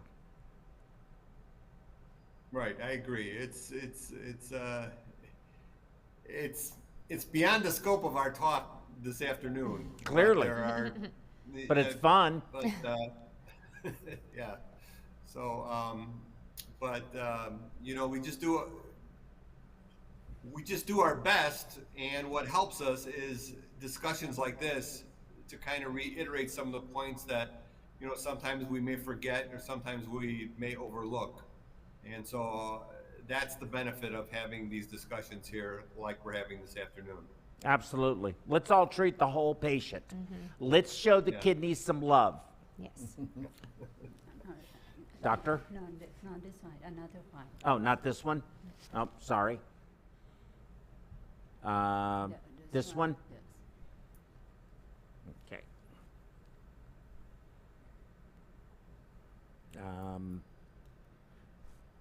Yes, it worked. Ha ha ha. I'm in good shape. There you go. Okay. Perfect. You want to see it? Okay, final talk of the day. How to protect the kidney. Finally, we're going to get some answers. Dr. Kulthinee, thank you so much. And Dr. Navar, all right, answers to our questions. I'll try my best. Conclude zero publication that actually no exactly answer, but the best one that we can, like a guidance, we can think about it and then adapt for our job. Before presentation, I am the same as every perfusionist. I think please let me know what is the best way to do. Do you have the optimal flow that we can do 2.4, 2.53 or anything? Do you have optimal hematocrit? But until now, yes, no answer for this. But many clinical trial, many study try to. They dedicate to. Finally, I try to conclude everything is here, and I wish it's helped a little bit. Yeah, I'll do.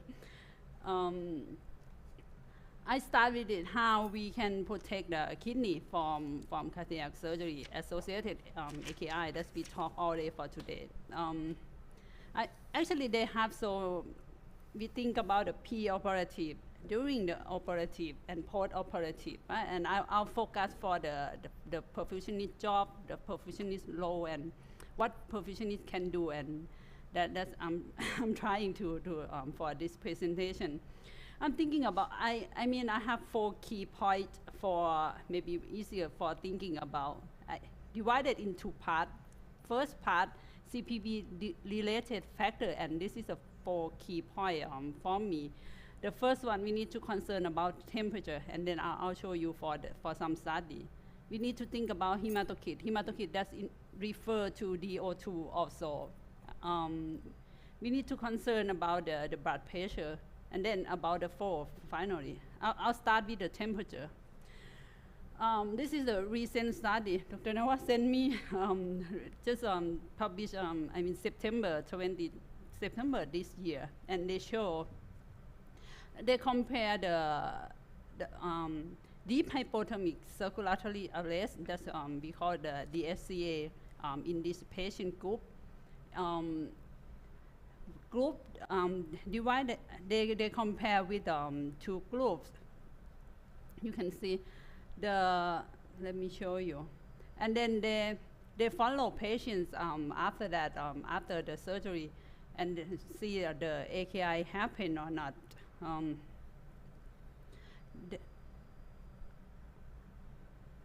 They have to, let me show you. They compare the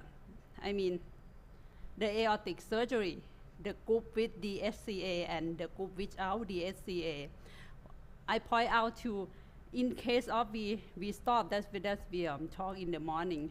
We stop the circulation and then we follow up to see the kidney function. Is it different or not? The results show it's peak different show after the surgery, but when you follow up for a long time, 3 months and a year, it doesn't show any different. But it's different after post-op. Yes, I would say yes. From this study, they conclude that the DSCA is closely related to AKI up to 48 hours, and also for the post-op for 3 months. But when compared after 3 months, it doesn't different. So what I want to show you for this, I want to show you that even you stop the circulation, even you deep hypothermic circulatory arrest, yes, it affects the AKI. Or even you didn't do the DSCA, I would say yes, it's effect on the kidney also. Both are effect, but it's early or after that. It depends on what you do. And like I mentioned in the morning, for me, on my personal, during the hypothermia, we reduce the oxygen consumption. It's like a reasonable to protect in some way. But for the rewarming, I want to emphasize that we need to very, very concern in the rewarming period. That's why. Why? That's because we are going to return to normal function, but we are in the abnormal function. We are in the hemodilution. We are in the low viscosity. So many things happen, but like we calming. I feel like we are coming to normal situation, but the physiology during CPP is like the same way like this. It's not correlate like this. So we need to concern for the rewarming period. And then very nice study in the multiple center, maybe more than 6,000 patients that they follow up, they register, and they show very nice data. The probability to occur for the AKI, you can see. If you rewarm to 36.5 or to 37, the ability to AKI is very low. But if just only 0.5, from 37 to 37.5, you see it's very increased the probability to happen for AKI. Really, it's very significant need to concern. They conclude that the duration of hypothermic perfusion rewarming temperature greater than 37 was an independent predictor of AKI. And I don't mean to interrupt you, but I have to ask, because this is very important information to me. What temperature, where is that temperature being measured? Is that the arterial blood temperature? Is that the bladder temperature? Which temperature is that? Arterial temperature. The arterial inflow temperature. Yes, the arterial inflow temperature, very good question. The arterial inflow temperature, you should rewarm, you set up the heater cooler, you should and no more than 37. Very interesting. Very, very interesting. And the more interesting that I want to show you is that actually, I want to, not only for kidney, but when we look at the brain, this is also a very nice study. They measure the GFAP. GFAP is very good biomarker to show the neuron injury for the GFAP. And they show before CPB and after CPB, it's increasing GFAP. That means neural injury in some way, right? And then for the rewarming period, they measure the GFAP again. Very nice study. If you rewarm 0.2 degree per minute, they compare the group of no stroke and stroke. If you compare to, if you rewarm 0.2 degrees Celsius per minute, compare with more than 0.3 degrees Celsius per minute, the stroke happen in different way. And also the GFAP increasing in the group of you rewarm more than 0.3 degrees Celsius per minute. And for the guideline, they suggest that when we rewarm, we should concern no more than 0.5 degrees Celsius per degree. And again, from this study, they point to you should to concern your arterial flow for the temperature no more than 37. And that is the point of temperature. That I think it may be help for some way of to protect the AKI. And then I'll talk about the hematokit, which I mentioned that it's not just only hematokit, but it's referred for the DO2 also. Again, I show this slide again. I mean, right now we mostly we talk about the DO2 for the perfusionist. That's from the study from Dr. Lanushi. And a very nice course from him, and I'll go from him. Running CPB below the critical DO2 means pushing patient into the anaerobic zone, a bad place to stay. And I totally agree with this. And again, like Joe showed before, and they have some like a quick guideline. I want to point it out for the hemoglobin hematokit, which is referred to the DO2I. For example, the BSA 1.5, if we run cardiac index about 2, this means that we should not run for about, should run for about 3, right? That means you need to keep hemoglobin about 10. 10 is about 30 for hematokit. But sometimes we cannot control 4 at the same time. Sometimes we need to low 4, right? So for the perfusionist practice, we sometimes happen that we need to low 4. If you need to low 4 or you need to increasing 4, you need to think about the hemoglobin. For example, normally we should run about 4 at 3, cardiac index 2, which is a 4 at 3. If you low 4 to, for example, 2.7, you need the hemoglobin about 11 to maintain DO2 at 280. So I point this point, that means we need to concern your flow correlate with the hemoglobin hematokit, the DO2I. That we talk about all the many multi-factor effects, and we need to think about it. And again, I'll talk about the autofiltration during CPB. Even MAP, CAP, or it's helped to, like a perfusionist training. We know when we filtrate water out, we increase the hematokit. It shouldn't be good for kidney, because you increase hematokit, you increase DO2, also high oncotic pressure, which is lecture in the morning. High oncotic pressure seems good protects kidney. And Dr. Navar said in his lecture that a higher than normal oncotic pressure is much preferred to a lower than normal oncotic pressure. Is that correct? Slightly higher. Yeah, I think it's true, yes. Okay, sorry. Yeah, that's the principle that we learn about when we do carb. Why we do carb is have a protective, so many way increase hematokrit, as I mentioned. Before I go that, I very appreciate for this study. They show the body weight, weight gain during perioperative weight gain percent. If in the percent during perioperative weight gain more than 20%, no one survived from this study. Yes. So that means we need to, for the fluid management, need to very, very concerned. And I point to this because even MAF for cup does help a lot to improve the fluid balance in our bodies. My person, I do agree to do the autoregulation. For mine, but some studies, that's I mentioned about the benefit of autoregulation before. But recent study just from 2021, they show conventional autoregulation techniques like a carb video.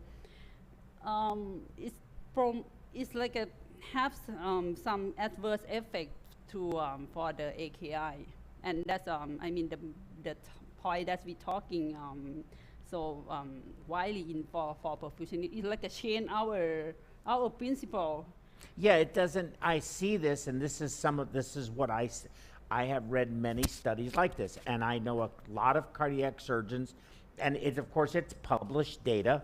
It's coming from a reputable journal by a reputable researcher, but it doesn't make any sense that there's increased morbidity associated with ultrafiltration during cardiac surgery. But actually, it depends on, for the volume you took out. If less than 32 milligram, less than 32 cc per kilogram, it's okay, you see, from the data, you see. Okay. But mostly we widely to talk the carb get more AKI, but you need to see the data in the detail. That I want to point from this study. It's happened, but it's happened if you filtrate more than 32 cc per kilogram. And they write in the discussion, it's like a paradoxical happen. It shouldn't be good, but why we see the bad effect, and they show from this in the result. Removal of the weight in the carb volume more than 32 cc per kilogram increase the risk of post-operative AKI. Which in our patients is 3 liters. Most of our patients are 100 kilos. And so, we usually ultrafiltrate off our entire pump volume unless they wrap. So if my pump volume is 1,200 cc's, I take 1,200 cc's as a minimum, and then we give cardioplegia. If that's another 1,000 cc's, I'll take that 1,000 cc's. But I have to take into consideration that anesthesia generally treats hypotension, hypertension, and normotension all the same way, and that's by giving a lot of volume. So they may have given the patient 2 or 3 liters of volume. So for me to come out of there with only 3 liters of ultrafiltration's pretty thin. I'm usually a little higher. I could be higher than that. And it really depends on, and of course, was the patient in heart failure preoperatively? Was their heart stuffed full of volume and they were already total body fluid overloaded and needed to be normalized? So there's a lot of other factors involved, but I would say 32 and a half cc's per kilogram of ultrafiltrate's pretty common. Yeah, but in the discussion, for some point of discussion, they said maybe because of hypoperfusion, but I don't get for this point, why hypoperfusion happened during CPB, because we can control flow. Do you have any ideas about it? I don't think we do the hypoperfusion during we do carb, but they point out for this. Yeah, I don't know. And I think that just from the perfusion aspect of it, so AKI is multifactorial. The impact of CPB is equally multifactorial. What oxygenator are you using? What flows do you use? What kind of hemodilution do you use? Do you hemoconcentrate or not? What kind of acid-base balance do you maintain? Do you check and make sure your lactates are cleared? What's your albumin level? That's probably not in this study at all, where they even check that. So how much of that is going to be an influence on how much volume you do or don't take off? Do you use mannitol or not use mannitol? Are you using diuretics or not using diuretics? You know, we can, the causes, are you using biocompatible surfaces in your circuit, so that you do or don't have a higher or lesser degree of inflammatory processes that go on? I mean, the problem is that everybody does their perfusion and their perfusion circuit, though similar, but different. And a lot, what temperature are they cooling to? How fast are they rewarming? You just brought up that point. So there's so many things that influence the end result that are not taken into account in most studies. There's not a standardization. You know, if you talk to a cardiac surgeon and you ask them, there's a 50% lesion in the LAD, they're not going to bypass it. They're not bypassing that lesion. 40%, we'll say 40%. They're not going to bypass that lesion because there's standard things. They're going to use the lima to the LAD if possible, preferentially, because that's the way you do it. You do a sternotomy the same way. It doesn't matter what surgeon it is. The sternotomy is a sternotomy. Sewing the bypasses on is sewing the bypasses on. There's very little difference in doing heart surgery from one surgeon to another. Now, one may be better than the other, faster than the other, but you know what I'm trying to say. The operation is the operation, is the operation. In perfusion, it's not that way. There's all types of variations that we do. And so we, as a profession, have literally very few standardized approaches towards doing bypass. Some people use 100% FiO2 because they don't want any nitrogen. They feel that nitrogen is creates more GME, and that any GME are more likely to remain in the circulation. So they use 100% FiO2 on all of their cases.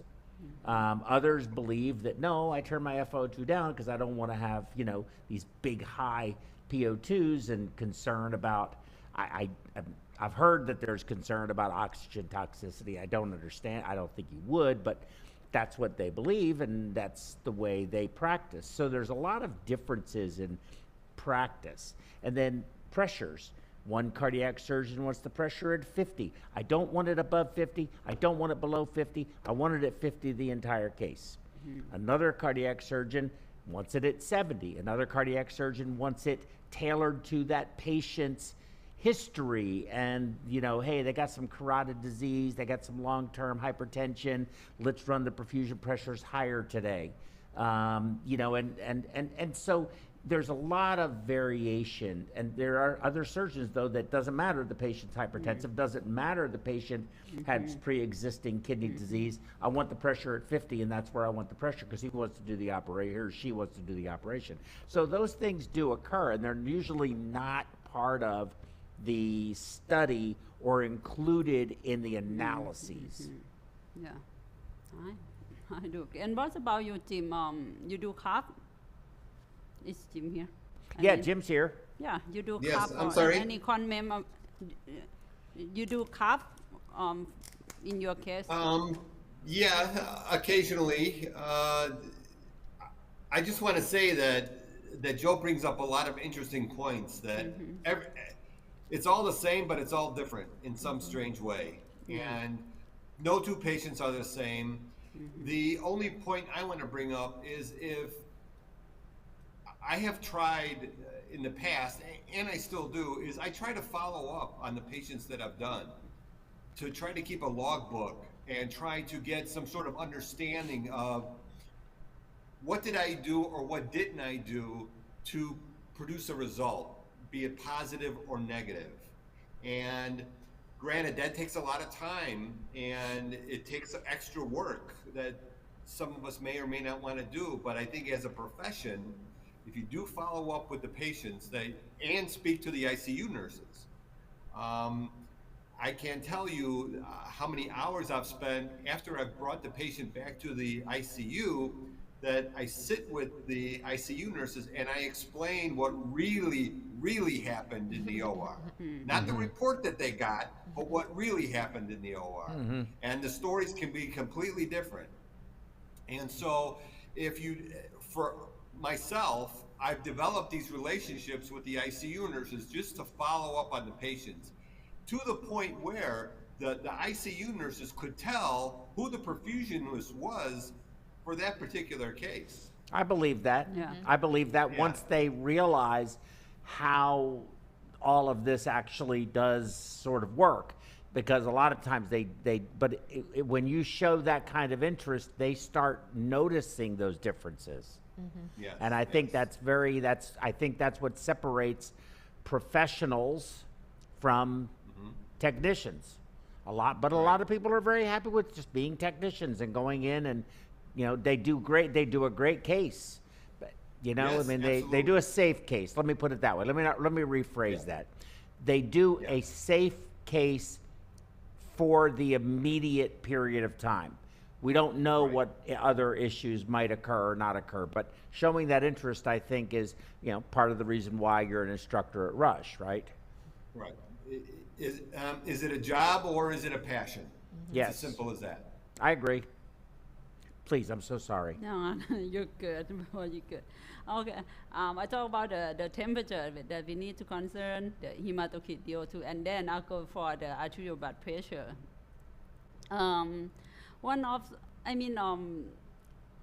Actually, I interesting in this part, individual blood pressure.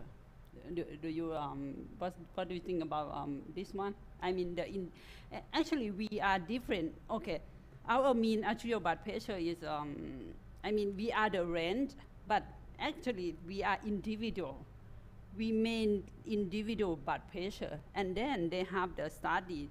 They study the renal the cerebral autoregulation, and then they calculate the upper limit and the lower limit, and they found that the optimal mean arterial blood pressure for the cerebral autoregulation is about 78, and in this group, maybe 400 or 600 participants.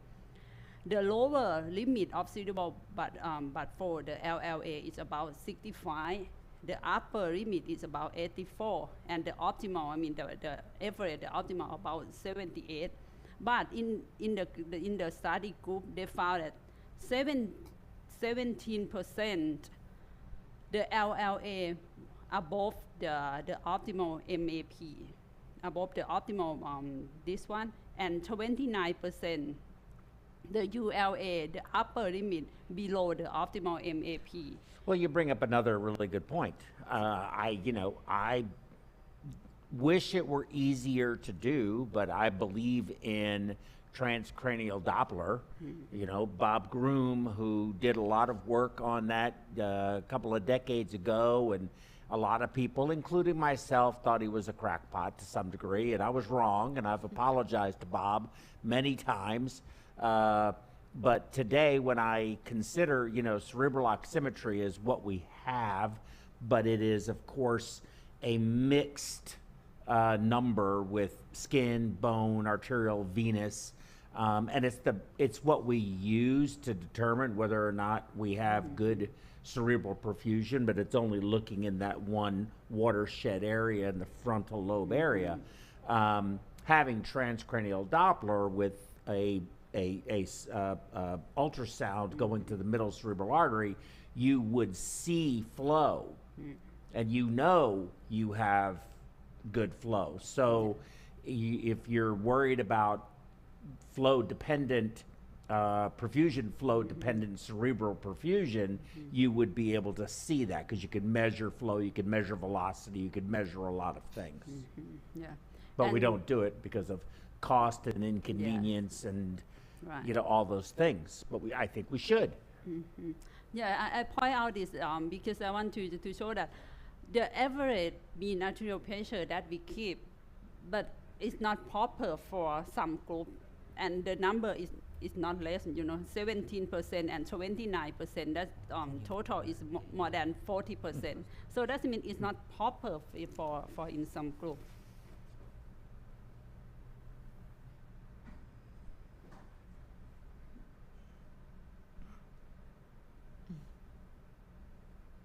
I'm trying. It's thinking.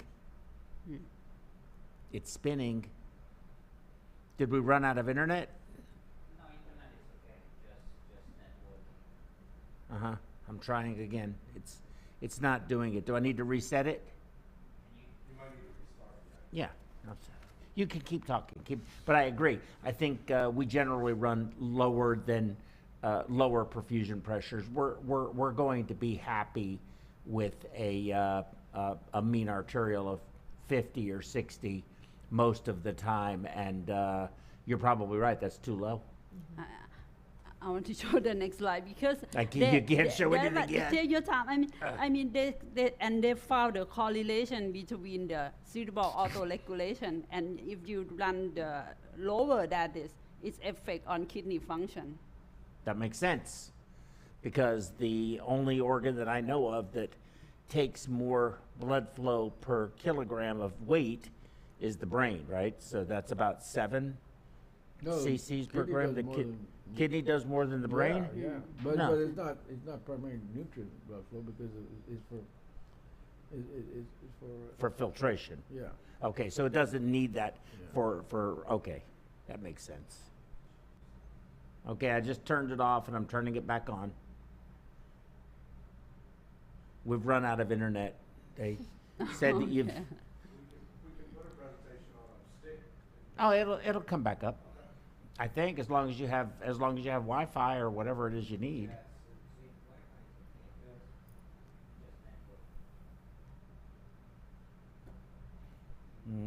Okay.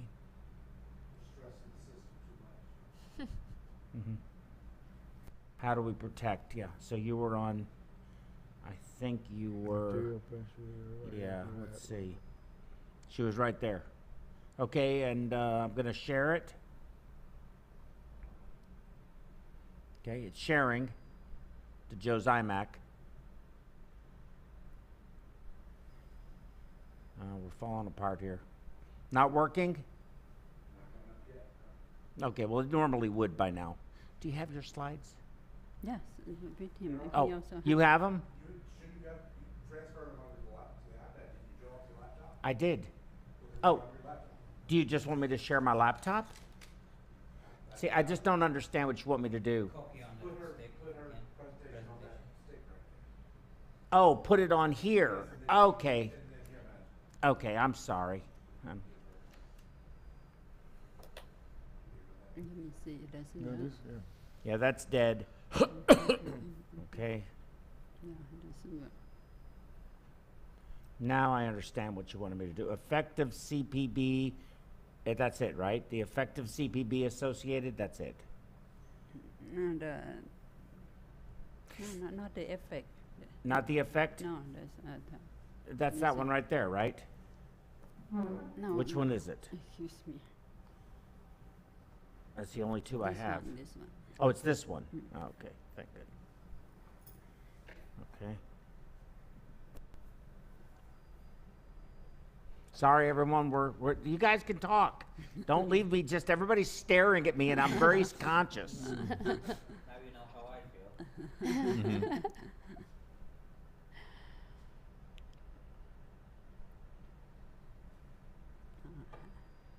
It's And still also thinking. from the, There it goes. so from the skin. Okay, and here's your Okay, remote, thank you. Oh, I and feel they'll like put that up. Oops, sorry. Hey, everybody wave.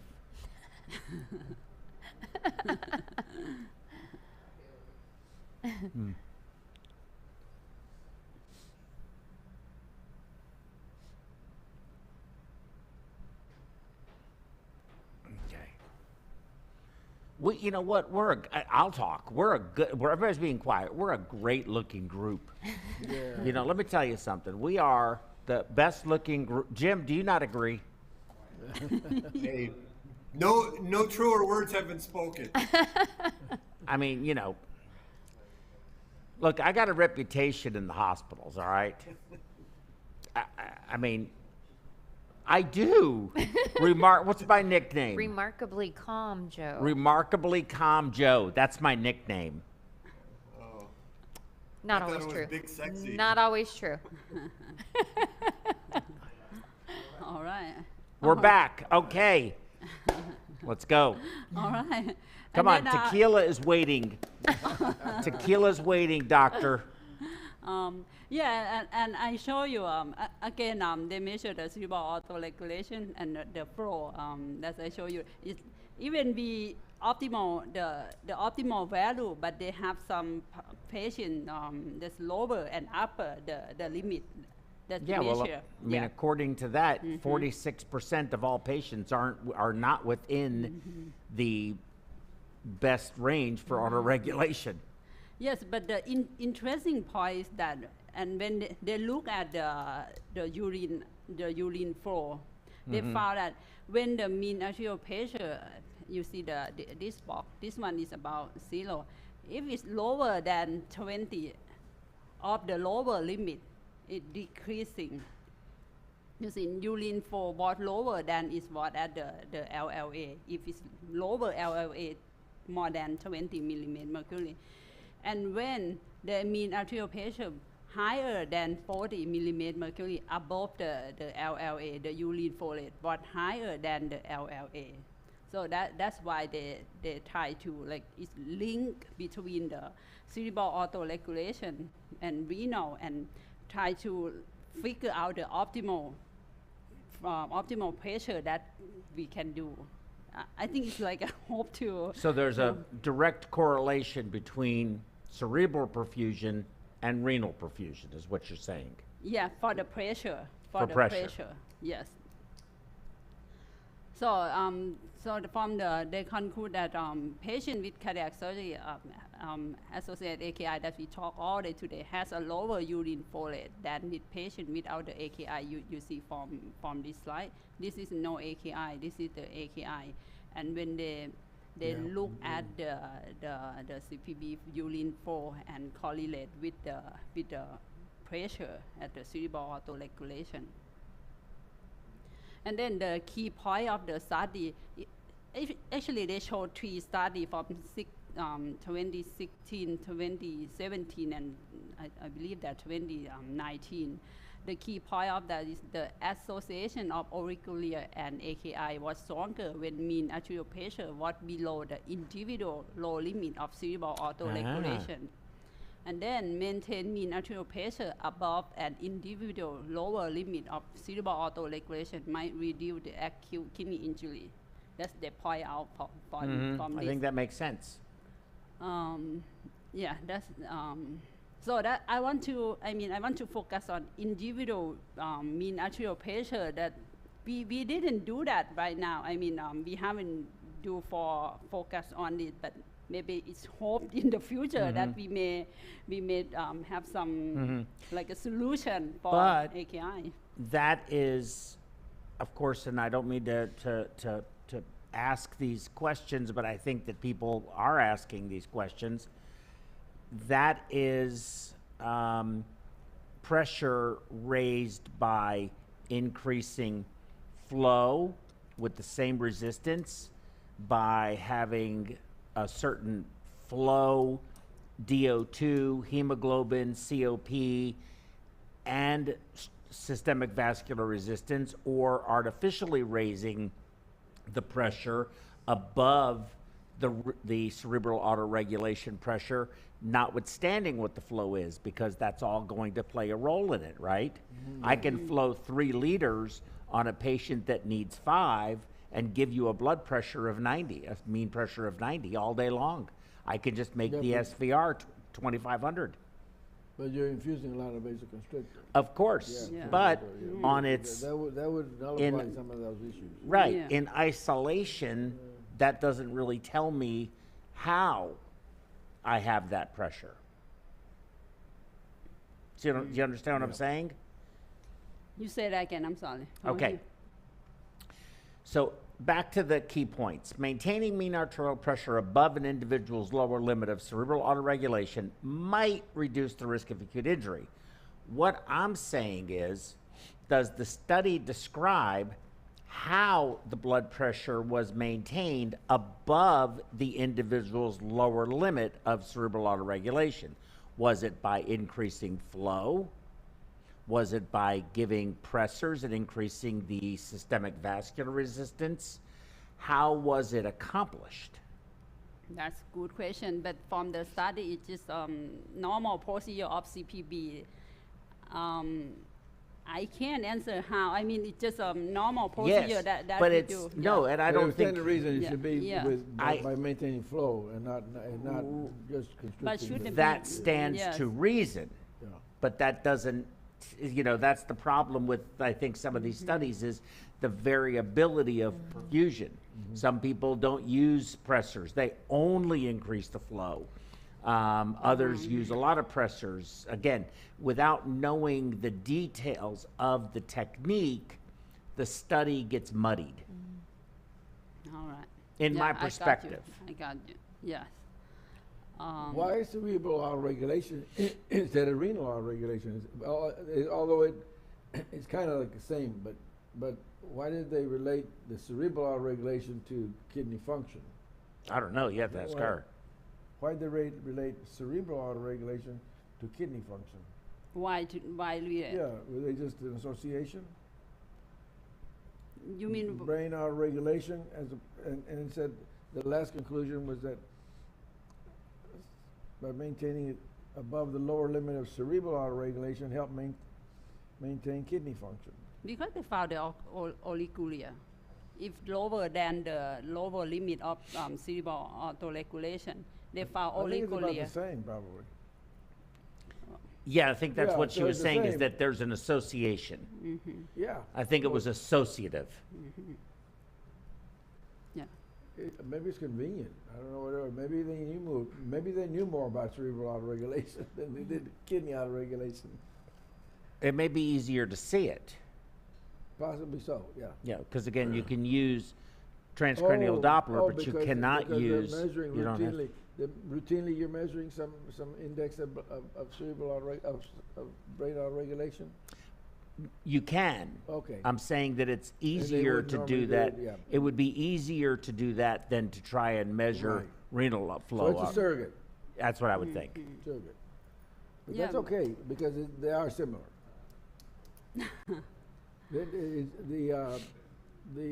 The autoregulatory plateau, I don't think it's quite as flat because,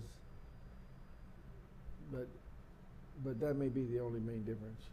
The inflection point is very similar, right around 70, wasn't it? Yeah, allow Around that. 70, yeah. But some study didn't show high arterial pressure protect the kidney. You see, this study show high arterial pressure during CPB may not reduce the risk of AKI. I mean, I just try to show so many some study. They study in I believe in aging patient. Because it depends how they raise the blood arterial pressure. Yeah, but That's what you but it doesn't help high arterial pressure more than 60 millimeter mercury from the study, but it doesn't improve acute kidney injury. But I mean, the same, the rate is the same. But that would depend on, maybe that answers your, Joe's question. It depends on how they raise the blood pressure.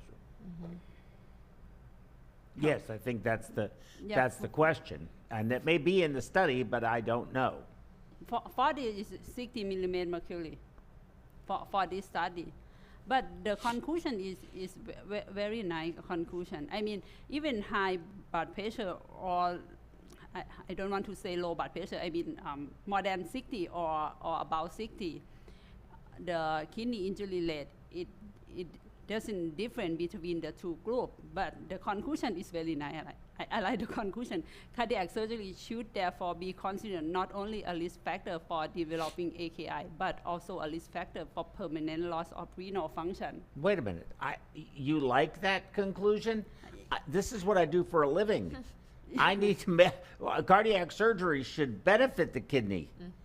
We should have a conclusion that cardiac surgery done right reduces kidney injury, and then send all the patients to us. No, I understand you. Yeah, but I mean, the result showed it doesn't different between high blood pressure or blood pressure above 60. It doesn't different. That means it's effect on kidney, even you high blood pressure or even you maintain the same rate blood pressure. It's not only AKI, but it's like an impair for long term. That's Yes. from the conclusion. Yeah, I think I've always recognized and believed that. And also they found they measured the NGAL, which is show the tubular injury, which is the same in both groups. So I talk about the temperature, how to control, right? I'll talk about the hematocrit, the DO2. I talk about the pressure. Maybe we need to keep correlate with the cerebral autoregulation. And then I'll show you for the blood flow. It's very, the question for perfusion is how optimal blood flow that we can do. Like I mentioned, cardiac index 2.4. 2.70. What's about you? Huh? What's about when you run CPB for you, Joe, for the cardiac index? Index, it's gonna vary, but I would say between, depending on what's going on with the procedure, index of 2.2, 2.4. Maybe less if they're having trouble, we're having drainage issues, they're pulling the heart over really hard to try to get to a PDA or an OM or something like that graft. But I would say I try not to go under 1.6 for any length of time, and I try to stay between 2, 2.4, 2.2 probably in that range. About 2.2, 2.4, yeah. Generally speaking. 2.4 for me also. But that's going to depend on hematocrit. That's going to depend on other factors as well. That we talk about, yeah. And the study in animal study also is nice study from the Dr. Evans' team, just probably in 2020, and they show it's too far for me, and I can see clearly. But they show the effect. You maintain. You increase flow with increased blood pressure by, even medication or flow, you control from the heart-lung machine, and also you give the vessel pressure. All together, both improve kidney function. They, like I mentioned, it's too far for excuse me, Joe, can I have a seat? It's too far from me. I cannot see. Oh, you can't see it? Yeah. Oh. Come sit over here. Yeah, okay. Thank you. Yeah, you can walk around a little bit. Yeah. I'm so sorry. No, I you don't have to see. be sorry. No worries. I can't. Come sit here. Yeah. There. Okay, thank you. Oh, yeah. Just like it. Next thing you know, she'll take over. She walked through there really easily. I didn't. Okay, I'll show this slide, and you can see from the screen at the standard. That means the standard CPB that we did, and if you increase flow and also you give medication, which is increased blood pressure, all of this is increased renal. You can see is increased systemic DO2 is increased. And for the right column is increased oxygen renal DO2 also, which is they conclude that is help you increase flow and you use the vessel pressure for increased mean arterial pressure. Both it improve kidney function. And then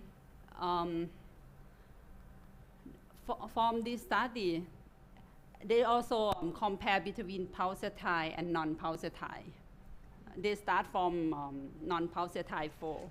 And when they switch to pulsatile, and then they switch to non-pulsatile again from the T series of the experiment, and compare pulsatile and non-pulsatile. Both pulsatile and non-pulsatile, it no effects on kidney. I mean, the result is same, it's similar in both pulsatile and non-pulsatile.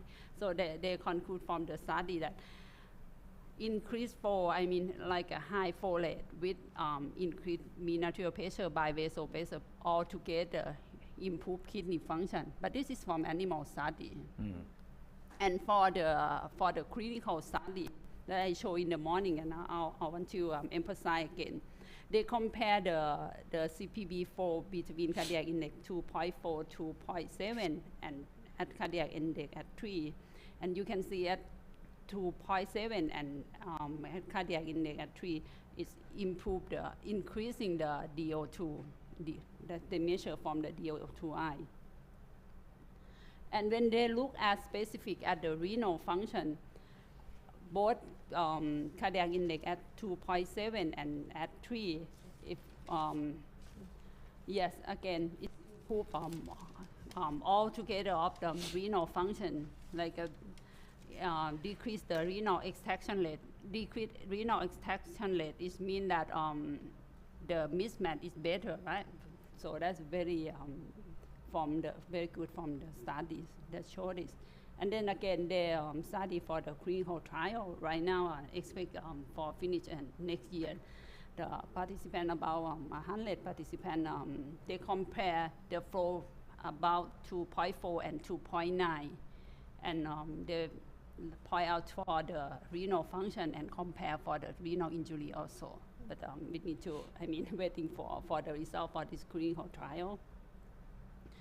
And this is the 4 factors that relate from the CPB. And I want to point out for, just remind for those 2 things. The first one is the biocompatibility coating. I believe that we use that already. That's normal. Yeah, that's normal. Yes, yeah. you can still get, but you have to special order non-biocompatible materials. It'd be very rare.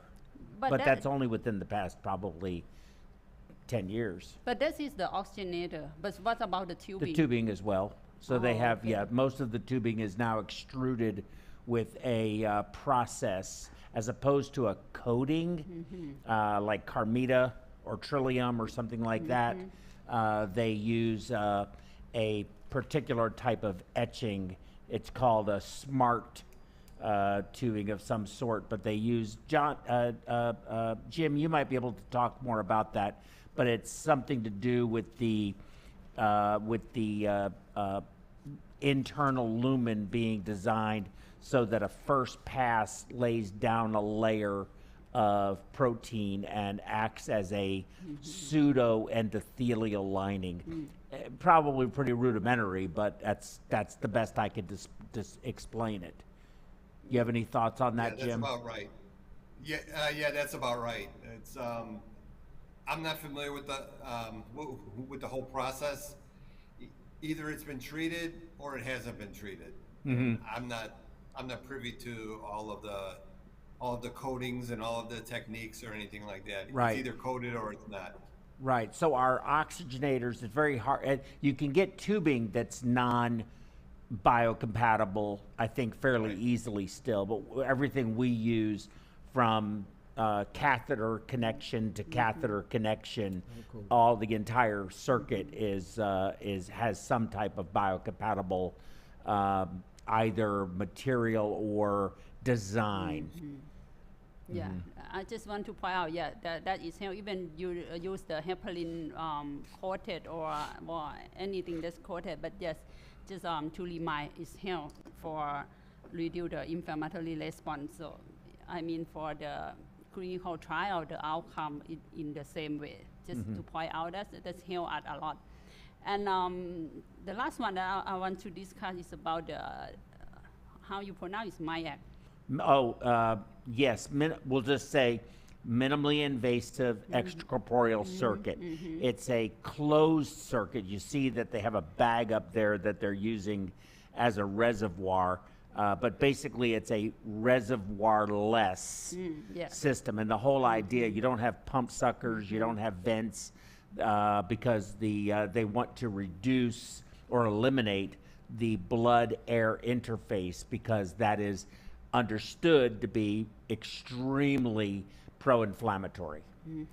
What is driving the pressure? You have it's like an ECMO. You still have it.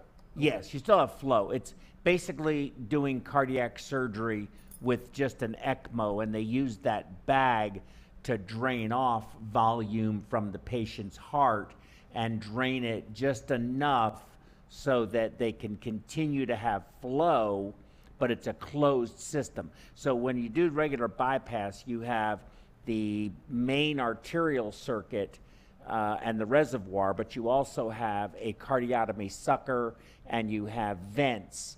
And as those suckers and vents work, they will draw and mix with air, and then it goes into the cardiotomy compartment of the venous reservoir and become defoamed and then go back into the main venous reservoir. That blood-air interface is known to be very pro-inflammatory. And this system does work for those that are patient and want to use it, but most surgeons want suckers and they want vents and they want to be able to do the operation. You could do a coronary this way. I know they do valves with it in Europe, but it has never really, I don't believe it's very well adapted. In other words, I don't think that it's a lot of people doing it. It's very uncommon, and I don't think that it makes doing the operation a lot more challenging. So your question is, am I going to get a good operation here, or am I going to not have a blood-air interface? But So basically, the heart's still moving. The heart's still no, pumping. not in this case. No, No, in no, not in that case either. No, the heart still gets stopped. So why would they get a good operation then? Because you're not going to have other means of draining the heart and clearing the field. Oh, okay. So it's not as Right. convenient for the surgeon. It's really more visibility than it is anything else. Right. But if you're skilled at it and it's what you are committed to doing, you can do it. But you have to have the patience and the understanding of the limitations of the system. And a lot of surgeons have zero patience, actually have a negative integer patience level, and they want suckers and they want What's vents. wrong with just draining it off? You lose too much? No, with this system, when you're doing this, there's a very fine line, and I don't know if you can see the picture or not, but that basically becomes the reservoir. And there's a very fine line when you're using a closed circuit like an ECMO and volume in the patient. So you can empty the heart, but you can only empty the venous capacitance system so much before you have no flow anymore, because it's the venous system collapses. We'll do that. And so having that balance is challenging to maintain, to keep good flow for the patient. Generally, when you do these cases, you are really running much lower flows than you normally would with an open system. Gives you a lot less versatility as far as that's concerned. Sorry, I didn't mean to interrupt. No. Yeah, I just point out from the because the show is, it's like we run CPB in the closed circuit. I think like the same at ECMO. That's more physiologic, that they show the benefit to microcirculation, maybe improve the kidney function. But A lot less hemodilution as well. Yeah, but I have no experience on this, but just want to point out and to discuss with you. But yeah, maybe help. I mean, I have never do that, but just right now that the updates for this. And also for the I think the bundle for the KidneyGo recommend for how we can protect the AKIs. we need to course monitor for the renal function. If we can do, we monitor the hemodynamic as we talk all day about what's about the pressure, what's about the flow. Also, we need to optimize the fluid. Like you talk about the albumin, the mannitol. What about your priming? So our priming circuit is, right about, if we have 0 in our venous reservoir, about 750 cc's, but we don't ever leave 0 in the reservoir. We'll usually put some in there. So it's about 1,000 to 1,100. That includes with the cardioplegia primed. Now we'll flush the cardioplegia out. So the patient impact, I would say, is probably a liter. If you don't wrap, it's probably about a liter. He do laugh. Yeah. But I mean, your priming solution is mixed between crystalloid and colloid and albumin. Yes. I mean, the recipe. So when I do a case, I'm very aggressive when it comes to albumin. So I will go on bypass with a complete, because I use vacuum assist and an open reservoir. So I will have no volume in the venous line. I'll drain the venous line and get rid of all that volume. I'll run my volume in the oxygenator, just the heparinized plasma light or whatever, to 0, and then I'll add the minimum amount of albumin I'm going to put in is 50 grams. So I'll put 50 grams of albumin. I'll put 12.5 grams of mannitol. I'll put whatever else we're going to put, Amicar, or whatever drug we're going to use. I'll put all of that cocktail in there, and then I'll run the level down to about 200. And then when they go to connect the arterial line and we bump forward, I have enough to do that and have it be de-aired, the aortic cannula, to the pump circuit itself, and then go on bypass, get my level up, and then start my arterial flow. So I would say that, a lot of people, 12.5 grams of mannitol is normal, 25 grams. That's their iteration of aggressive. Everybody gets 50 grams of albumin, whether they need it or not. And that's how I do my cases. Okay. It's, its half-life is relatively short, and notwithstanding the concern, and you brought it up in your lecture, the very real concern about capillary leak syndrome, most cardiac surgery patients they do not have capillary leak syndrome. That is real. I mean, that's a devastating diagnosis, and obviously you wouldn't give somebody with that albumin because it's just going to exacerbate an already big problem. And most of the time, if they have severe capillary leak syndrome, they're going to die, more than likely. So, but very rarely do you see that in cardiac surgery. Most of those patients are otherwise, they may not otherwise be healthy, but the note says, when you write your pre-op note, it usually says otherwise healthy. Now they may be all messed up. Their diabetes is out of whack, and they have all these other issues going on, but they're not dying. They're elective. They walk into the hospital mostly. Most of our cases are elective procedures. You agree with that? Sorry. And we need to avoid hyperglycemia. I mean, I want to share. I do the experiment. We call the insulin camp. You familiar with the insulin camp? We call the experiment in insulin camp in animal study. We need to infuse the insulin and glucose in the proper way, because we want to see how it's uptake the glucose in the body, and need to very proper. But for the experiment, sometimes we start, sometimes it's high, but glucose is not proper between the infusion rate of insulin and high but and glucose are infused. And then we saw the urine output, very high urine, and very effect on animal condition. So that's I really keep in mind from my experience from the experiment. hyperglycemia very need to concern, during the operation, during the CPB, it's affect a lot. Sometimes you saw the urine output, there's a high urine output, maybe it's not good. Maybe that is in the hyperglycemia condition of the patient. We need to concern about this also. Yeah, but of course, we give mannitol to stimulate an osmotic diuresis, and most of the time somebody walks into the emergency room and they can't quench their thirst.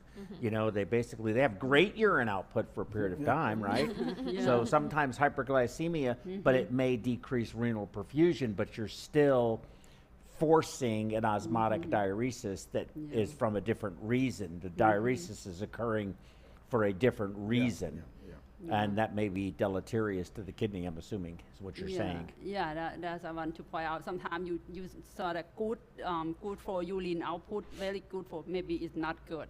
Maybe some condition affect on the high urine flow rate. That hyperglycemia is one of the factor in this. And avoid to some medication. From the clinical recommendation, you need to avoid some medication that toxic on your nephron, on the kidney. That's all that maybe help. Finally, even if AKI occur, the transfer of information to on caregivers, medication, and patient education are essential to reduce the risk of long-term complications. I appreciate in this word from the publication. Yeah, that is all of mine, and I have the last slide. Hey, wait, before you do it. Hey, Magic, can you get Vicky and Christina, if Christina is still here, please? Wait, before you do the slide. Oh, for my last slide? Yes. Okay. If you don't mind. I'm sure.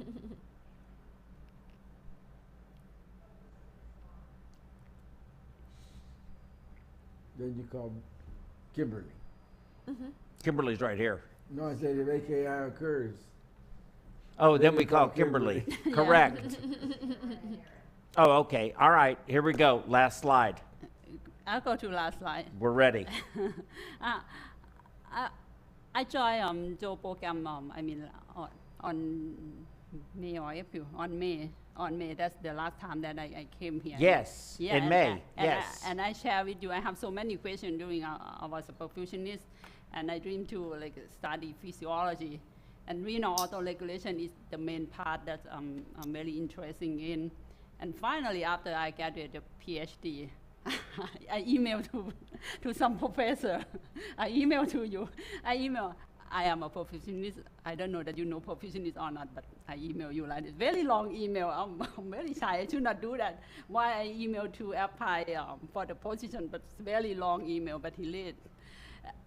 Finally, I was your postdoc. In 2017 and 2 years with Dr. Navar, I worked on the renal autoregulation, the video that I show you.